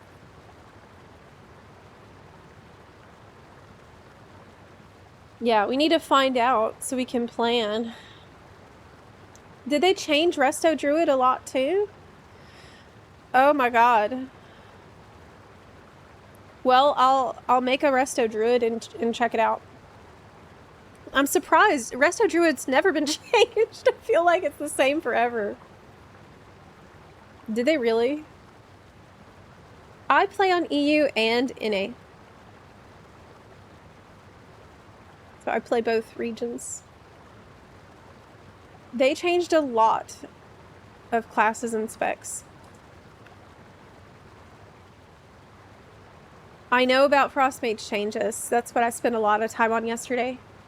And that's why I got so delayed. And Alpha, when the release is 4 months away, is bold. I would expect that they are way, way farther along in development. I don't know. Soul said general invites are tomorrow. That sounds right. I think I did actually hear someone saying that. That's probably right. The fact they shared a 120-page document.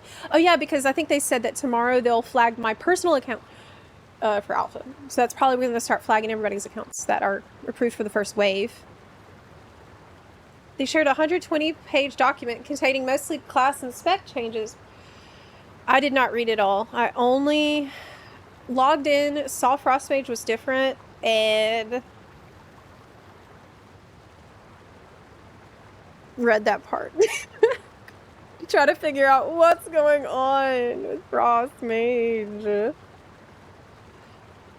But as mad as I was about Frostmage, I lost all of my upset feelings when I logged into the housing.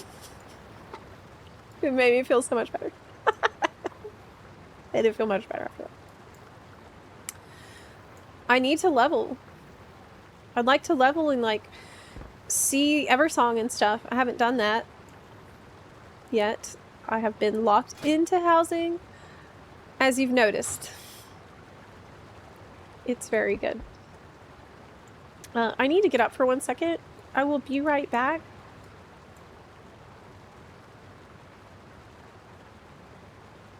One sec. BRB.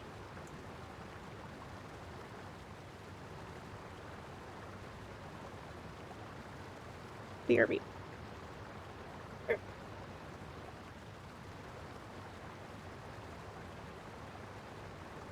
Will your focus be Alpha or Legion Remix? I mean, hopefully I'll be able to balance those. We'll see.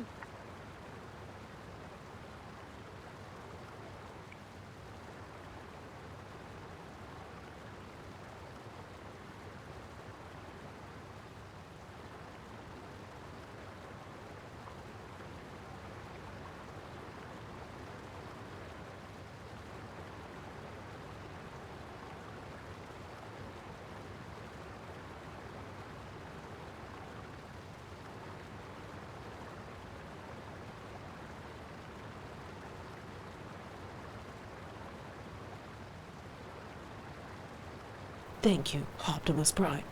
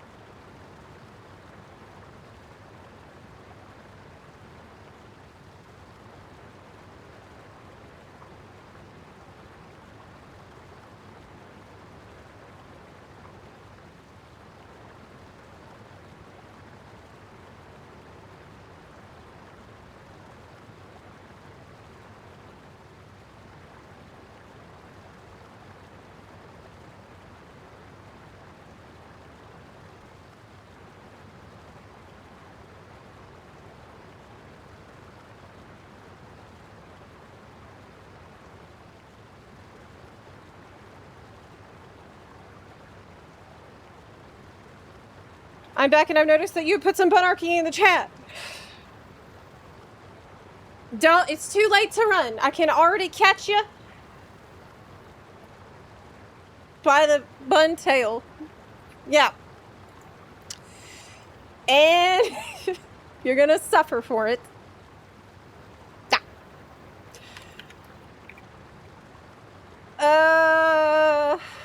How can I punish you?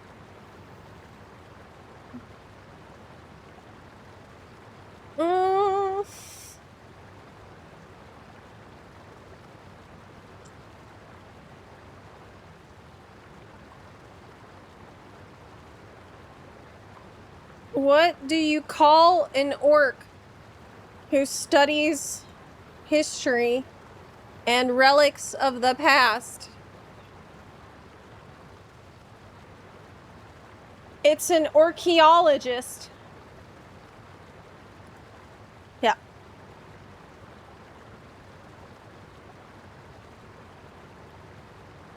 Oh. Hey, why do dragons sleep during the day? It's because they fight knights. Oh, just like me, am I right? Yes. Yes, just like Zep does.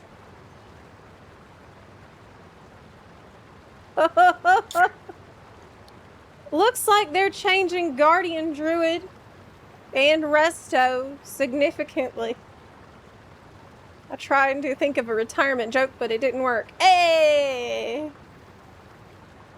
I just walked in there to get a Coke Zero, and Rimini is like, hey, you should take a nap. And I'm like, we are living in a material world, and I am a material world. I don't even know I'm seeing this. We've passed the point of being fatigued, and we have entered the delirium zone. I'm like, living la vida loca, baby. Living la vida loca. Oh my god. Like, that's where I'm at mentally. Sounds like that dungeon you found earlier. Bunarchy dungeon. Eversong in the delirium zone. That's what we're doing. I wanted to not play mage, and I can't play shaman yet because I don't have any toys to change my character into a night elf on alpha. So therefore, there's only one choice. Druid. And apparently they changed Druid completely so that it's not the same. That's what changing means. You might notice that there is no hairstyle like the one that the lady has, which is in the housing district. She's keeping that hairstyle all for herself, and it's very rude of her to do that. That looks pretty good, but it's not... That's fine. I like the thick ears. Circlet? No. Blades? None. Vine? Okay. Is this a look I want, or do I instead want... Oh, that looks pretty good. How does my druid look right now on live? I think it's like that, maybe. It's kind of undead. I always liked this skin color. It's kind of greenish. It has greenish undertones. The blue. Okay, this is fine. Zepla moon. It's good. Wait, I need an alpha level up. Shit.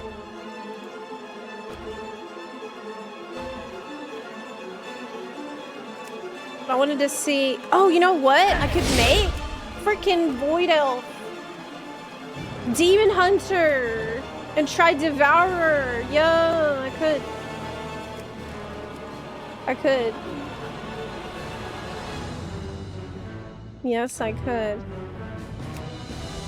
Okay. Right now, this looks horrible. Can I have tentacles? No.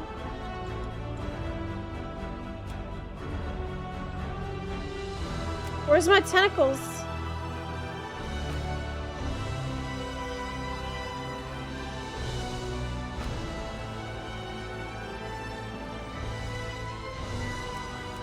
If I change the class. Oh, I have tentacles.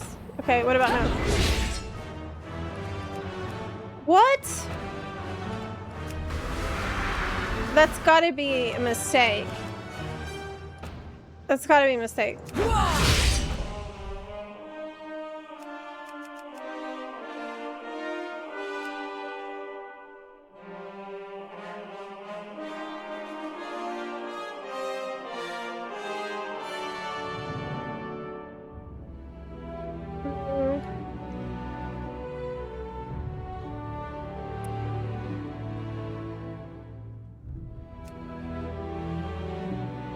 Honestly, I'd probably instead play Resto Druid, but I would like to at least try some of these abilities.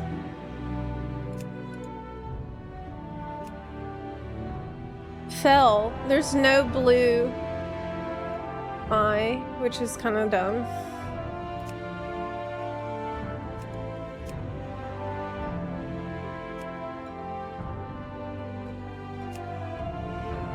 Skin colors. So there's new, I mean, these are the ones that Blood Elves use.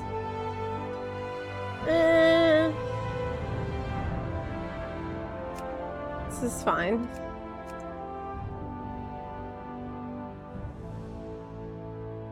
That looks cool.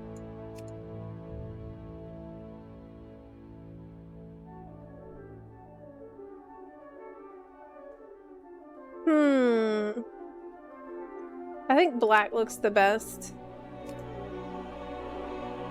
I mean, I just look like a Blood Elf Demon Hunter. Okay. I like the ram horns. Tats. It looks like there's a visual bug with the hair, but it's kind of a cool bug. Look, that's kind of cool, isn't it? That's a bug for sure.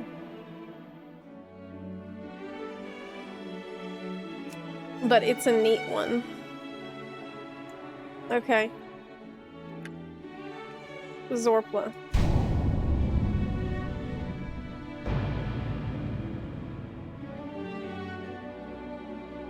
Never played WoW. Does it make sense to start in 2025?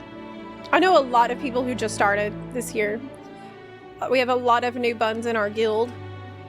Which you're welcome to join if you're thinking of playing. There's a lot of new players. I think it's really easy to jump into. My brother actually just came back to the game after 20 years away, and it's basically starting new. It's basically a totally different game now, so he's had to learn everything from the start. And he's got it.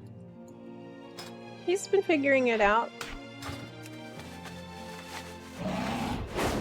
It's pretty, like, unintimidating at this point, because now, even if you do not know how to play, it doesn't matter, because you can just use single button mode. You can open... In fact, I'm gonna use it right now, because I don't know how to play this class or spec. Okay. Devourer? No, I want Devour, not Vengeance. Let's check it out. I have not tested this yet. I want Annihilator, it looks cool.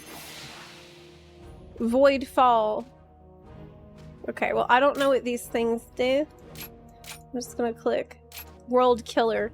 The third Void Fall Meteor Strike called down is larger.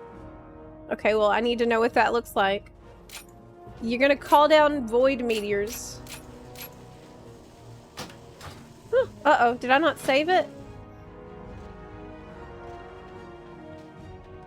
Devour the life from your target to make yourself whole again.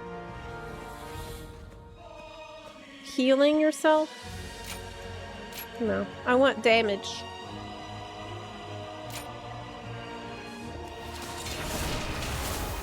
Alright. Void Ray.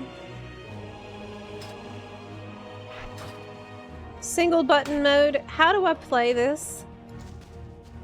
Single button assistant will suggest damage abilities.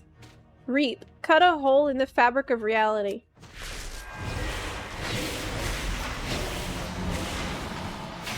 How cool do I look pressing these buttons? This generates fury. Oh, you're supposed to pick these up. So you have these, like, void balls. Whoa! Pick up. Hey! Okay. Void Ray. I need to aim it, don't I? I don't think it automatically locks on. I like eating the balls of the void. Oh wait, I should think about what I said first. I haven't slept, okay. Devourer. You're You're devouring balls. Please don't remove my alpha access, Blizzard, please. Please. Please flag my account. Ah, yeah. Okay. Void Ray is the big one. So, am I dropping meteors from the sky? Yes, that's what it is. You are the Void Storm. See that? That's all me. That's pretty cool. But don't you want to... How do you stay in Metamorphosis for longer?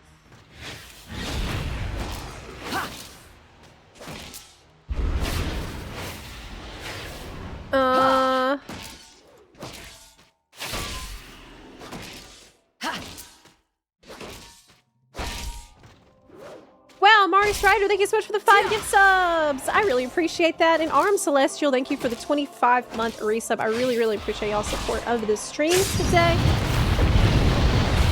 It says requires 35 souls to cast Void Metamorphosis.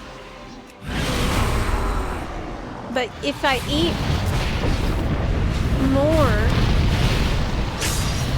then I can stay in the form for longer. Yeah. So you can just keep... How long can you stay in it? A good while. I'm still in it. Or I'm still in it.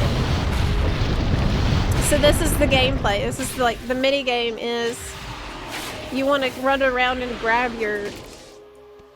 Ooh, it's the collapsing star. It's like your big reward for doing it. It's like a finisher, I guess.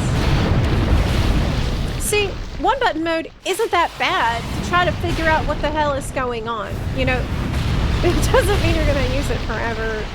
But if it's something you're seeing for the first time, you can read what the spell does, see what's happening, and learn from there. It's a pretty good tool for that.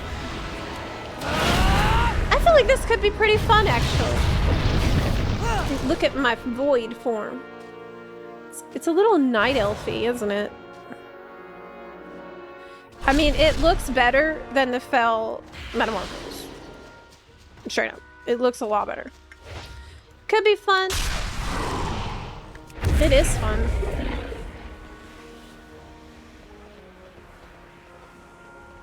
Unsheathe your weapons.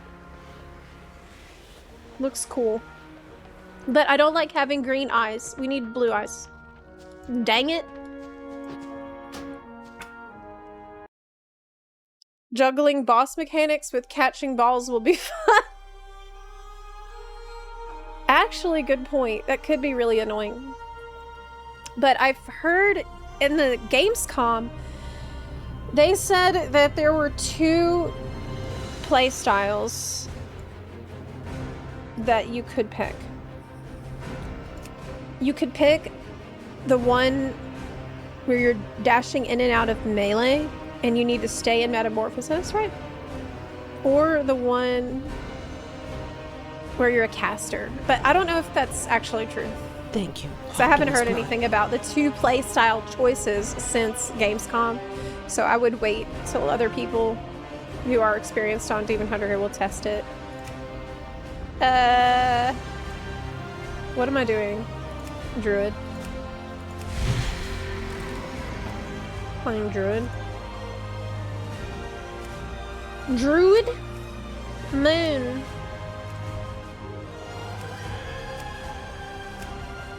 I hate that they made all the Night Elf faces smiley. Thank you, Optimus I don't Prime. want to be smiley all the times. I don't want that. ZZ, thank you for the 2-month resub. Swanky Jr., thank you for the 10-month resub. I do appreciate y'all. Thank you for that. I feel like with the classic faces, Night Elves especially, had some very unique looking faces that just don't exist anymore, and it really bothers me. Really bothers me.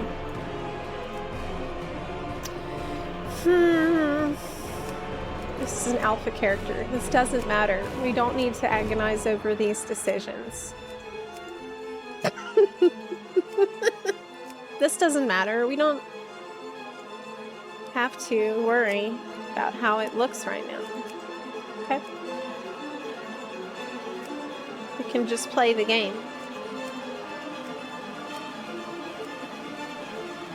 We can just play the game.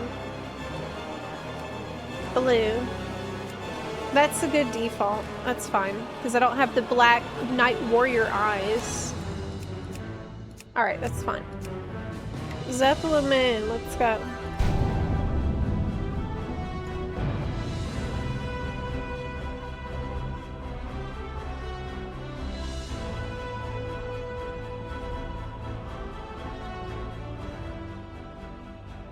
You don't believe yourself, right? Oh god, no. Especially not sleepless, Zeppy. I wouldn't. Okay. Turn on the action bars. Let's go do midnight stuff. Wait.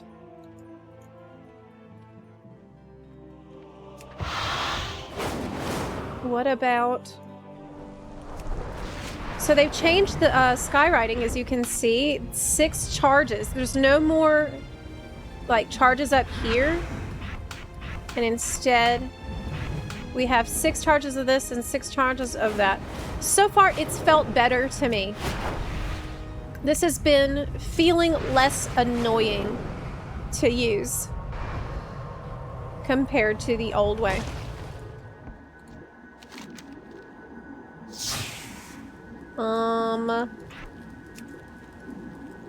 Am I going to transmog? Do you know that I already bought every white and gray item that they sell in Stormwind so that I would have drip on the alpha account that they're gonna delete in literally one day? But actually, the default druid drip is very good, so we don't need to use the items that I bought as a backup, just in case I was dripless. However, I do need to hide the helm because that's ugly. The other is fine. Yeah. The helm is ugly though. Okay, control 1, 2, 3, 4, 5, 7, 8, 9. I'm gonna play balance, I guess. They changed it so much nobody knows how to play it anymore, from what I understand, which is great because it means no one will be able to tell that I'm playing bad. Life treading. Efflorence's healing increased by 30%. It now automatically grows beneath your life. What? You don't put down efflorescence auto any mode? It's automatically? It's only on one target.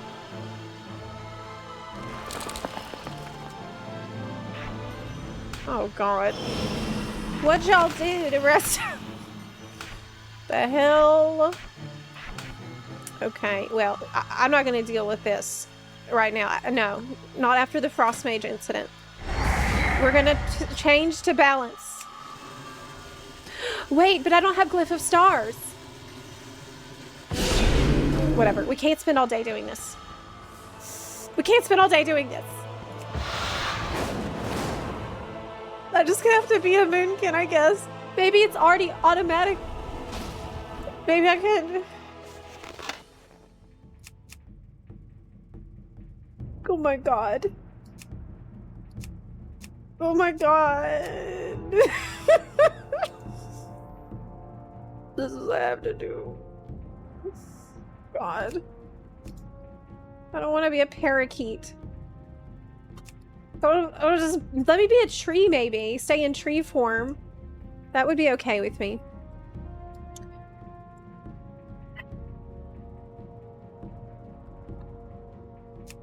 Whatever. We just have to cope. We have to cope. Maybe it's not that bad. Maybe I'll learn to like it.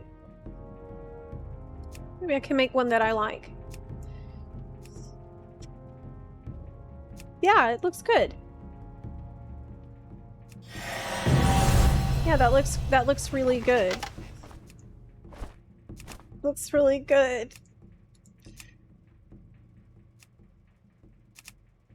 Yeah, it does. I remember the first time I saw the sea lion, and it was when I first started playing World of Warcraft. And this was literally 20 years ago.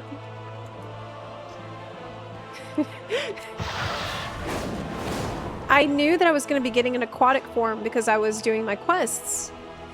And I was like so excited, thinking, what could my aquatic form possibly be? Maybe a mermaid, right? That's what I was thinking. Imagine my shock. Because at the time, you know, you just kind of had to do the quest and find out. It wasn't like...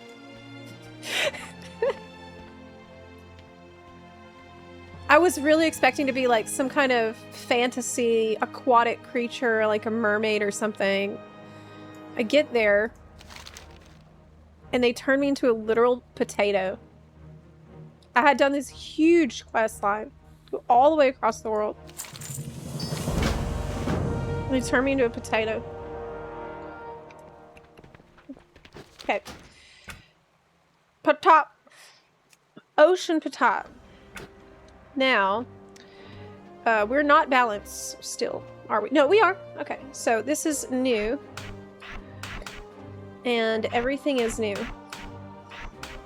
It's different. We'll figure it out. Let's go to Quel de Nas. The movie, I think, is just the cinematic.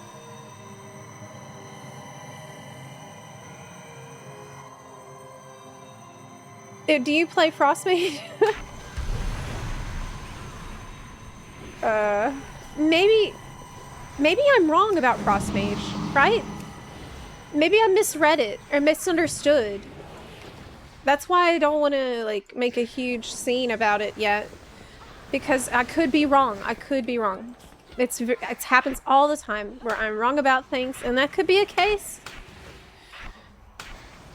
Or I just misunderstood something. So maybe that's what happened.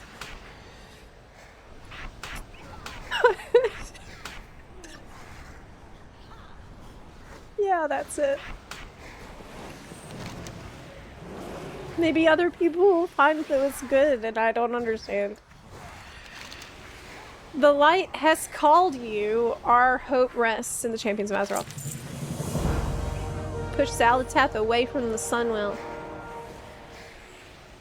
Yet. Oh, this is like exactly what happens after you watch the cutscene. The main cut, I mean CGI trailer is for the page. It's like you are here now. Let me put Fury of Elune. Vortex. We need to maybe put this on the bar. Put Bear form. And Moonkin form. And Shadow Meld in case I am screwed and in trouble. Okay, so Solar Eclipse, I'm now putting on my bar. I'm gonna press that. How do people feel about these changes? About Druid, Bounce Druid. Okay, choose your hero talents. Oh, I want to summon trees. I want Force of Nature.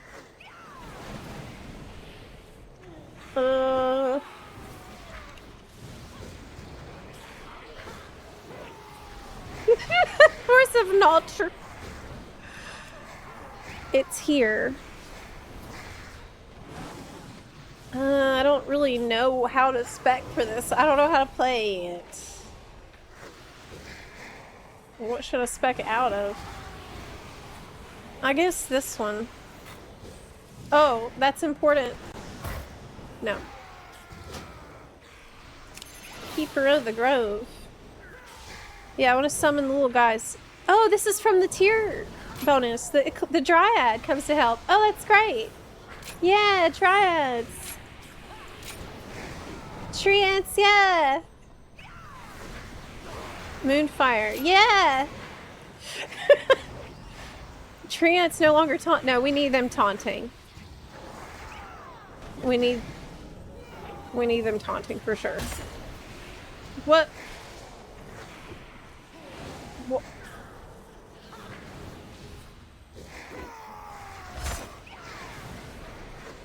It not?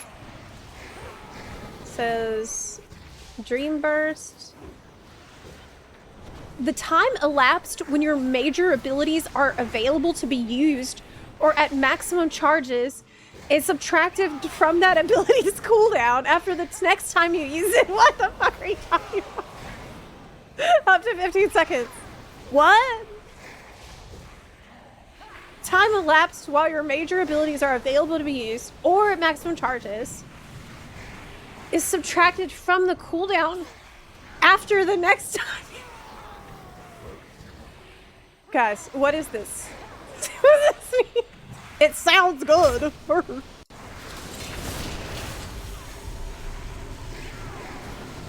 Sounds good. Subtract time, good. Okay. Less time, good damage. Maybe I need one button rotation.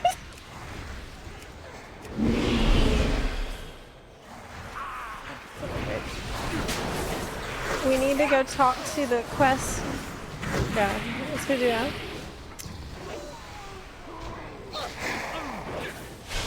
Hi, Mr. G. How are you today? See lots of people on Void Elf Demon Hunters.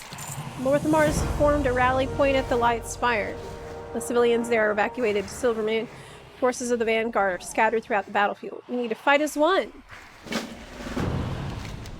Okay, my son. Talk to my son. The light wants him here. I feel like Tyrallian's gonna be a problem in this expansion. You stop the devouring host's initial attack. The battle will not be won if we go on the defensive. Focus on culling the void. Got it.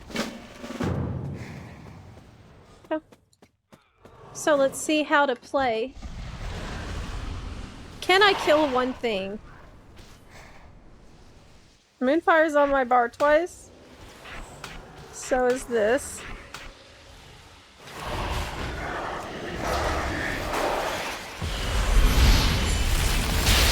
Where's my trees at? I thought I had my trees on the bar. Where did they go? Oh, it's because I swapped a moonkin for him? Wow, that's stupid. I need the guys that are supposed to taunt and help me. Oh my god. Okay. I need my guys here. Heck. That's a super annoying thing about Druid. Yes. You...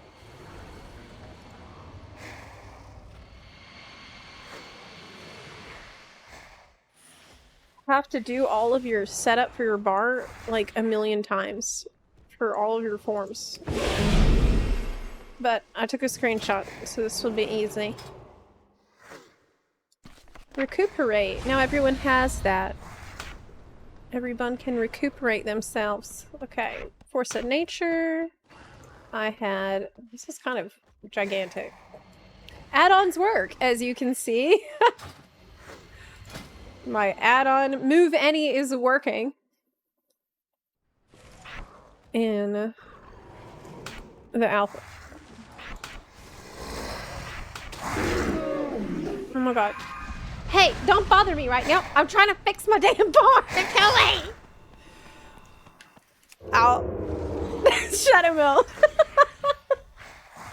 Okay, problem solved. Lunar Eclipse. Yes. Vortex. What just... Did somebody just yeet me?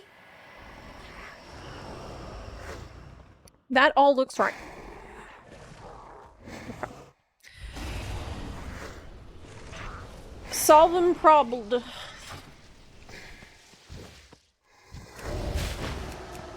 What we're gonna do is summon, cast the Lunar Eclipse.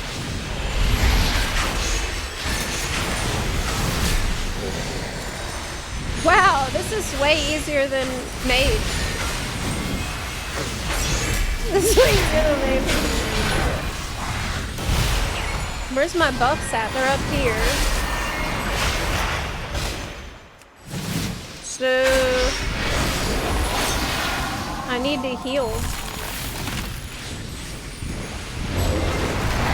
Put those guys. I should probably get the one button rotation, like, not gonna lie, so I can understand what to do. Because it's all new. Let's just see what it's recommending. Also... buffs? Over here. Oh, don't we have new nameplates? Yes, we do. As you can see... the enemies' nameplates are default. Can I see my own nameplate? My name. Me? This is cool.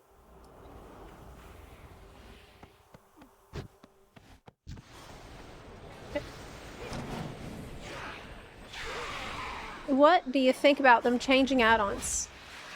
I worry that they're trying to do too much all at once. They're trying to overhaul the UI at the same time that they're doing away with add-ons. And at the same time that they're redesigning boss encounters and the way encounters work and the way mechanics work. They're doing all that at once. They think they can fix everything all at once? That's crazy. Of course not. I appreciate that they are taking add-on authors into the alpha to get their feedback as they develop. That's a great thing. That's a very good sign. But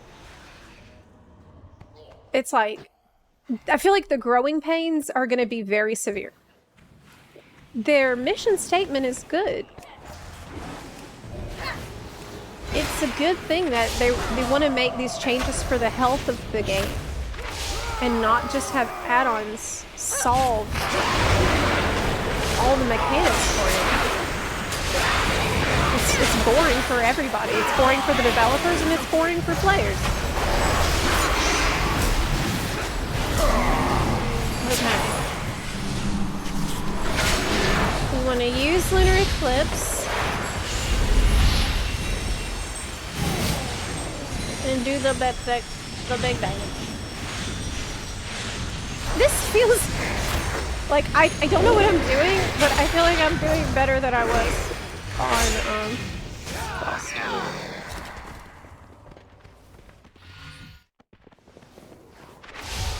I just feel like they're setting themselves up to fail a little bit, and it's a pattern we see a lot. They take on too much all at once. People will get mad. I hope that they don't just give up or brute force things before they're ready to be finished.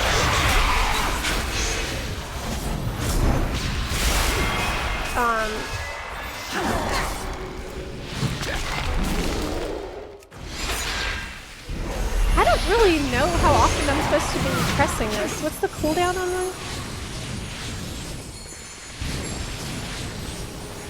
Recruit Alonzus. Okay, we gotta talk to him. The light burns brighter among all the darkness, doesn't it? I always feel the pain of it on my undead skin. Ooh. That's neat. I mean, it's a neat lore tidbit, but it's not neat for him. The idea behind it is good. The game has basically evolved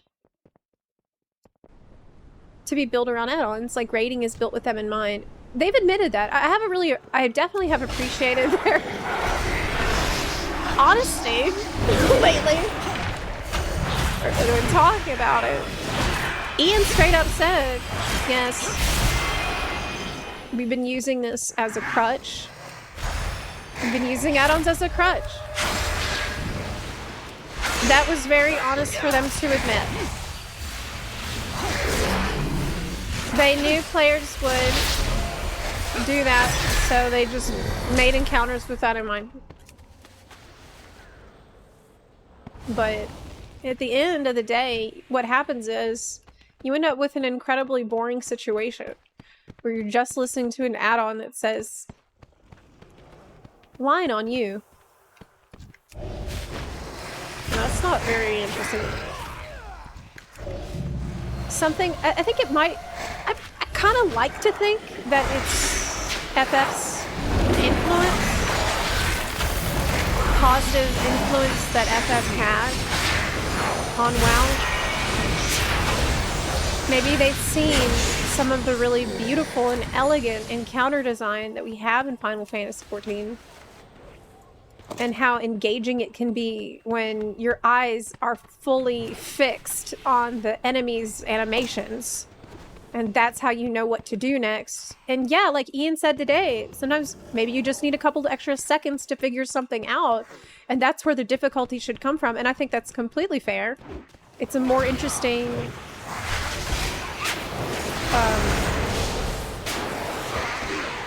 more interesting difficulty. You, like, solve a problem. Oh, it's supposed to be healing people?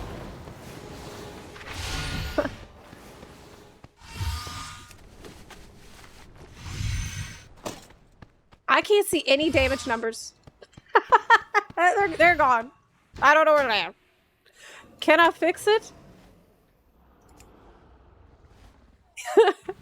I sure would like to know the damage. I don't know. Combat? Scrolling combat text. Okay, but is it work? I don't know if there's just none or if.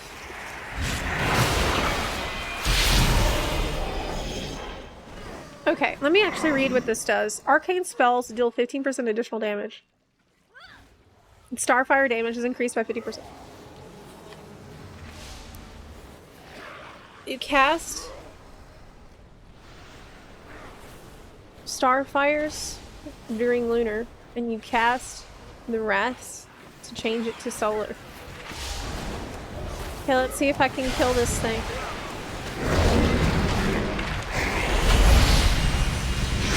Well, I probably wanted to cast... No? Does this not grant me both eclipses anymore? Oh my god, I don't know. Woo!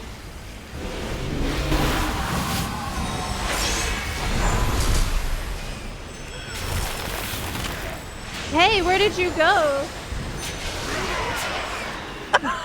That went really well. Alright.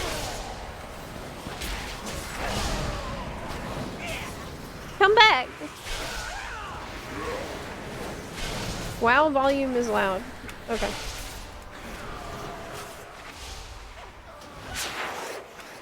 Hey! Cut it out!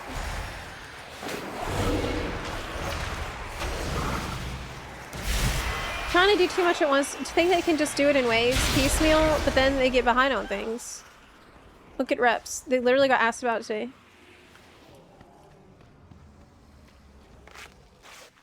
I feel like they need to be really careful about when these things... I guess in alpha, we're going to know this week how things are with the combat add-ons being locked down, because they are locked down in the alpha. Oh wow, Wizard! Thank you so much for the 5 gift subs! Hey! Thank you so much! That is super cool of you.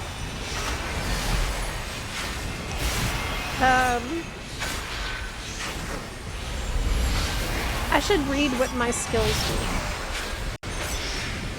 No? I feel like that would be smart. I thought I knew what they do, but now I don't.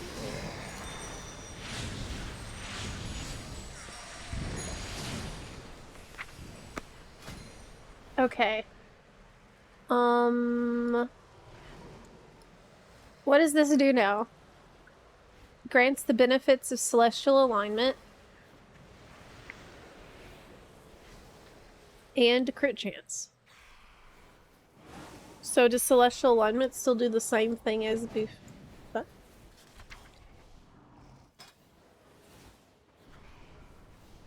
Celestial alignment. It doesn't say what it does. It just... It says it's replaced by incarnation. And what does incarnation do? Well, it doesn't say. Okay. So that's why that was confusing. Alright. Well, cool. That's fine. I'll just use the button. I'll just use the button. So, add-ons are enabled right now in alpha. They are allowed. And they are bringing in add-on authors for the first wave of alpha, so it's going to be tomorrow. So that add-on authors can give them feedback on what's going good and what's going bad. So that way they can work with that and hopefully be careful about how they do this.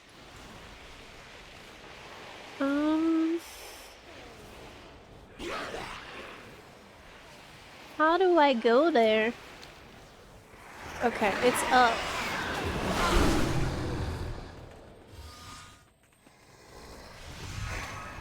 I will run away. Turalian, are you gonna help me? See, I knew he was gonna be causing problems. It's not gonna help at all.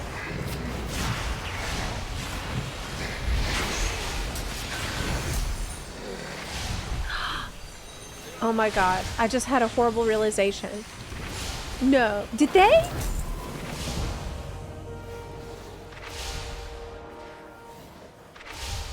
No, they wouldn't. Have they been changing specs so that they could work with the rotation assist better?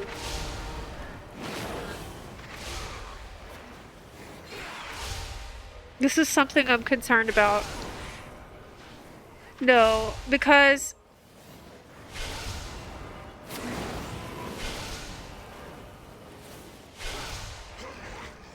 I'm just thinking with what happened to Frost Mage. There were a lot of changes that seemed to get rid of your need to have really like fast reactions to your procs, and where timing mattered in a very short time window that Winter's Chill is on the target. And that's something that's like so reactive. I think like a rotation assist can't tell you how to do that. The way the gameplay worked doesn't mesh with rotation assist. I'm not saying one button mode. I'm literally just talking about what rotation assist. Maybe they felt like they need the specs to have onboarding through rotation assist. It's just a random thought that popped in my head. I don't know. But like, okay, let me try to explain how this worked before so you understand what I'm talking about. I really shouldn't be so hung up on this, but I am because I really liked Frost. The way this worked before was if I was on a Frost Mage right now, I have an ability, Flurry. If I cast it on this enemy here, it will instantly put Winter's Chill on the target. Instantly. Like, when I press the button, it's on the target. Then, if I cast a Frostbolt after that, because of the travel time of the spell, Flurry gets there first, and then the spell travels and hits. I got it backwards. Yeah, okay. It will hit when Flurry is on the target. So it will be buffed by Winter's Chill, which will let you crit the target. But this is something that required you to be aware of that and be aware of the very short time window you had to do that whenever the target was frozen. So like in the case of if you froze a target with like Icy Nova, you would have maybe less than 2 seconds to hit it with a spell that would benefit from the target being frozen for less than like literally 1 second. This doesn't make any sense, probably. I feel like this probably doesn't make any sense. What I'm trying to say is that it's a style of gameplay that rewarded timing and like a kind of a weird and unique game mechanic that isn't immediately obvious, but that's super cool.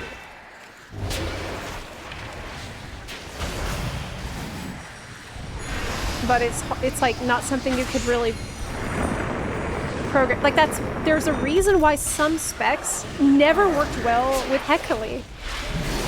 They never did. Oh my god, am I gonna die? No! Oh wait, I have Lunar Eclipse. I'm supposed to press. I don't know how to play Balance Wheel. Where's my trees? Oh my god. What?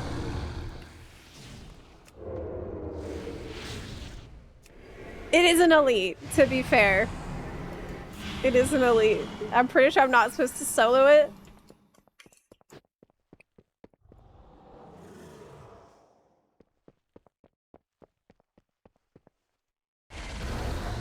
It makes sense since they're actually taking ownership and teaching you how to play the rotation. I'm actually not completely against them trying to create a spec that they could have normal onboarding with through a tool like Rotation Assist, but I don't think that has to come at the cost of everything else that made up the identity of those specs. Like it can still involve, you know, crits and procs and that kind of thing. Like the travel time thing is kind of niche. Maybe it's not fair to expect new players to know about that. But why throw the baby out with the bathwater?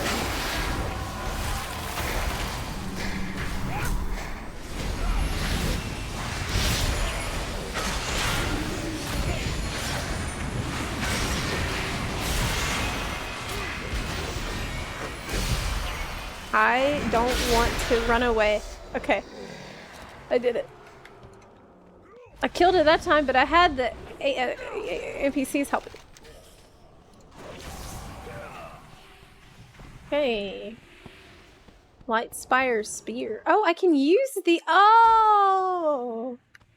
Oh, I'm supposed to use these things I'm picking up. It's an item. Oh! Okay, well, I thought that it was just... I have MMO brain. It's like, I see an item I pick up, I do quest. Maybe need quest. Item. Pick up item for quest? Need? It's not for the quest. Okay, where's Flap? Do I have that? You know, as a moonkin. Did they remove Flap? Oh no! I don't see it. Can't Flap?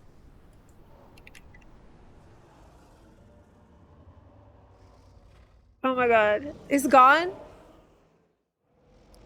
Flap is something you have to buy from a vendor. Oh! I guess I forgot that I had to do that. It's been so long. It's from Legion. It's not default. Oh man, I'm so used to having it. I don't really know what to do. I guess I can go into cat form. That maybe I will take less fall damage and I can just stealth. Yeah. It didn't break stealth. It's way too many enemies here.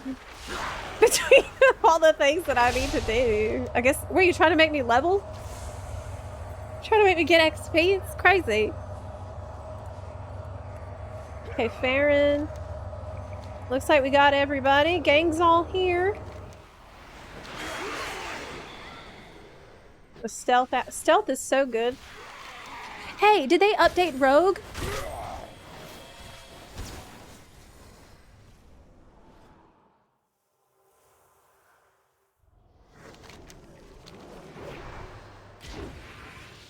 The instant cast efflorescence bothers me though.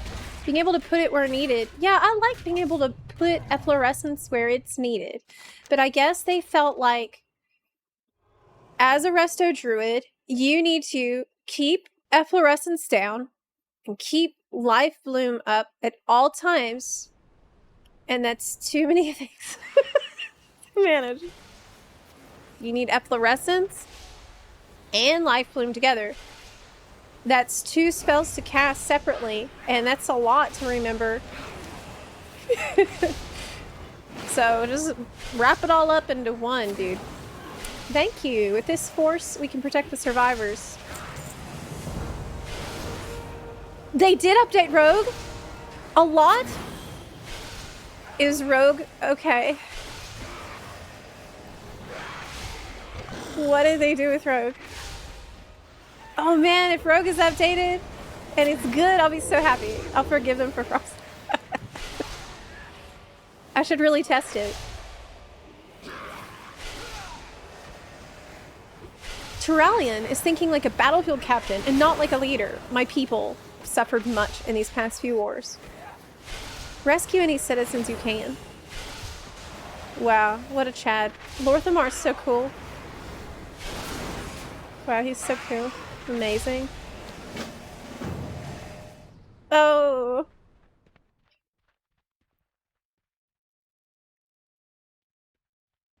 True. I mean, you usually put live blue on the tank. So, I don't think it's that big of a deal. It's not going to bother me that much.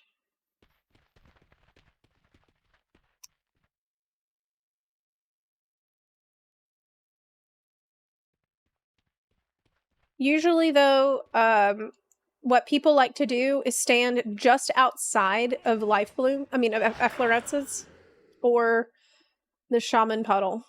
People really like to stand just outside of it. Wherever you put it, people will stand around it. It's just how it is. There's nothing you can... Even if it casts on them, they will move away.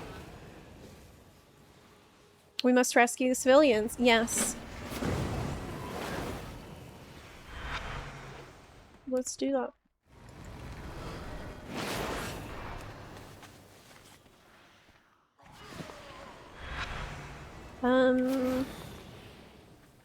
Do you need that? Okay, that doesn't count as rescuing a civilian. This is... Oh, okay, that counts though. You're scared they're gonna kill Lorthamar? Oh, I bet they will. Yeah, I'm worried about that because they're not gonna let me have any husband die for too long. I wouldn't be surprised. That would be really annoying.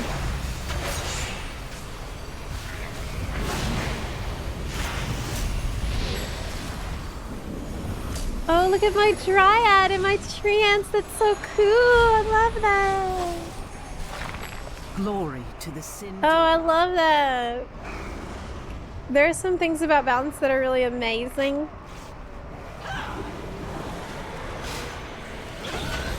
I really like.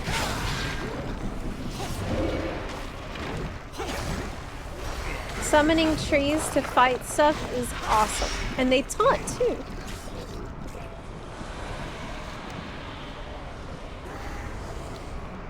Okay, am I going the wrong way? Yes, we need to go down.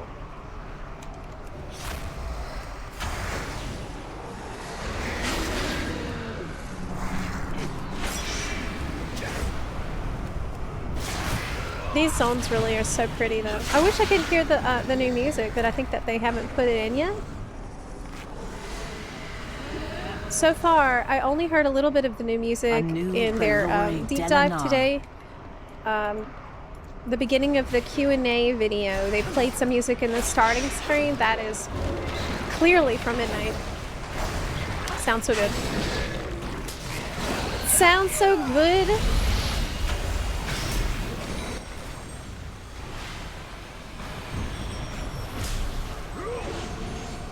Dryad is a new talent. So it was the tier bonus from Mana Forge, and I had a feeling that they were just gonna make it a talent.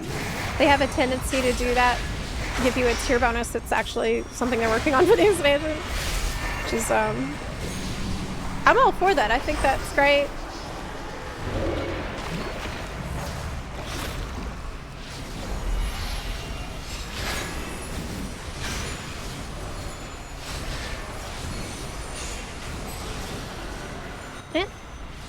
I pressed Lunar Eclipse, and yet the rotation assist button was telling me to use, like, Sunfire and Wrath. That seems wrong. The sun guides us.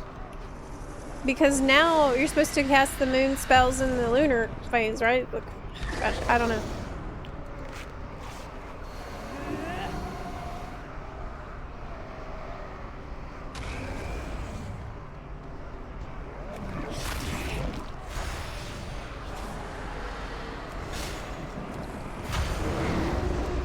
Do you guys think WoW's going in the right direction? Well, I do.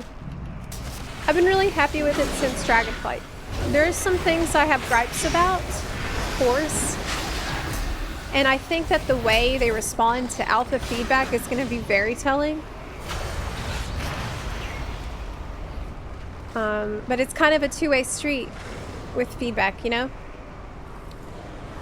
Like, players need to share feedback in constructive ways.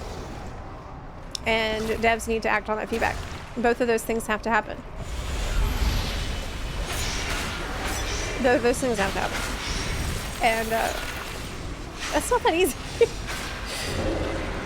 It's not easy. But I will do my best to share my feedback constructively that I have about things I have gripes on. And I hope people can do the same. Because they have added some things in The War Within that I truly think have made the game so much better than it was. On a fundamental way. And having talked to the devs, housing devs, and having seen now the effort and care that they put into the housing zones, I really do feel like they are doing maximum effort right now. And I really do get the sense that they care about making the game the best as it can be. But sometimes the eternal sun guides us. It's hard for a developer to see things like how some changes can feel in a practical or emotional way. Like, I think Frostmage, from what I can tell, seems a good example of this. They've explained in their patch notes that they want the spec to be approachable. They see that it is approachable and they want to keep going in that direction. Baladash, I don't Malanor. necessarily think that's a problem. The light of the sun will be with you. I think it's a pretty common development trap where you want things to be streamlined and polished, but along the way, sometimes things can be lost. And I wonder if we're going to be able to keep more of what has been discarded. That's why I think their reaction to some feedback will be very telling. But I'm willing to compromise. You know, I'm not like...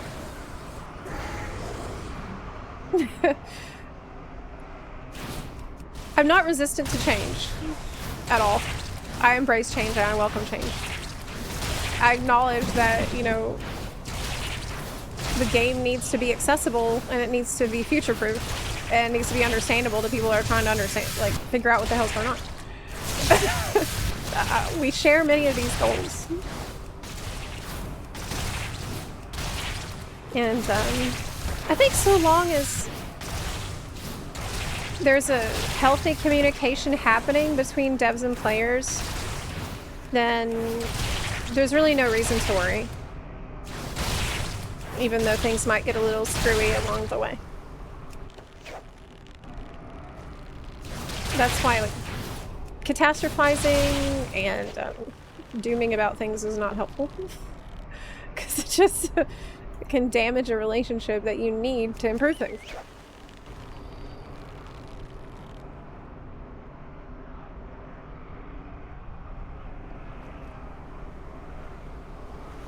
To be honest, I'm only worried about story direction, questing, side content, exploration. I don't play MMOs for a challenge. I have other games for that. Well, did you hear about Prey? They said that Prey is going to be increasing the world difficulty level, which I thought was really cool. Like, if you select Nightmare difficulty, it will make the whole world harder while you're in it. I love that. That sounds really fun.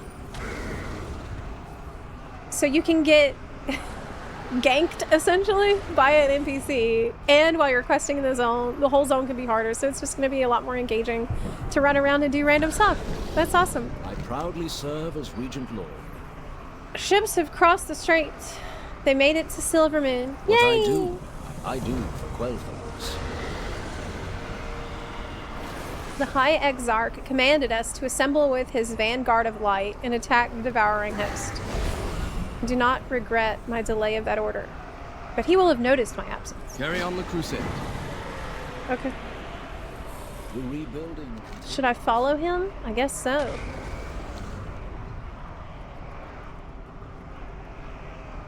Well, where's my travel form?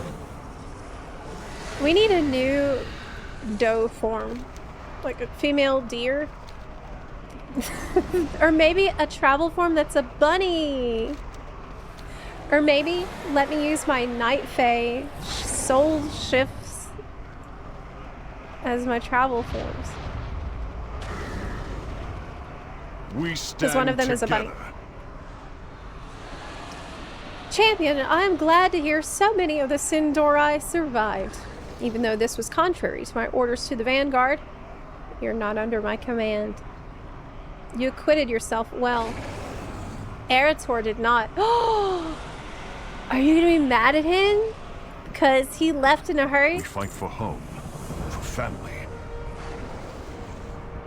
Oh my Good day to you. Turalian is gonna be so annoying in this expansion, I bet. I bet he is. I can just sense it Do coming. not give up the fight. The High Exarch has formed an impressive defensive line. It will hold the devouring host's current numbers, but I can see the void pylons behind the lines. Those will call forth more devouring hosts and overwhelm the Vanguard. Their power is too dangerous for us to destroy. But if we can reactivate the Sentinels that fell in the initial assault. Okay.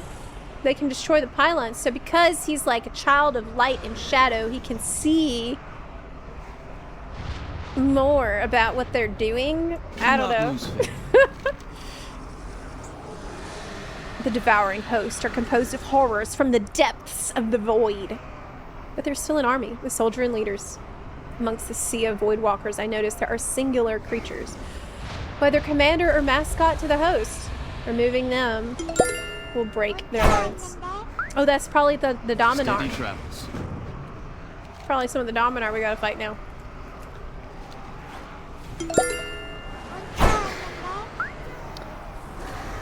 You hate his hair? It's kind of... it's not that bad. I mean, he's got these tattoos, right? On the side of his head. And it's kind of cool. I guess it's okay. Look, he's the only husbando I'm gonna get besides Lorthamar. We gotta make do with what we got.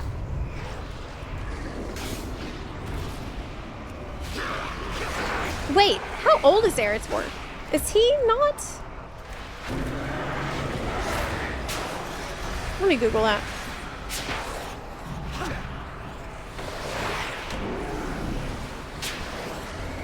He's 33 years old.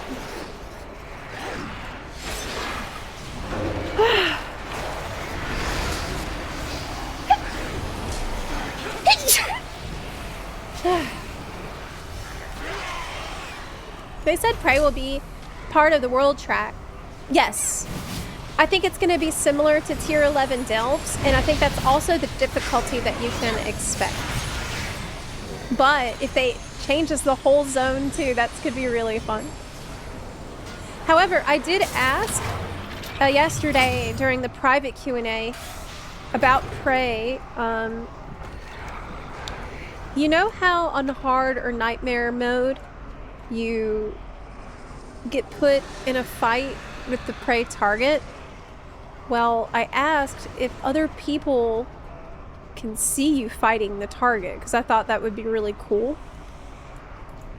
And unfortunately, no. Whenever you're on hard or nightmare difficulty, fighting the prey target, you're placed into your own private instance, essentially. So it's like, I don't know. I guess you just vanish. You won't see your friend who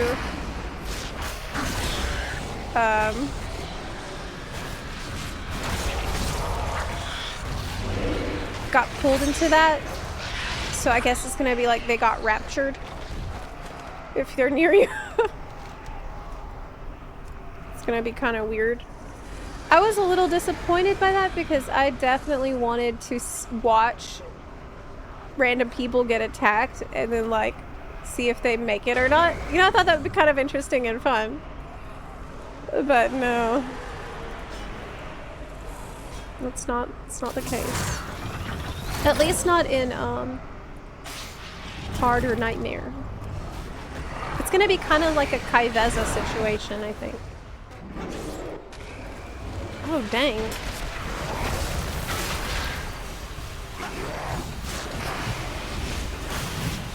Okay, I feel like this rotation, this suggestion is just shitty. I feel like it's giving me bad suggestions. It's not giving good advice.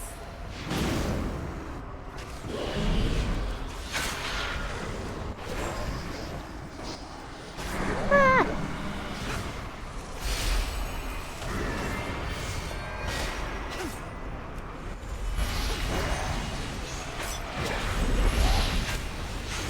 Oh my god. Light blessing. Got it. Yeah, the one-on-one fights in FF14 is kind of what I was hoping we would get, but it's not that. Oh, aren't you so excited for Legion Remix, though? They did say, when I asked about Prey, I asked if it would be like Legion Remix World Tiers, and they said, yeah. It is going to be like that. And they are going to be watching the progress of Legion Remix World Tiers with great interest because of how it's going to fit into Prey. And I thought that was awesome. That's huge news. Why aren't they marketing it that way? Because that sounds really, really cool. And they haven't really mentioned that part of it at all. I don't know why they're being so shy about that. It seems like a huge selling point. If it's an affix for the whole world.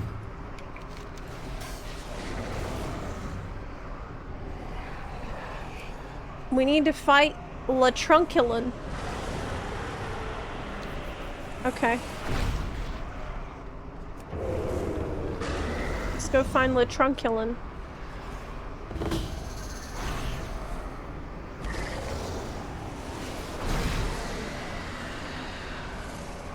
Oh, he's dead already. Dang, you're out here late. This is such a paladin expansion. You kind of have to play a paladin. After midnight, every race should get paladins unlocked. Real-time cutscene. Pylon destruction. The Sentinels destroy the pylon? What? I didn't even get to read. Skipper. That's a cutscene, Skipper. I did not do on purpose. There's Latrunculin. Yeah, he's a Dominar.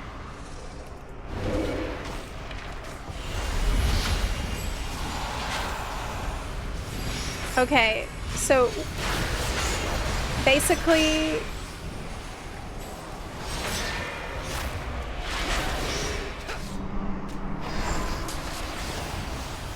Celestial Alignment does what it always did.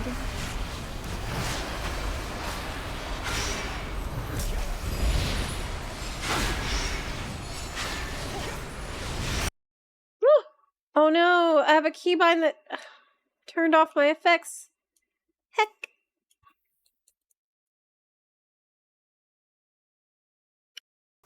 I've got to figure out what that keybind is because I press it all the time. Ooh, treasure. I think I didn't fix the sound. Oh yeah, yeah, look, they updated spell effect for regrowth. It's so pretty now. Oh, it's nice. You know, old boot. I bet somebody came here and took the good loot and left an old boot behind. That's so annoying when people do that. You know? That's the worst. Don't be that guy.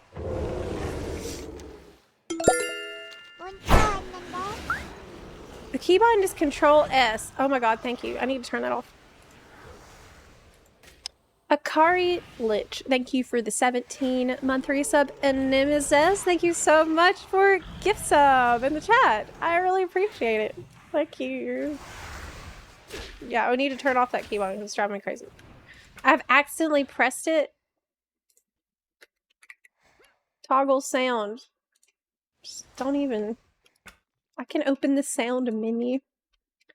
I don't need all that. I like other sounds turned off. Whatever. Is dialogue muted? Oh. Ambient sounds. Dialogue has been muted. Maybe there was voice acting. The army of the light stands ready. Walk I feel in the dumb. light. Going behind our lines was reckless. Was this Erator's idea? Lately, he's been so headstrong. Sorry, I shouldn't air this family business. Isn't he 33 years old? Okay, I just read that Erator is 33 years old. I'll admit your actions have aided the Vanguard of Light in this battle. Okay. Dionys Arca. We didn't come this far to falter now. Zepla, do you not play FFXIV anymore? I am on a break from FFXIV because I was not having fun in Dawn Trail. And rather than continue to do something that I wasn't having fun doing and just complaining all the time and whining about it, I decided to instead not do that and play things that I do find fun right now. That's basically, I said everything I wanted to say about this story on my YouTube channel, and I don't really know what else. Every once in a while, I'll like cover the news about it, but I'm kind of just waiting for there to be content that comes out that I think will be fun. But namely story content. Namely the story content. Zepla, I have a mission for you. There's a contingent of Shadow Guard to the northeast. They appear to be looting the buildings. That could change in a moment. The Vanguard cannot afford to be flanked as we advance. Take out their leader. Okay. Light guide us. Anaria Shala. The armory here holds legendary weapons and artifacts. The Ethereals are looting our stuff. What? Shorella. Okay. Wow. This is a new add-on I'm trying out. Kaliel's Tracker. It's so good. I'm glad it works in the alpha. It is very good. Oh, is that It is a Draenei. And a Blood Elf. It's the Army of the Light stuff, maybe? The upscaled Shattered Sun Memorial in Quel'Danas, right? Oh my god, I forgot where I was even at. You're right, there's the oh my god. You're right. It's Quel'Danas. In my defense, I have not slept at all. Like zero sleep. Not it's really amazing I'm still able to carry on a conversation with you, to be totally honest. I'm shocked even myself. This is really insane. I can't believe I'm still going here. I think it's just pure like expansion hype and delirium, like a combo of those things.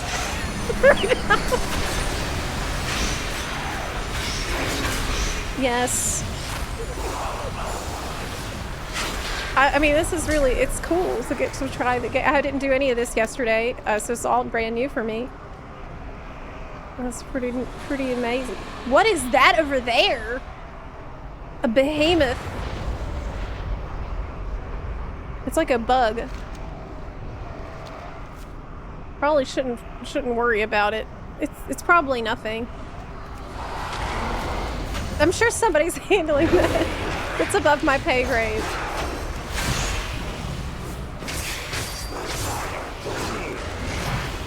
Oh my god. I remember when they released Quel'Danas.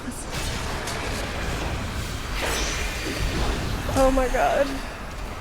I remember when they released... Oh my god, I remember when they released Quel'Danas.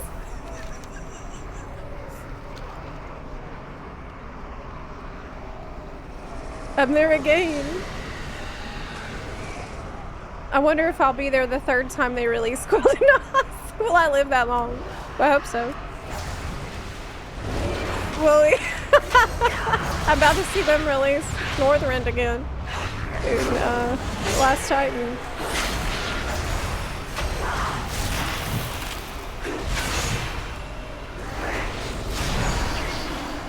Hope I'm lucky enough to see the third time, really. That would be a blessing.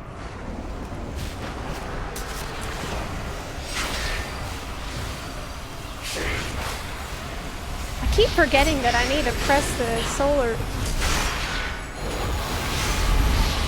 Do I not have that button that restores all my HP at once anymore? You know, what's it called? Renewal? Do I not have that?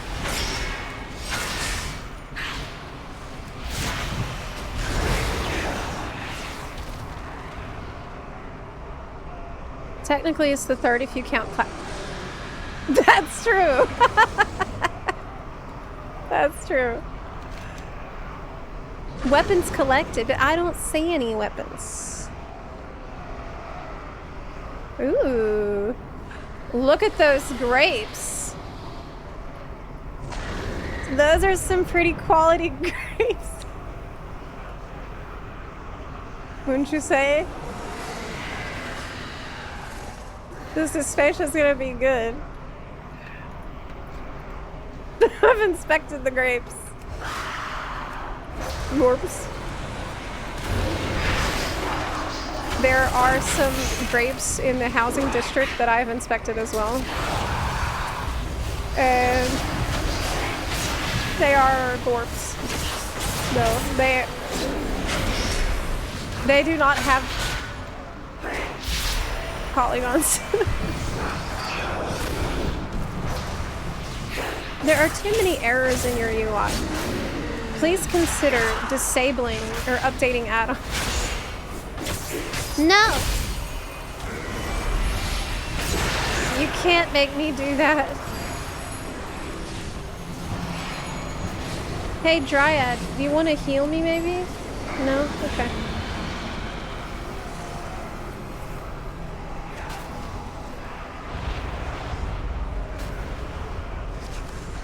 I feel like I'm missing something. Oh, there's the weapon. Is somebody else grabbing them? Warp Slicer. Hey, it's from the fight with Kael'thas. Okay, that's cute.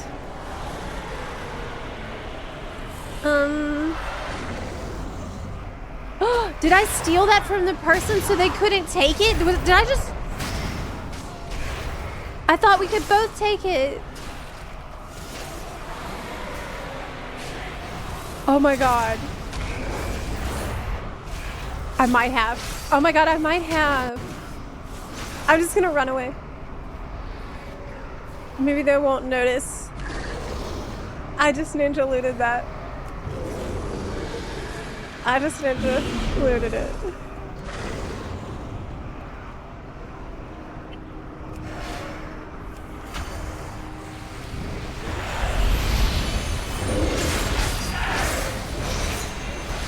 Okay, so we have. It won't let you cast the lunar eclipse because I just casted the celestial alignment.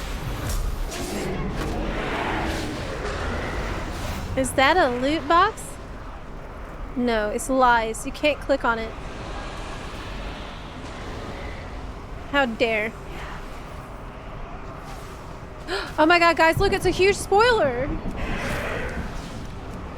Oh my god. I didn't know there was any spoilers in the alpha. They really put us... They put us... Spoiler just like that without even thinking. I'll get rid of the spoiler, guys, don't worry. Okay, I did.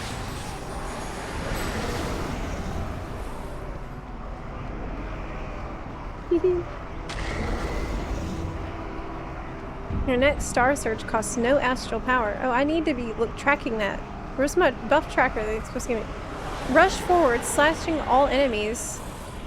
Am I gonna do that as a moonkin? This is gonna look so stupid.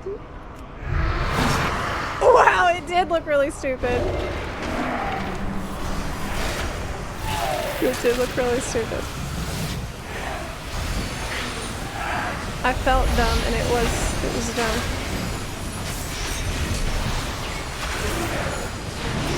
You know what else is really stupid? Trying to fight all these.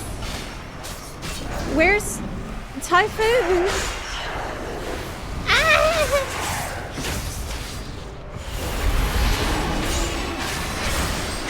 Oh, I got it. I got it.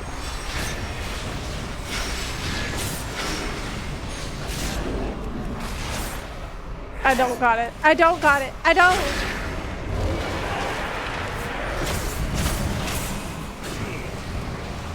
I accidentally aggroed nothing.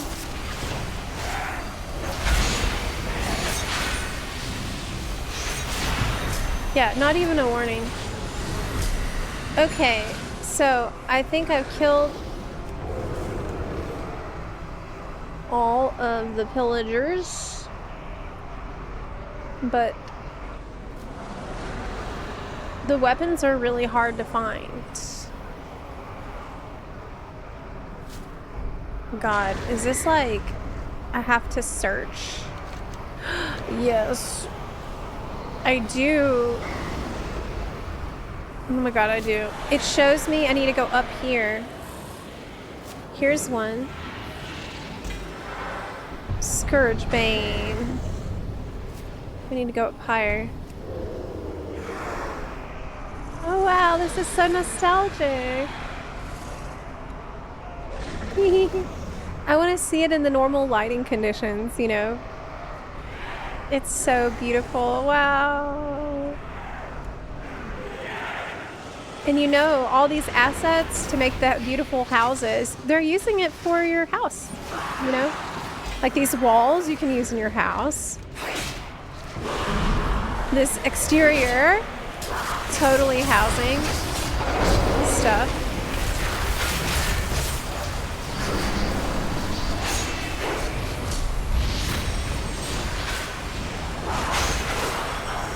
So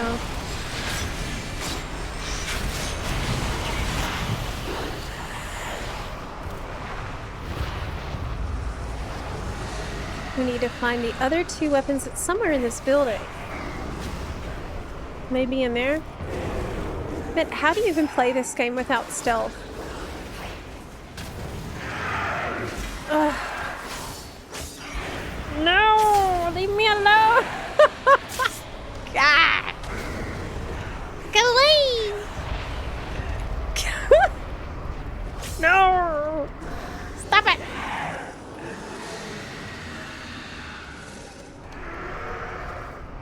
Being a night elf is peak because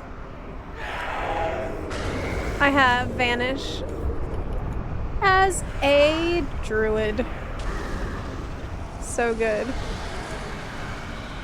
Man, if Rogue has really had an overhaul that makes it better to play, I'm gonna be so freaking happy. I will test it as soon as I can.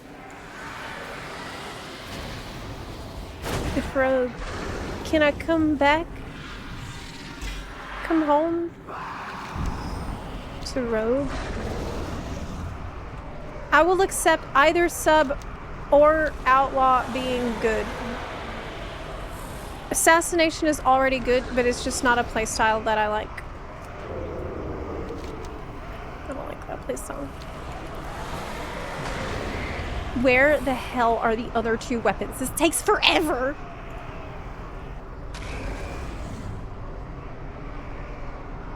It's the Shadow Guard.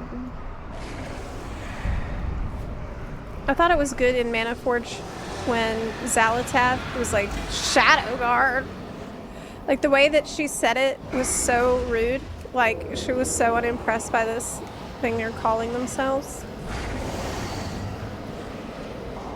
There's a spoiler. I need to avoid that spoiler. Okay, I did.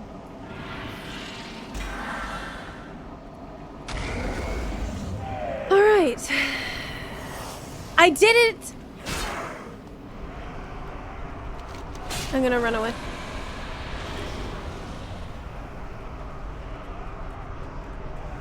My faith is my shield.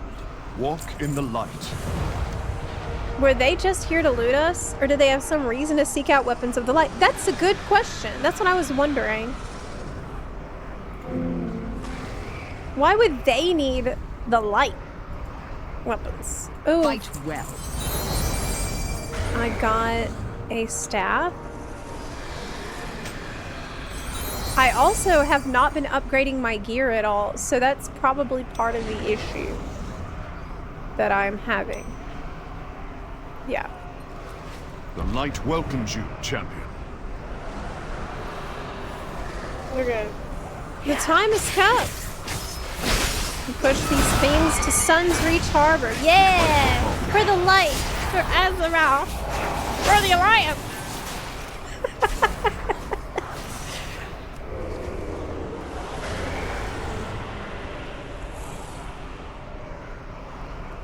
Lothraxion is really cool. I'm glad to see him making a comeback. I actually think it's good that Tyrallion is going to be here and probably is going to be kind of a butthole. Because you need some antagonistic characters. You don't need everybody being like chill and correct all the time or it gets boring. I'd like to see him cause problems.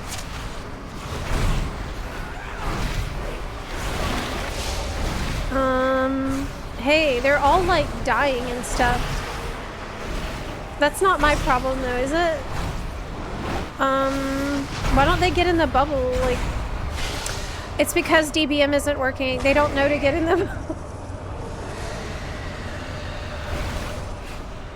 Yeah, they don't know.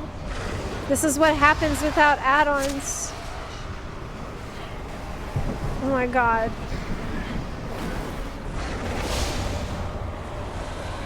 My faith is my shield.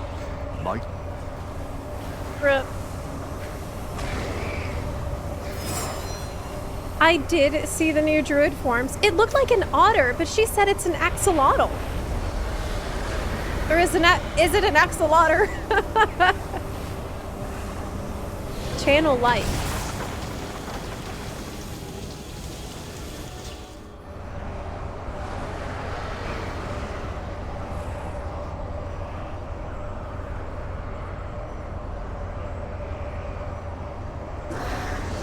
We killed... We did it, Reddit! The cheer erupts among the paladins and priests. Celebrations are cut short as one behemoth falls into the sea. 2 more arise! Zalatath taunt the assembled force of defenders. Uh-oh! We have to run away! Run away, the monsters! Run away! I answer to the light. Our only hope lies in the Sunwell. Remain vigilant. Fall back. We can't win. Not like this. Fall back to the Sunwell. Aldiel Shalom. Alright. Escape on the Dragonhawk. Okay.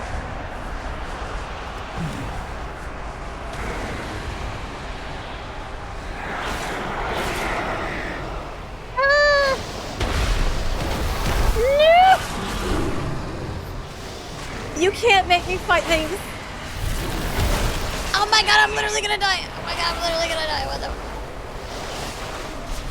I have 700 HP left. I don't know what happens if you die. But I very nearly did. That's 700 HP.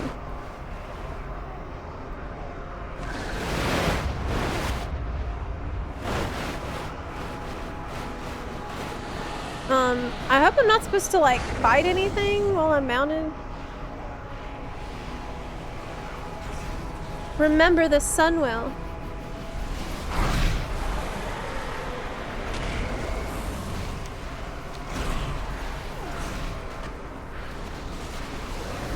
Yeah, I have 60k health.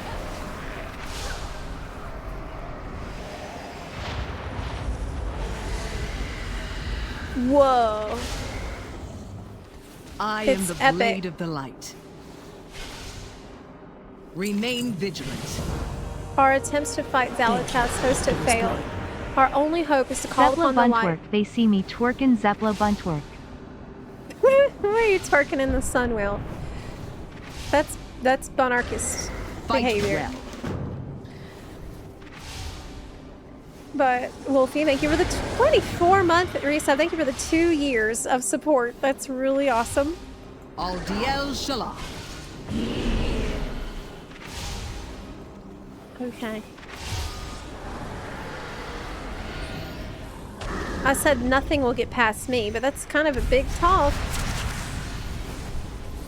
Look, it's wow heads. It's wow heads. That's cool. I'll help you, wow heads. Wow, awesome. Oh man, this is so neat. I love wow heads. That's my whole page, you know.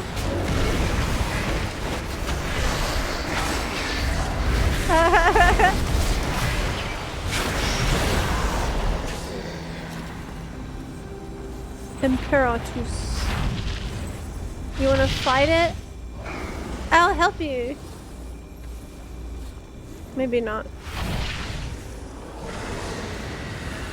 I'll just run after. I bet Wowheads knows what to do. I bet it's like their 100th character. You know? And they probably know all the like perfect rotation and stuff. The Giga.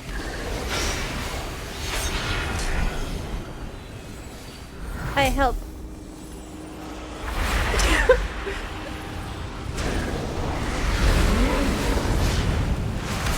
How is Warlock doing, by the way? I like the fact that you can't press solar eclipse during slash alignment, because I am forgetting. That's thoughtful.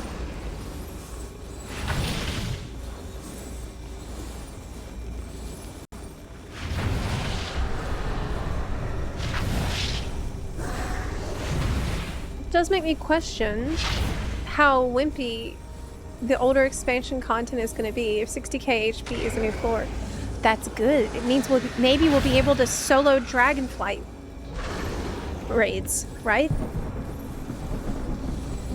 It's either going to be really easy or impossible. No in between.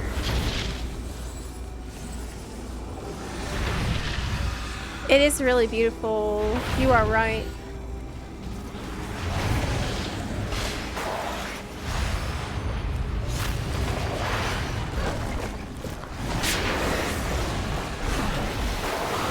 Oh my god. I thought you were an enemy. Your name is Void Heat. Oh my god. I'm like a Void Heat. That sounds bad. Void stuff. I better fight it. I just try to attack. Because I'm fighting, you know, all Void things. It's a new nameplate.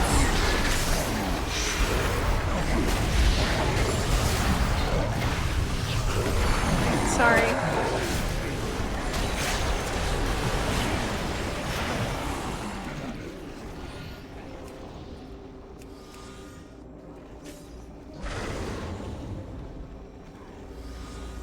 Okay.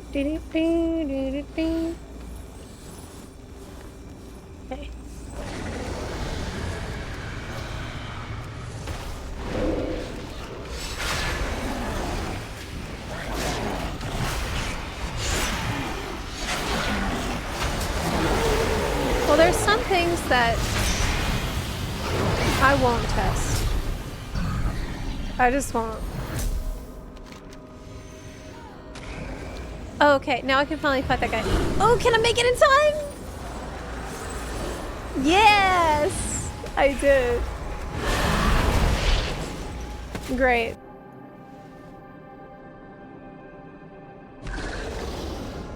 IGC. Erator Leodrin and other paladins chant a prayer in the Sunwell to focus their light.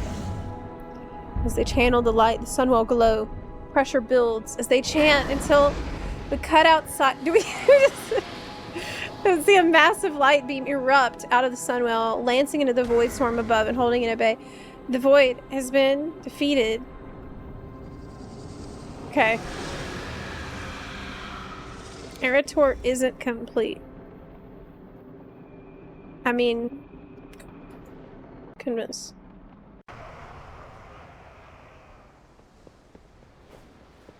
Pleasantries can wait. I love the nameplates. I love the new nameplates. I haven't seen the new boss alerts yet, but the nameplates are fantastic. I'm really happy about it. But I haven't tested it in a Mythic Plus situation, which is really the true test. But I'm glad that they're working on this.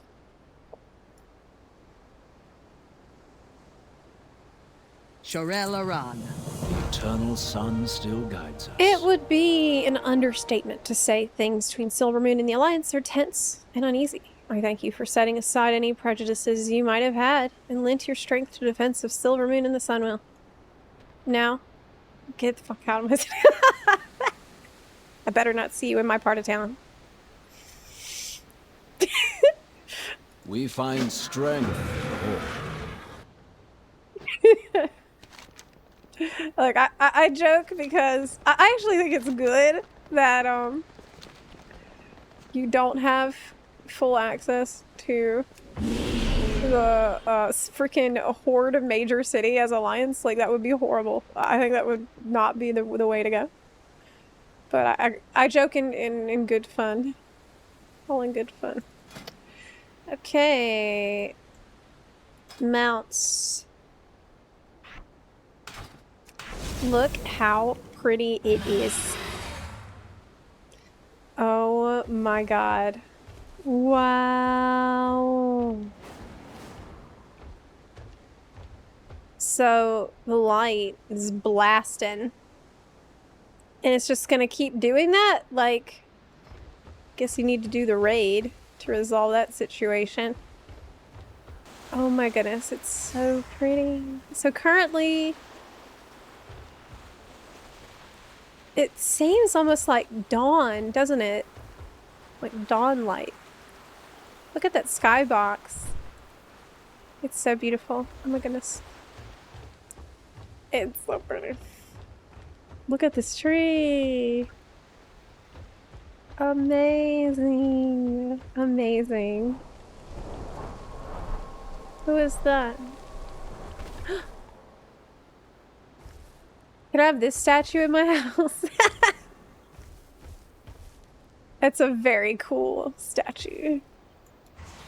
How long will I hold out not playing a Blood Elf? Not long. In this expansion, no one can resist. Wow. That tree is good. I'm just sightseeing for the moment. You know what would be a good feature for them to add for our houses? Boats. So like we get our own boats. You know, kind of like they did with... No, not at all like what they did with the naval shipyard. Okay.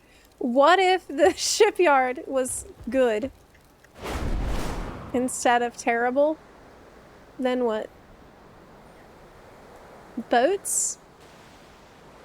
Ooh. Is that one of the windrunners? There's no plaque or anything. I am just blown away by how stunning this is. I'm gonna fall in the water. Yep.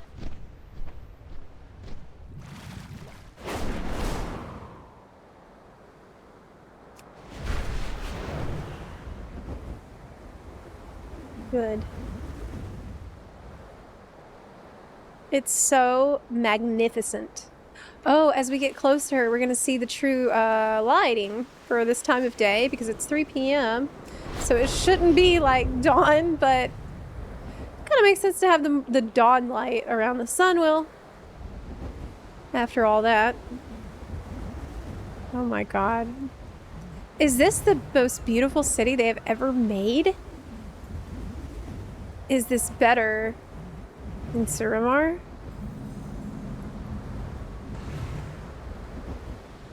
Oh my god. I could cry, honestly.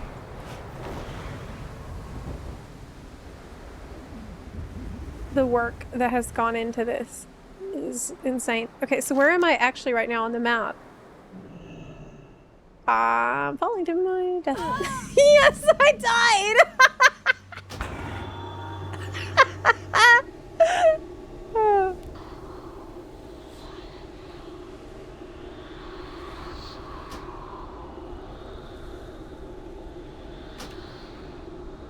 Will you res me? Thank you.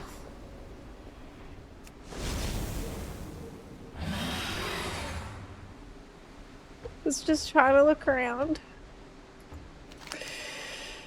Kip.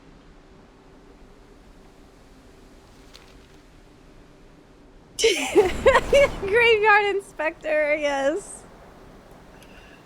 Didn't I joke about that today? Okay.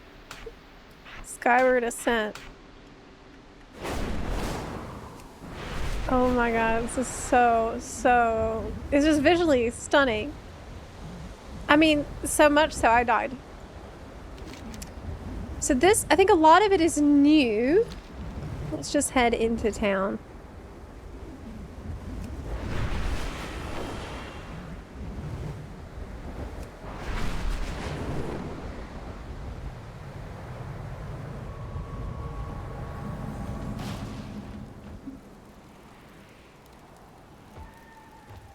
Cool.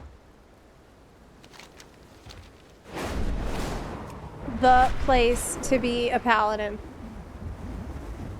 Thalassian University. Are we all gonna learn how to speak Thalassian?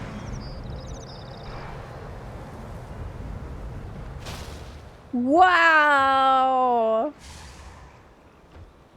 Oh my god. Oh my god, look at this place.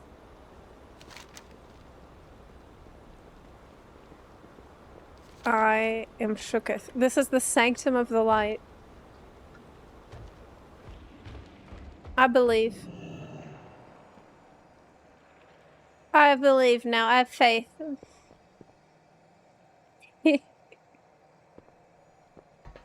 I now have faith in the light. State your business. Hello. I have no time for a sermon. Oh. Farewell.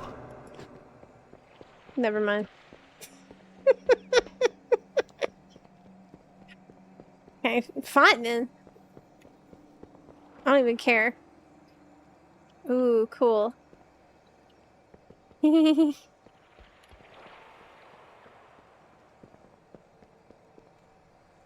Whoa. We need to be able to do that pose, right?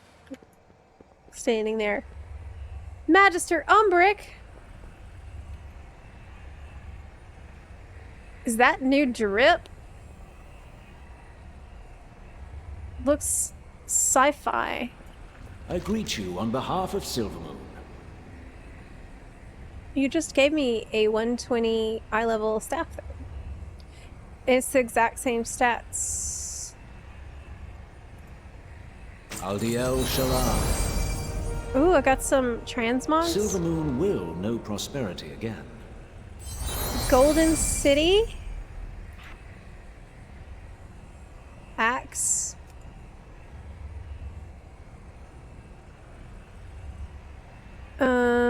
It's two-handed stuff. I'm not seeing it here. Because... Oh, there. So it's like ethereal stuff. That might change. We have made many sacrifices. We shall all weigh in on the situation. As you can see, there are many tensions at play. Looking at Umbric and Romath. Please give us a moment to discuss. Aldiel Shalar. Of course I'll listen to the discussion. Silvermoon will know The Sunwell holds the Void Storm at bay for now, but its current state cannot be sustained forever. And there's no telling how it could be affecting the rest of Eversong, especially the Light Blue. Umbric says Rendorai can aid you in finding one. Another course of action. Romath says, absolutely not. Your presence would risk defiling the Sunwell with void magic. Umbric says, then we have nothing more to discuss. He's going back to Tranquillia. Thralian says the Grand Magister is right about something. Protecting the Sunwell is our top priority. Lorthamar says your aid was timely and welcome, Thralian, but remember that Silvermoon and the Sunwell belong to the Sindore. You are guests in our fair city. I mean, he does need to be reminded of that. That's valid. Guests, allies, and saviors, Lorthamar, is kind of... Rest assured that we will guard your city and your people with the full strength of the light. Yeah, it's not a great reply. It's not a great reply.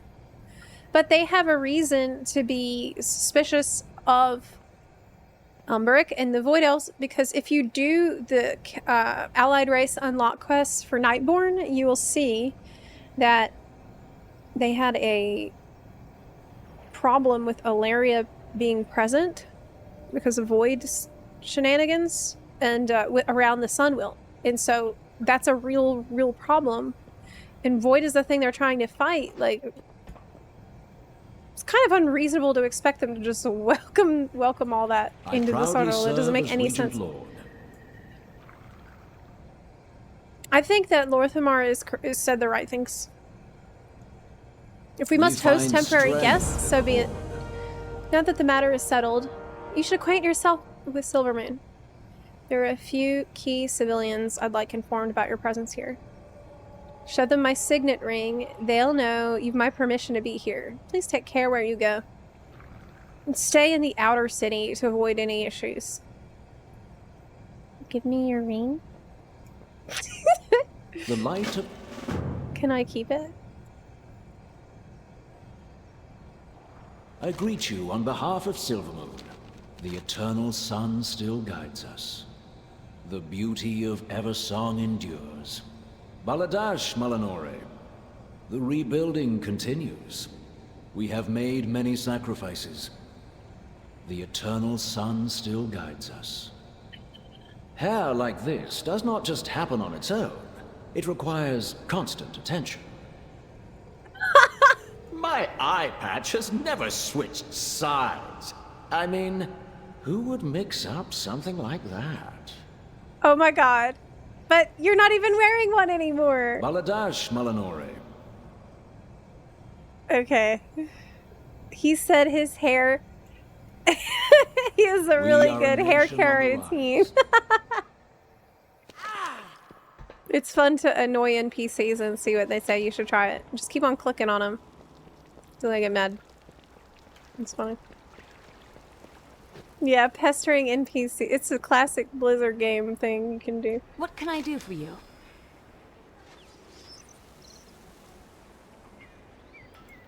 Offer greeting. I offer greeting. I greet.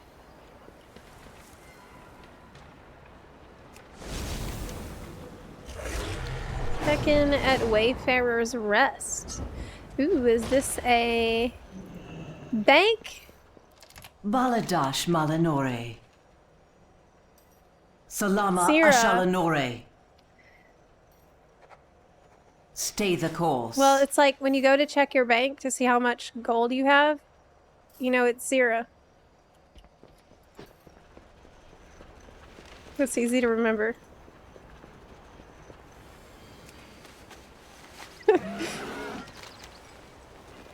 Wait. Did I mess up? The dark times will pass. The last I saw shadows descend on Quel'Danas, Arthas marched on our kingdom with his army of Scourge. Now another army marches in our streets, saying they're here for our protection. Are you certain of that? I mean, that's a valid concern.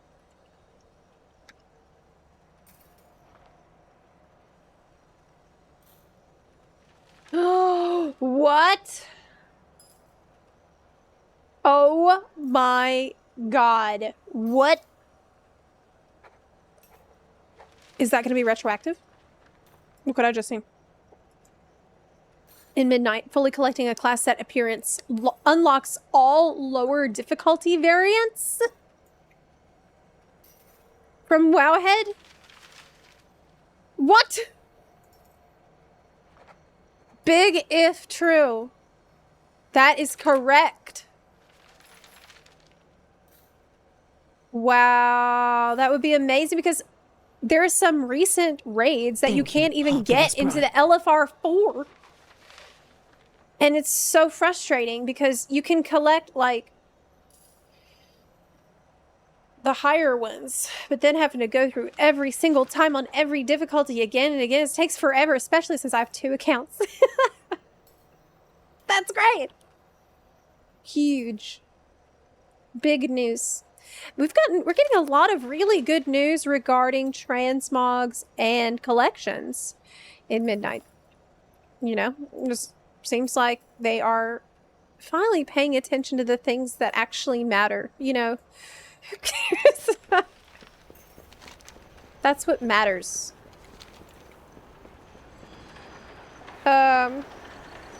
Ultimately. Nazan, thank you so much for subbing with Amazon Prime. I really appreciate that. Thank you.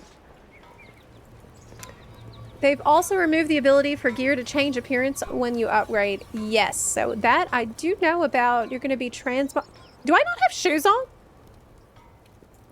What? What?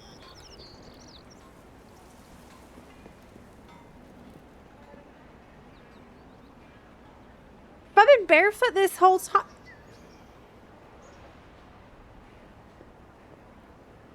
Where are my shoes?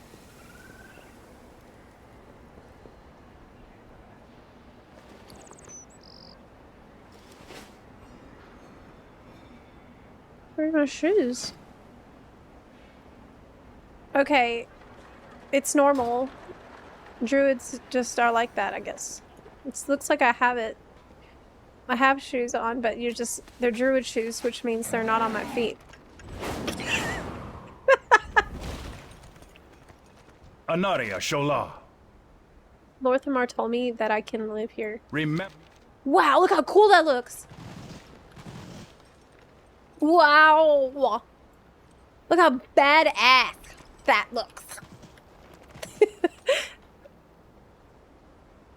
That is amazing. The way it's roosting there is like a snake, but it's a bird. That is so, so neat. Everything here is aesthetically perfect. Perfect. Like, what could they even do to make this more perfect? Nothing. It's amazing. Murder Row? Oh yeah, I want to see Murder Row. Is that guy still drunk? Where's that guy? We gotta have... Victory lies ahead. My guy. Yes. I have one-of-a-kind items.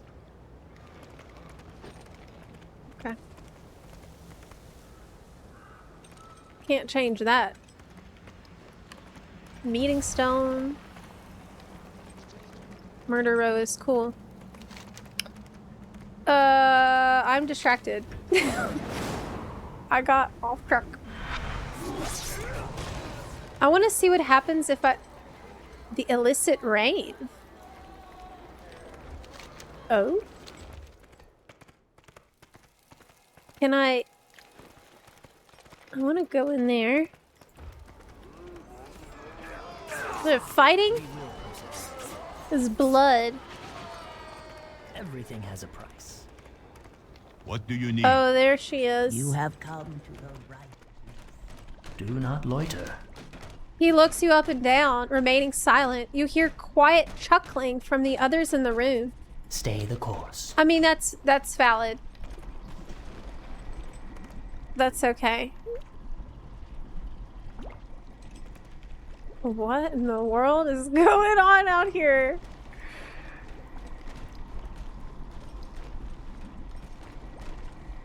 Cool. Oh, she's giving advice. Neat.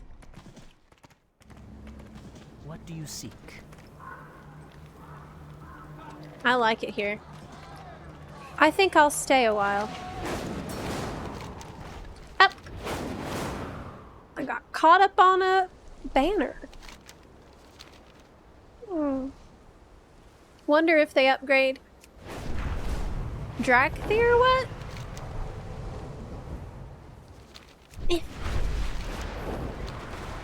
Okay. We need to go inside the building.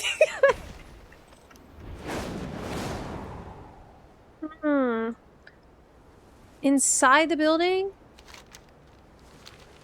I didn't expect that. Anduin! And Valera. I hope she's gonna be, like, fun, at least. They said she's supposed to be unserious like Bran, but... The pleasure is mine. Anything to say? Oh my god, he left. Like, I interrupted their conversation? Maybe they were talking about me.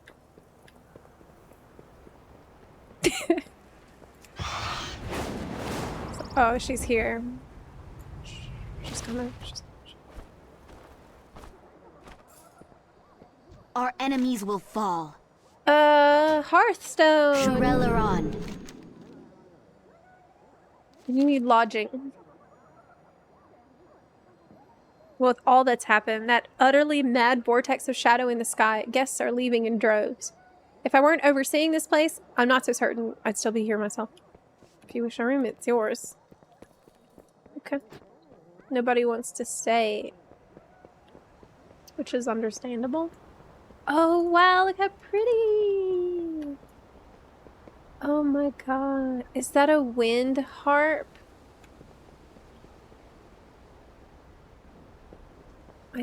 I think so. It's so beautiful. Oh my god. I want that for my yard. I bet you will be able to get it. Baladash, Malanore. We should have gone drinking in neutral territory. What? We escaped the city but left behind a bar tab. Okay. I'm not gonna do that right now. Death to all who oppose us. Blood elves are so intense. Oh. I'm so glad they're finally getting their time to shine. They've earned it. The Alliance is not welcome beyond this gate. This is as far as you go, hero. The gates behind me are restricted to members of the Horde only. Avoid the red banners and trees, or there will be consequences. Oh yeah? Yeah, look how good his armor is. Consequences, you say? Like what?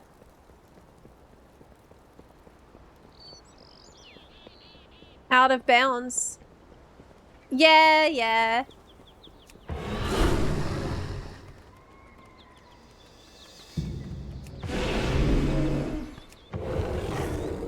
Ha ha! Oh my god. I'm doing stuff I'm not supposed to. Your presence is no longer tolerated. Oh yeah? You can't even say. Oh! Uh-oh. Uh-oh. I thought they couldn't see stealth because they didn't have the icon over their head. Or I did a bunarchy. That's the second death.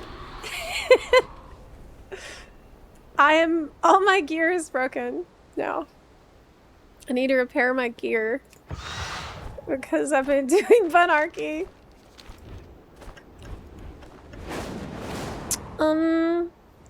Oh, but look at these beautiful ships. Damn, it looks so good. It looks so good. See how the silk shimmers in the light? Ah! God. Every person will play Blood Elf now. We're all Blood Elves now. Choose wisely. It's time to change. Whatever you're playing before, stop. Unless it was Blood Elf. Yes. Hold your head high. Hey, who can repair my gear? Can you do it? Pushy paladins. What are they doing? Are they asking for class changes?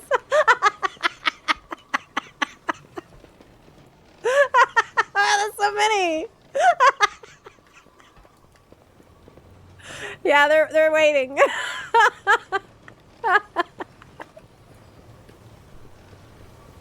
It's the silver hand. That's so weird, right? I mean, surely there's a quest, like, reasoning why they're just there. There's you said there's the red buffs at the top of the stairs. Yeah, they're on their way. Oh man. That's funny as fuck.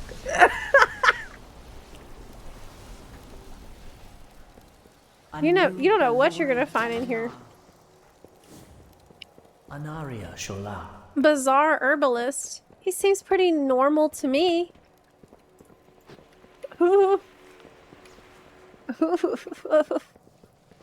Oh wow, what a cool area. It's alchemy? Are you referring to alchemy?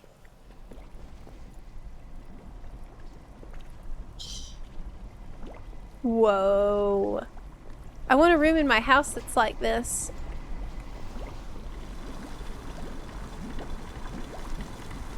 It is alchemical signs. I need this, like, alchemy table at my house.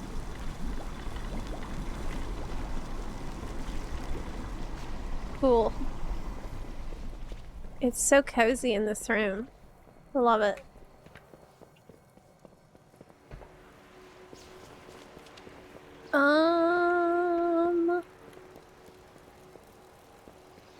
Okay. Let me... Wow. Zepla moon, it's like silver moon. Everything has a price. Glory to the Sindorai. Oh, wow. He's got a very fancy apparatus on his head. Keep your wits about you. Oh, look at that armor. Our enemies will fall. Oh, he looks so good. Why is she saying no? Hey, I'm talking to him. Oh. Oh my god, she's trying to get him to go away. What?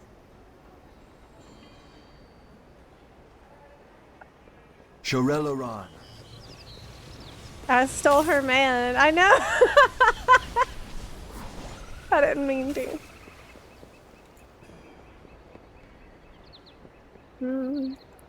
Wow, there's a butterflies flying around. I was trying to find someone who could fix my problems. Namely, my gear Victory being lies broken. ahead. But if they could fix all of my problems, that would also be really good. The dark times will pass. Oh, wow. Look at that. The beautiful place that we are gonna be in for this expansion. I feel like this expansion is gonna be pretty good. I have a good feeling about it. Let me get up for a minute. I'll be right back.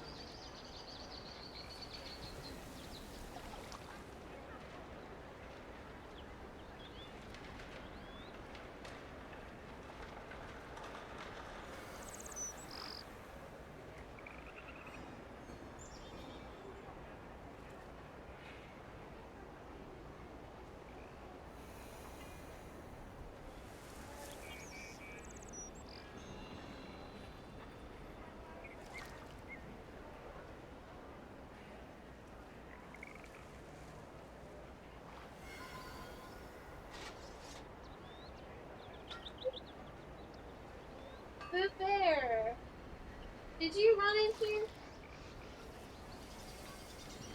Did you do bunarchy? Did Boo Bear do bunarchy? Yeah, he did.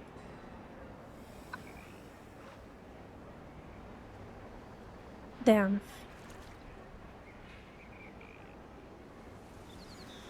Like, it's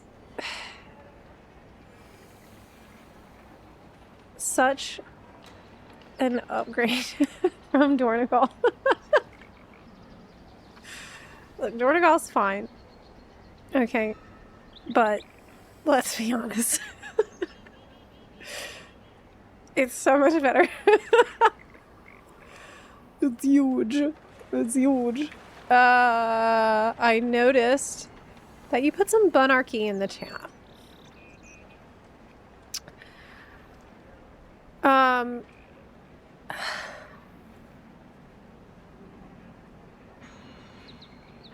What is the deadliest bird? A howl bird.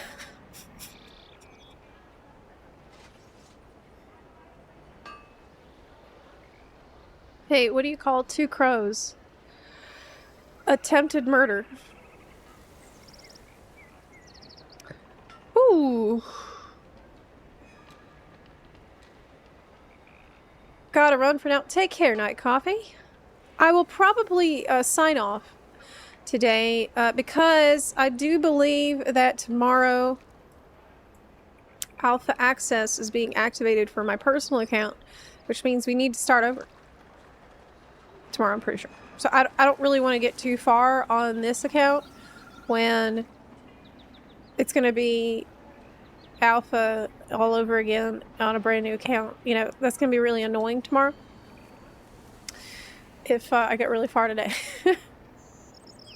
But I did want to take a look at Silvermoon.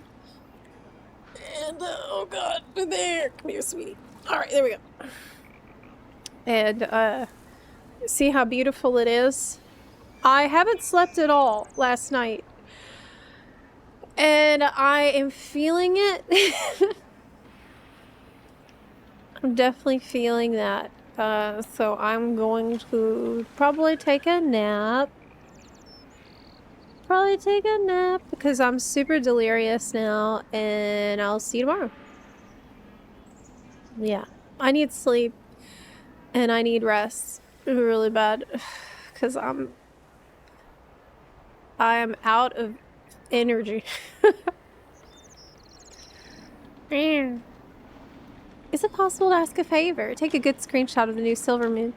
Can you use as a background? Oh yeah, no problem. I'd love to do that. Sure. I'll put it in the Discord later after I take a nap.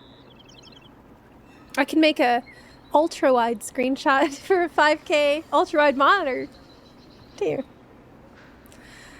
So, I'll see you later. See you tomorrow. Bye.